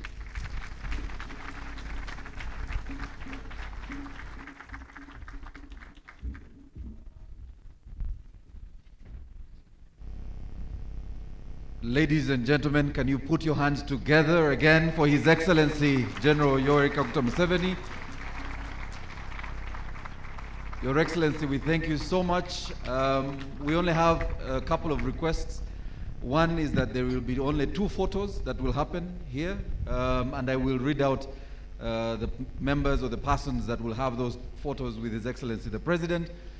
But Your Excellency, I also wanted to mention that we have been told and confirmed that the Speaker of Parliament will be joining us later to close this summit, which for us is an endorsement of the work that is being done by the Ministry of Investment, especially at the Parliament level, with the members of Parliament also present here in promoting investment in this country. And she will be joining us very shortly.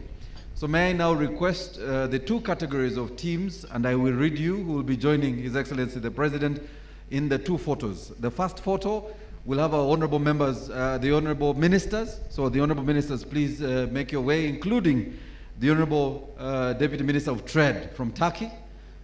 Please do make your way. This will also include the Director General UIA and the Chairman UIA. If you could make your way, the Honorable Evelyn Anite, the Honorable Acheng, General Acheng, the Honorable David Bahati, the Honorable Ramirama, the Honorable Harriet Tabazi, the Honorable Okello Riem, and the Honorable John Mulemba, Honorable Riza Tuna, and Robert Mchiza, and Morrison Rakakamba. So Morris. Yes, go ahead. That's the first photo though, Samson, eh? Era temba mbuyayo. Atasomeddwa tagenda. Okitegedde. So we have 2 photos. That's the first photo. I'll mention the second team, ladies and gentlemen, as soon as we have our first photo. Ekyabemusi kinaasembayo.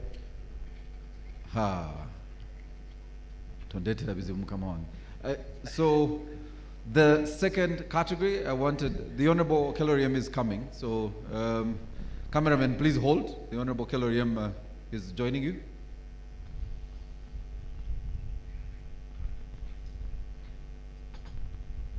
Right, there you go. So we have the full team. May I now request, as this photo is being taken, for the ambassador, His Excellency Ambassador Alep Kerem, Honorary Consuls Emek Ekar, and our Istanbul Honorary Consul, the Ambassador Stephen Moviru, and of course the Honorable Nusrat Tiperu, Mr. Dogan Ali, and Honorable Riza Tuna, the Minister, to stay. So I request the others I've just mentioned to join the team. Dogan Ali, Honorable Nusrat Tiperu, please.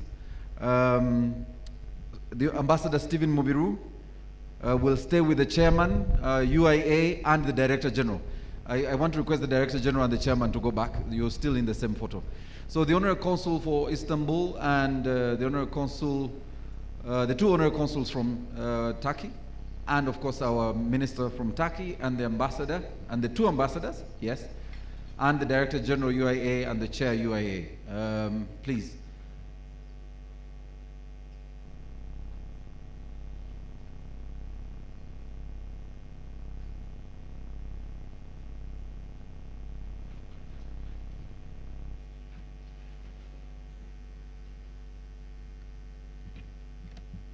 Thank you very much, Your Excellency. And Your Excellency, I wanted to mention that we have a big delegation here from Parliament, the honorable members of Parliament who are present, and I wanted to thank the members of Parliament for joining us for this summit. Thank you very much. There will be a couple of meetings that are happening very shortly. After His Excellency the President has left, we will request that you stay with us. We hold just to allow for His Excellency and the team to leave. And immediately they have left, we will have a very short bit of time and hold where you are. Please remain seated as we conclude this first part and the opening session of the summit.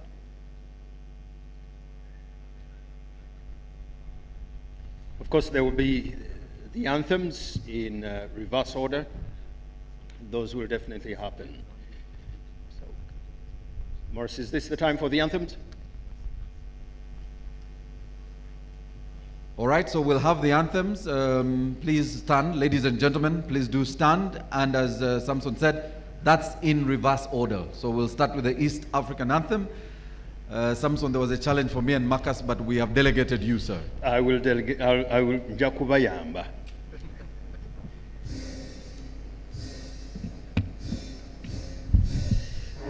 Mungu twaomba tuilinde Jumuiya Afrika Mashariki, tuwezeshe kuishi kwa amani, tutimize na malengo yetu. Jumuiya yetu sote tuilinde, tuajibike, tuimarike, umoja wetu ni nguzo yetu, idumu jumuiya yetu. Uzalendo pia mshikamano viwe msingi wa umoja wetu, na tulinde uhuru na amani, mila zetu na desturi yetu. Jumuiya yetu sote tuilinde, tuajibike, tuimarike, umoja wetu ni nguzo yetu, idumu jumuiya yetu. Viwandani na hata mashambani, tufanye kazi sote kwa makini, tujitoe kwa hali na mali, tuijenge jumuiya bora. Jumuiya yetu sote tuilinde, tuajibike, tuimarike, umoja wetu ni nguzo yetu, idumu jumuiya yetu.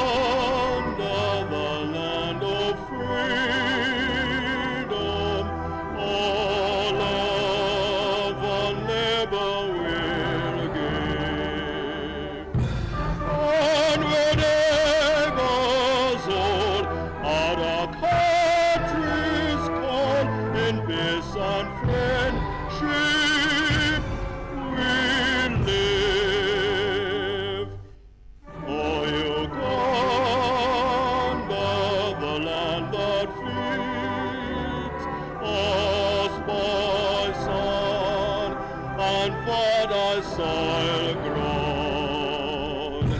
For our own dear land we shall stand the pall of our free cause ground. Ladies and gentlemen, a big round of applause for His Excellency the President. We want to thank Your Excellency for your time and joining us for this Uganda-Turkey Investment Trade Industry and Tourism Summit. We want to request that our visiting delegation and our invited guests to please remain in your positions for a couple of minutes as we manage this part of His Excellency's departure. We want also to request, ladies and gentlemen, that we will have a very short lunch. And lunch is at the tent. As you walk out from the same tent on the left, there will be lunch. Our ushers will guide you. Let's be back in 45 minutes. So what exactly? All right. So let's just a minute. Please, please hold. All right. So there is now consensus, and I wanted to request your permission, ladies and gentlemen. Allow us handle this last session, which has the final panel. And then we can all have lunch immediately after and can also stay and continue to network for the B2Bs. So mine is to request, ladies and gentlemen, please take your seats. Please take your seats. Take your seats. We have a very short session so that we go to lunch and then do B2B. For those of you who want to invest in music, we can have that conversation. You have managed to market yourself. So ladies and gentlemen, very quickly, I'll not keep you too long. For about 30 minutes, I want to invite our panel. We'll have a very, very short panel discussion here. So allow me invite our panel to join me. There's seats on the other side and on this side. So ladies and gentlemen, allow me invite from the Private Sector Foundation, the CEO, Mr. Stephen Asimwe. Also invite the Commissioner General, Uganda Revenue Authority, John Musinguzi. You could sit either side, that's okay. Our audio team, please manage the audio. I also want to invite a representative from the Uganda Manufacturers Association, and also invite a blessing from the National Chamber of Commerce, and finally a representative from the Uganda Development Bank. So blessing, Uganda Development Bank on the other side, there's seats on that side, and also the Uganda Manufacturers Association. So a representative from Uganda Manufacturers Association and a representative from the Uganda Development Bank. Please note that we will only serve lunch immediately after this panel discussion, and I request that you just give us 30 minutes for this panel discussion. We are looking at the relationship between the private sector and government facilitating investment in Uganda. I'm just still waiting for a representative from Uganda Development Bank and the Uganda Manufacturers Association. Do we have anyone? If I could have your attention, we only have 30 minutes and I'll let you go for lunch if you can. You know, Stephen, sometimes when you're discussing business, even when people are standing, they will listen. Trust me. All right. So I wanted to, Stephen, you always find a way of getting the audience involved. So very quickly, please do mention, and you did mention what the Private Sector Foundation does, but in your intro and being able to highlight your relationship as a private sector with government in a minute or two, so that I'm able to get everyone's attention. Stephen? Thank you, Maurice. I don't know how much audience is here, but let's try. Like I said earlier, the Private Sector Foundation is the apex body that brings together over 300 business associations that are in the area of manufacturing, agriculture, oil and gas, financial services, ICT, trade. We mainly facilitate business players. We offer advisory and advocacy services, business development. We support in advocacy, in capacity building, but we work very, very closely with government. On a weekly basis, I touch base with the URA, Ministry of Finance, and all the ministries of government, and we have enjoyed a very good relationship. And we thank the Turkish community who have come to Uganda, and we invite them to become members of the PSFU. At the PSFU, we shall handhold you. We shall be a bridge between government and private sector. We work closely with the Investment Authority. And basically, we are a facilitating association, and we believe that we'll do much to support the presence of the Turkish investors who are already members of the PSFU. Thank you. All right. I'll move away from the Commissioner General quickly to Blessing. Blessing, feel free to again introduce yourself and the Chamber of Commerce. And because you represent the bulk of our entrepreneurs and your relationship, specifically speaking to our partners, the Turkish investors who are here, on why it's important to have a good relationship between the private sector, the entrepreneurs, and government. Thank you so much, Maurice. My name is Blessing Omcha Immaculate. I am the Acting Secretary General for Uganda National Chamber of Commerce. Just a brief about Uganda National Chamber of Commerce and Industry. Uganda National Chamber of Commerce is the oldest umbrella body for private sector in Uganda. We are celebrating 90 years of enhancing business opportunities here in Uganda, but also internationally. In addition, for the Turkey team that is joining us, would like to inform you that we have signed 300 memorandums of understanding with the other sister chambers of commerce, and this is basically to enhance business opportunities. We offer quite a number of services. The uniqueness with us is that we are regional based and also multi-sectoral in nature. We take in different associations, individual companies, among others. It is very important for us to have a good relationship with the government, and we actually have a representative on our board from our line ministry, that's Ministry of Trade, Cooperatives and Industry, and we also sit on 15 bodies, agencies of the government. This is to help you advocate and create good policy and a working environment for business sectors in Uganda.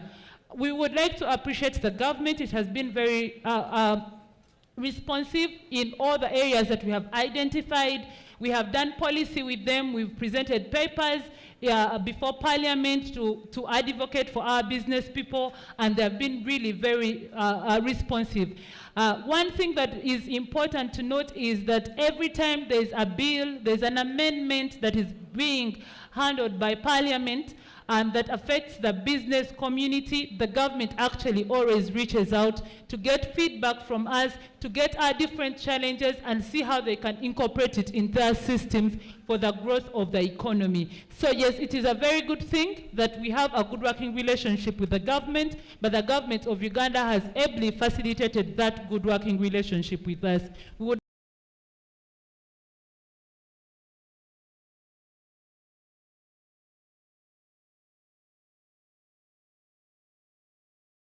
not able to share in detail what to this team. Thank you so much, Maurice. There will be several B2B meetings, but also the reason I'm allowing that we continue this discussion, we have an online audience and we have an audience on television, and we must complete this conversation. So I'll turn to your neighbor, Blessing. I request that you introduce yourself, sir, and allow to speak to what you do, you know, and who you're representing. Thank you. Thank you very much, Bona Morris. My name is Andama Mahmoud. I am the Director of Investments at Uganda Development Bank. Maurice, you may realize that money is a very important factor in investments. And since morning, we have been talking about factors that have made Uganda very attractive for investments, but we have not talked about where do we get the money for the investments. So therefore, I will request you, maybe I will spend a little bit more time than you have allocated. All right, can you keep it very short? Go ahead, I'm trying. Thank you. In the first place, I want to thank you for inviting Uganda Development Bank for this forum where we get to discuss investments, trade, industry, and tourism sectors that are very critical and pivotal to the development of Uganda. Most importantly, Maurice, I'm glad to be part of this panel where we get to discuss the relationship between the private sector and government in facilitating investment environment. Again, my name is Andama Mahmoud. I am the Director Investments at the bank. Just as a way of background, Uganda Development Bank is a non-deposit-taking development finance institution. We provide innovative financial and non-financial solutions to projects that are identified having significant and positive socioeconomic impact aligned to the development agenda of the government as identified in National Development Plan 3. The bank is capitalized by its shareholders, the government of Uganda, and represented by the Ministers of Finance and the Minister of State. We do support most of the sectors that have already been presented here in the morning for investment opportunities, starting with agriculture, both primary and agro-processing, and we do support our support goes to inputs, improved seeds, improved farm methods, mechanization, irrigation, and post-harvesting. Tourism and hospitality that was already spoken about here in the morning, we can support you in acquiring accommodation facilities within the tourism belt, purchase of specialized tourism transport facilities, equipment and working capital. We can support the manufacturing sector in acquisition of plant and equipment for manufacturing, construction. As a matter of fact, one of the clients, one of the local investors who testified here, and just when the president called him, we were the one who facilitated the acquisition of the processing equipment from Turkey in a place called Konya.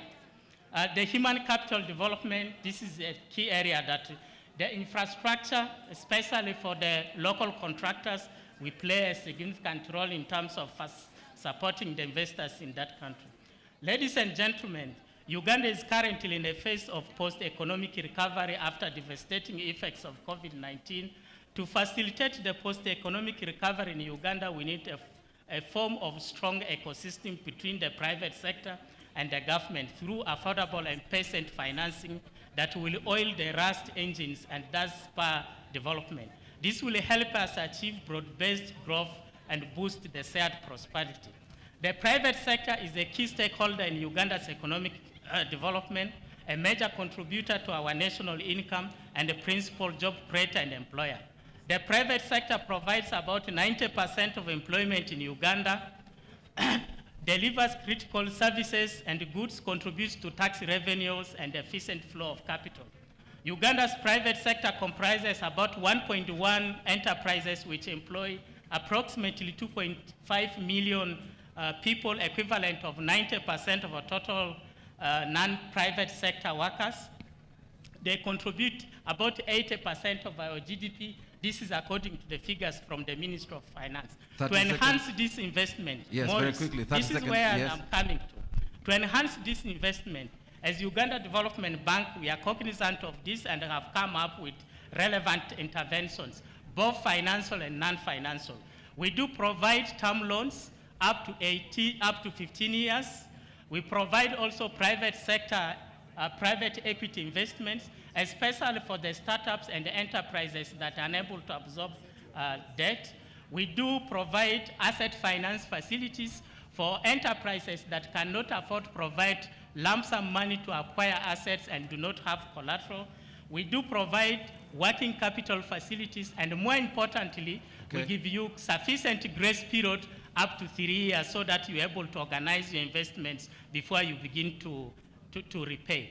And we have a booth in the exhibition area, yes. And those who really need to access money for investments, both for Ugandan investors and the Turkish investors, can be able to approach us and we can discuss more things. Thank you very much. So there is still networking going on. I now want to finally turn to the Commissioner General, Uganda Revenue Authority, to speak to facilitating investment in Uganda as a revenue authority. John? Thank you so much, Maurice. Our dear guests, the investors from Turkey, honorable members of cabinet and members of parliament and all the respective invited guests in this place.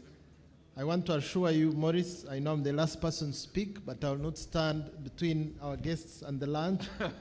Whatever I need to speak about is covered in this book that I carried, and we have a stall as Uganda Revenue Authority in that tent. So I want to encourage every investor to pick a copy of the incentives that are available for investors in Uganda.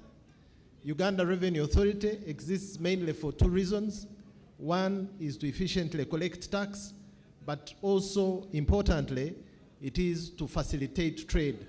So today, what we came to share with our investors is that Uganda has one of the most conducive environment for supporting investment.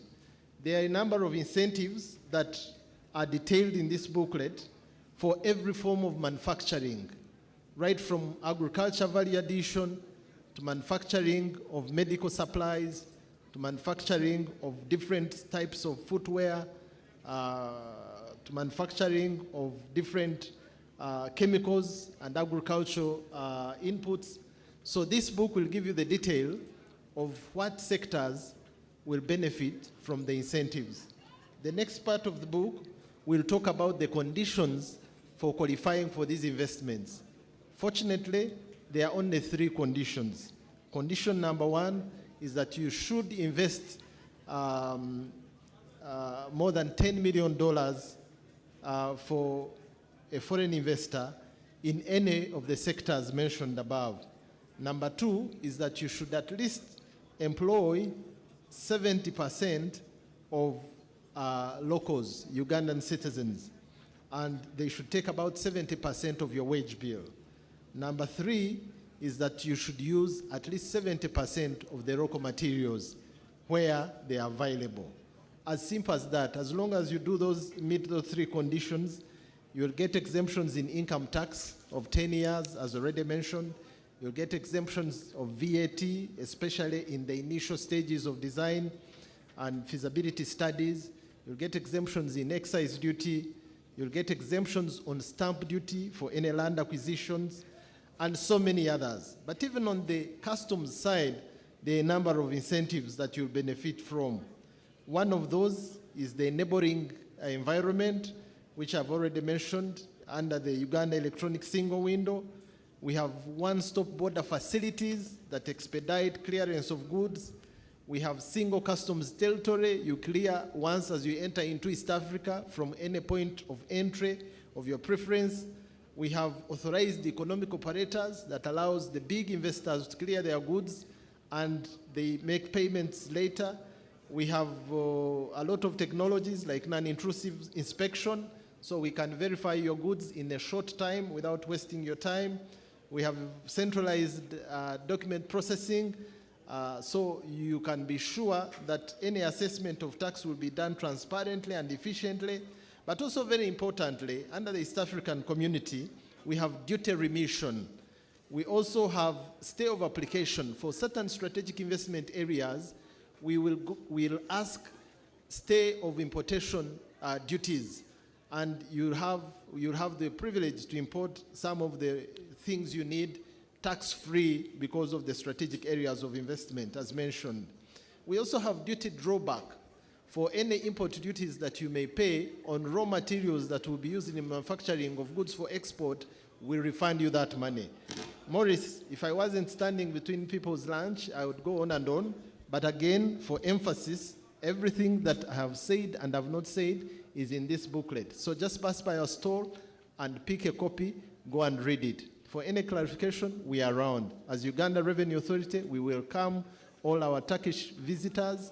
Come and invest in Uganda. There is probably no better country in the world where you'll find a conducive investment climate like the one here in Uganda. Thank you very much. Thank you very much, Commissioner General. I want to thank the panels. I want to thank UDB, Uganda National Chamber of Commerce, PSFU, and URA for sharing this conversation on the climate, the investment climate, and the relationship between the private sector and government. You can take your seats, ladies and gentlemen. Round of applause, ladies and gentlemen, for our panel. I must say we still have an online audience, and we did share this YouTube link with our partners in Turkey, and there is an audience watching and joining us online. And we want to conclude today's conversation. So allow me invite the Chairman, Uganda Investment Authority, Morrison Rwakakamba, to invite the Honorable Minister for Health to close our summit. I see Morrison is one of the happiest men today, and it is very clear why. Thank you very much, my namesake, Morris, for steering this important summit. It is now my profound honor to invite the Honorable Minister of Health to close this important investment summit.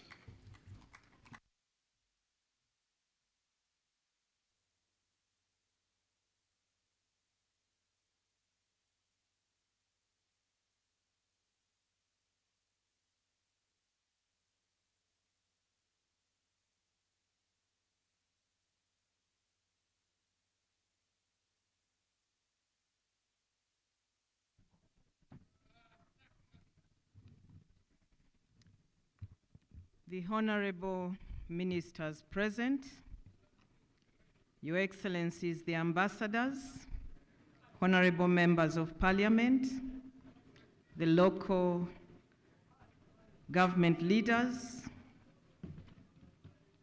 public officials here present, officials from the government of Turkey, distinguished guests, ladies and gentlemen. Good afternoon to you all. I bring apologies from the Right Honorable Speaker, who could not be here with us. She had other equally pressing duties to attend to. I will deliver her speech the way she would have done it had she been here. I welcome you all to this important and historic Uganda-Turkey Business Summit that we as Uganda is happy to host. I congratulate the Minister responsible for investment, Honorable Evelyn Anite, and her ministry for organizing such a successful summit. At the time when the world is still suffering from the effects of the COVID-19 pandemic, collaborations such as this allow us to show the world what we can achieve when we work together as countries in business and investment partnerships.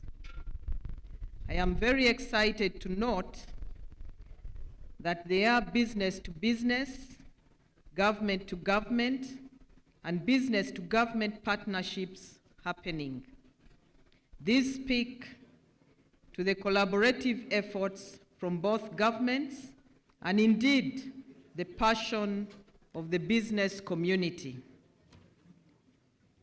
Distinguished ladies and gentlemen, we are committed to ensuring that the decisions made during the business-to-business engagements are upheld and will provide the necessary support to both domestic and foreign investors, particularly through the one-stop investment centers. Engagements like this business summit are evidence of Government of Uganda's commitment towards equitable job creation, transfer of skills, improved import substitution, and creation of new markets, opportunities which we must all harness.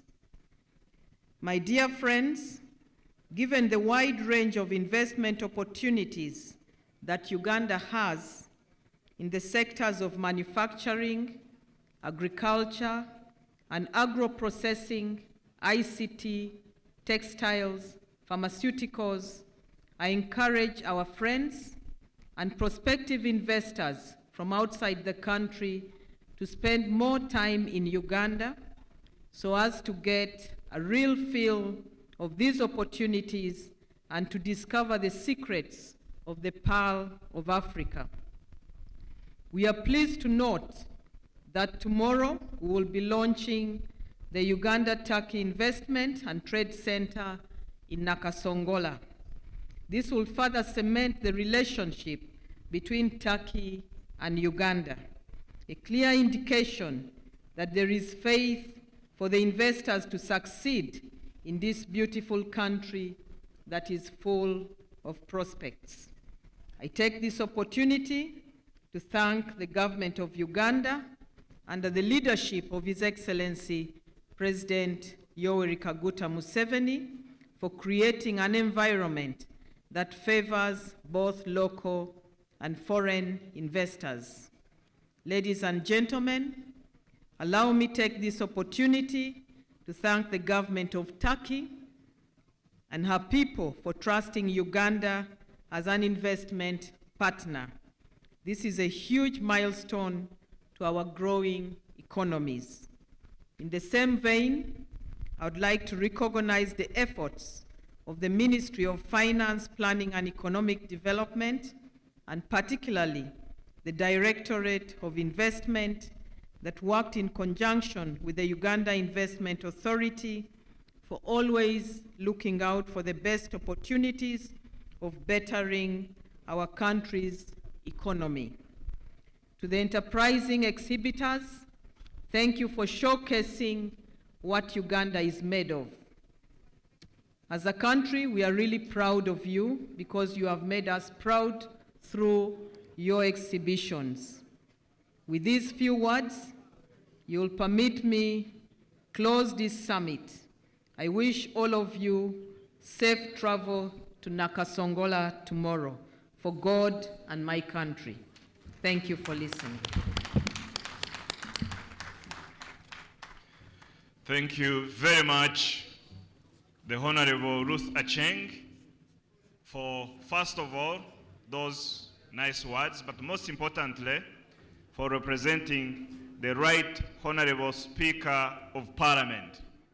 Send us our regards and tell her that we look forward to continue working closely with Parliament of Uganda to accentuate investments in the country. Let me take the opportunity to thank everyone who participated for day one. Thank the media for the relentless work and effort you've done. I take the opportunity again to invite you to this belated lunch, and that you've done a good job, you've earned it. Thank you very much. Till tomorrow.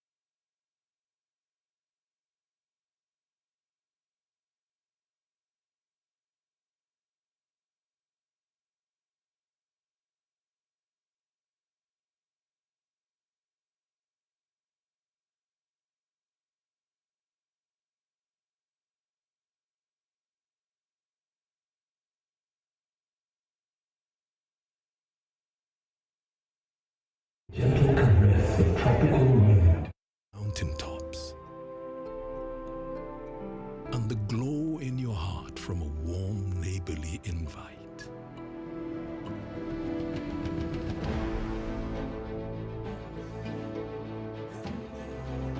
It's in the distinct aroma of our cooking to the taste of food that takes you on a journey. In the sound of homecoming and the sound of Mother Earth.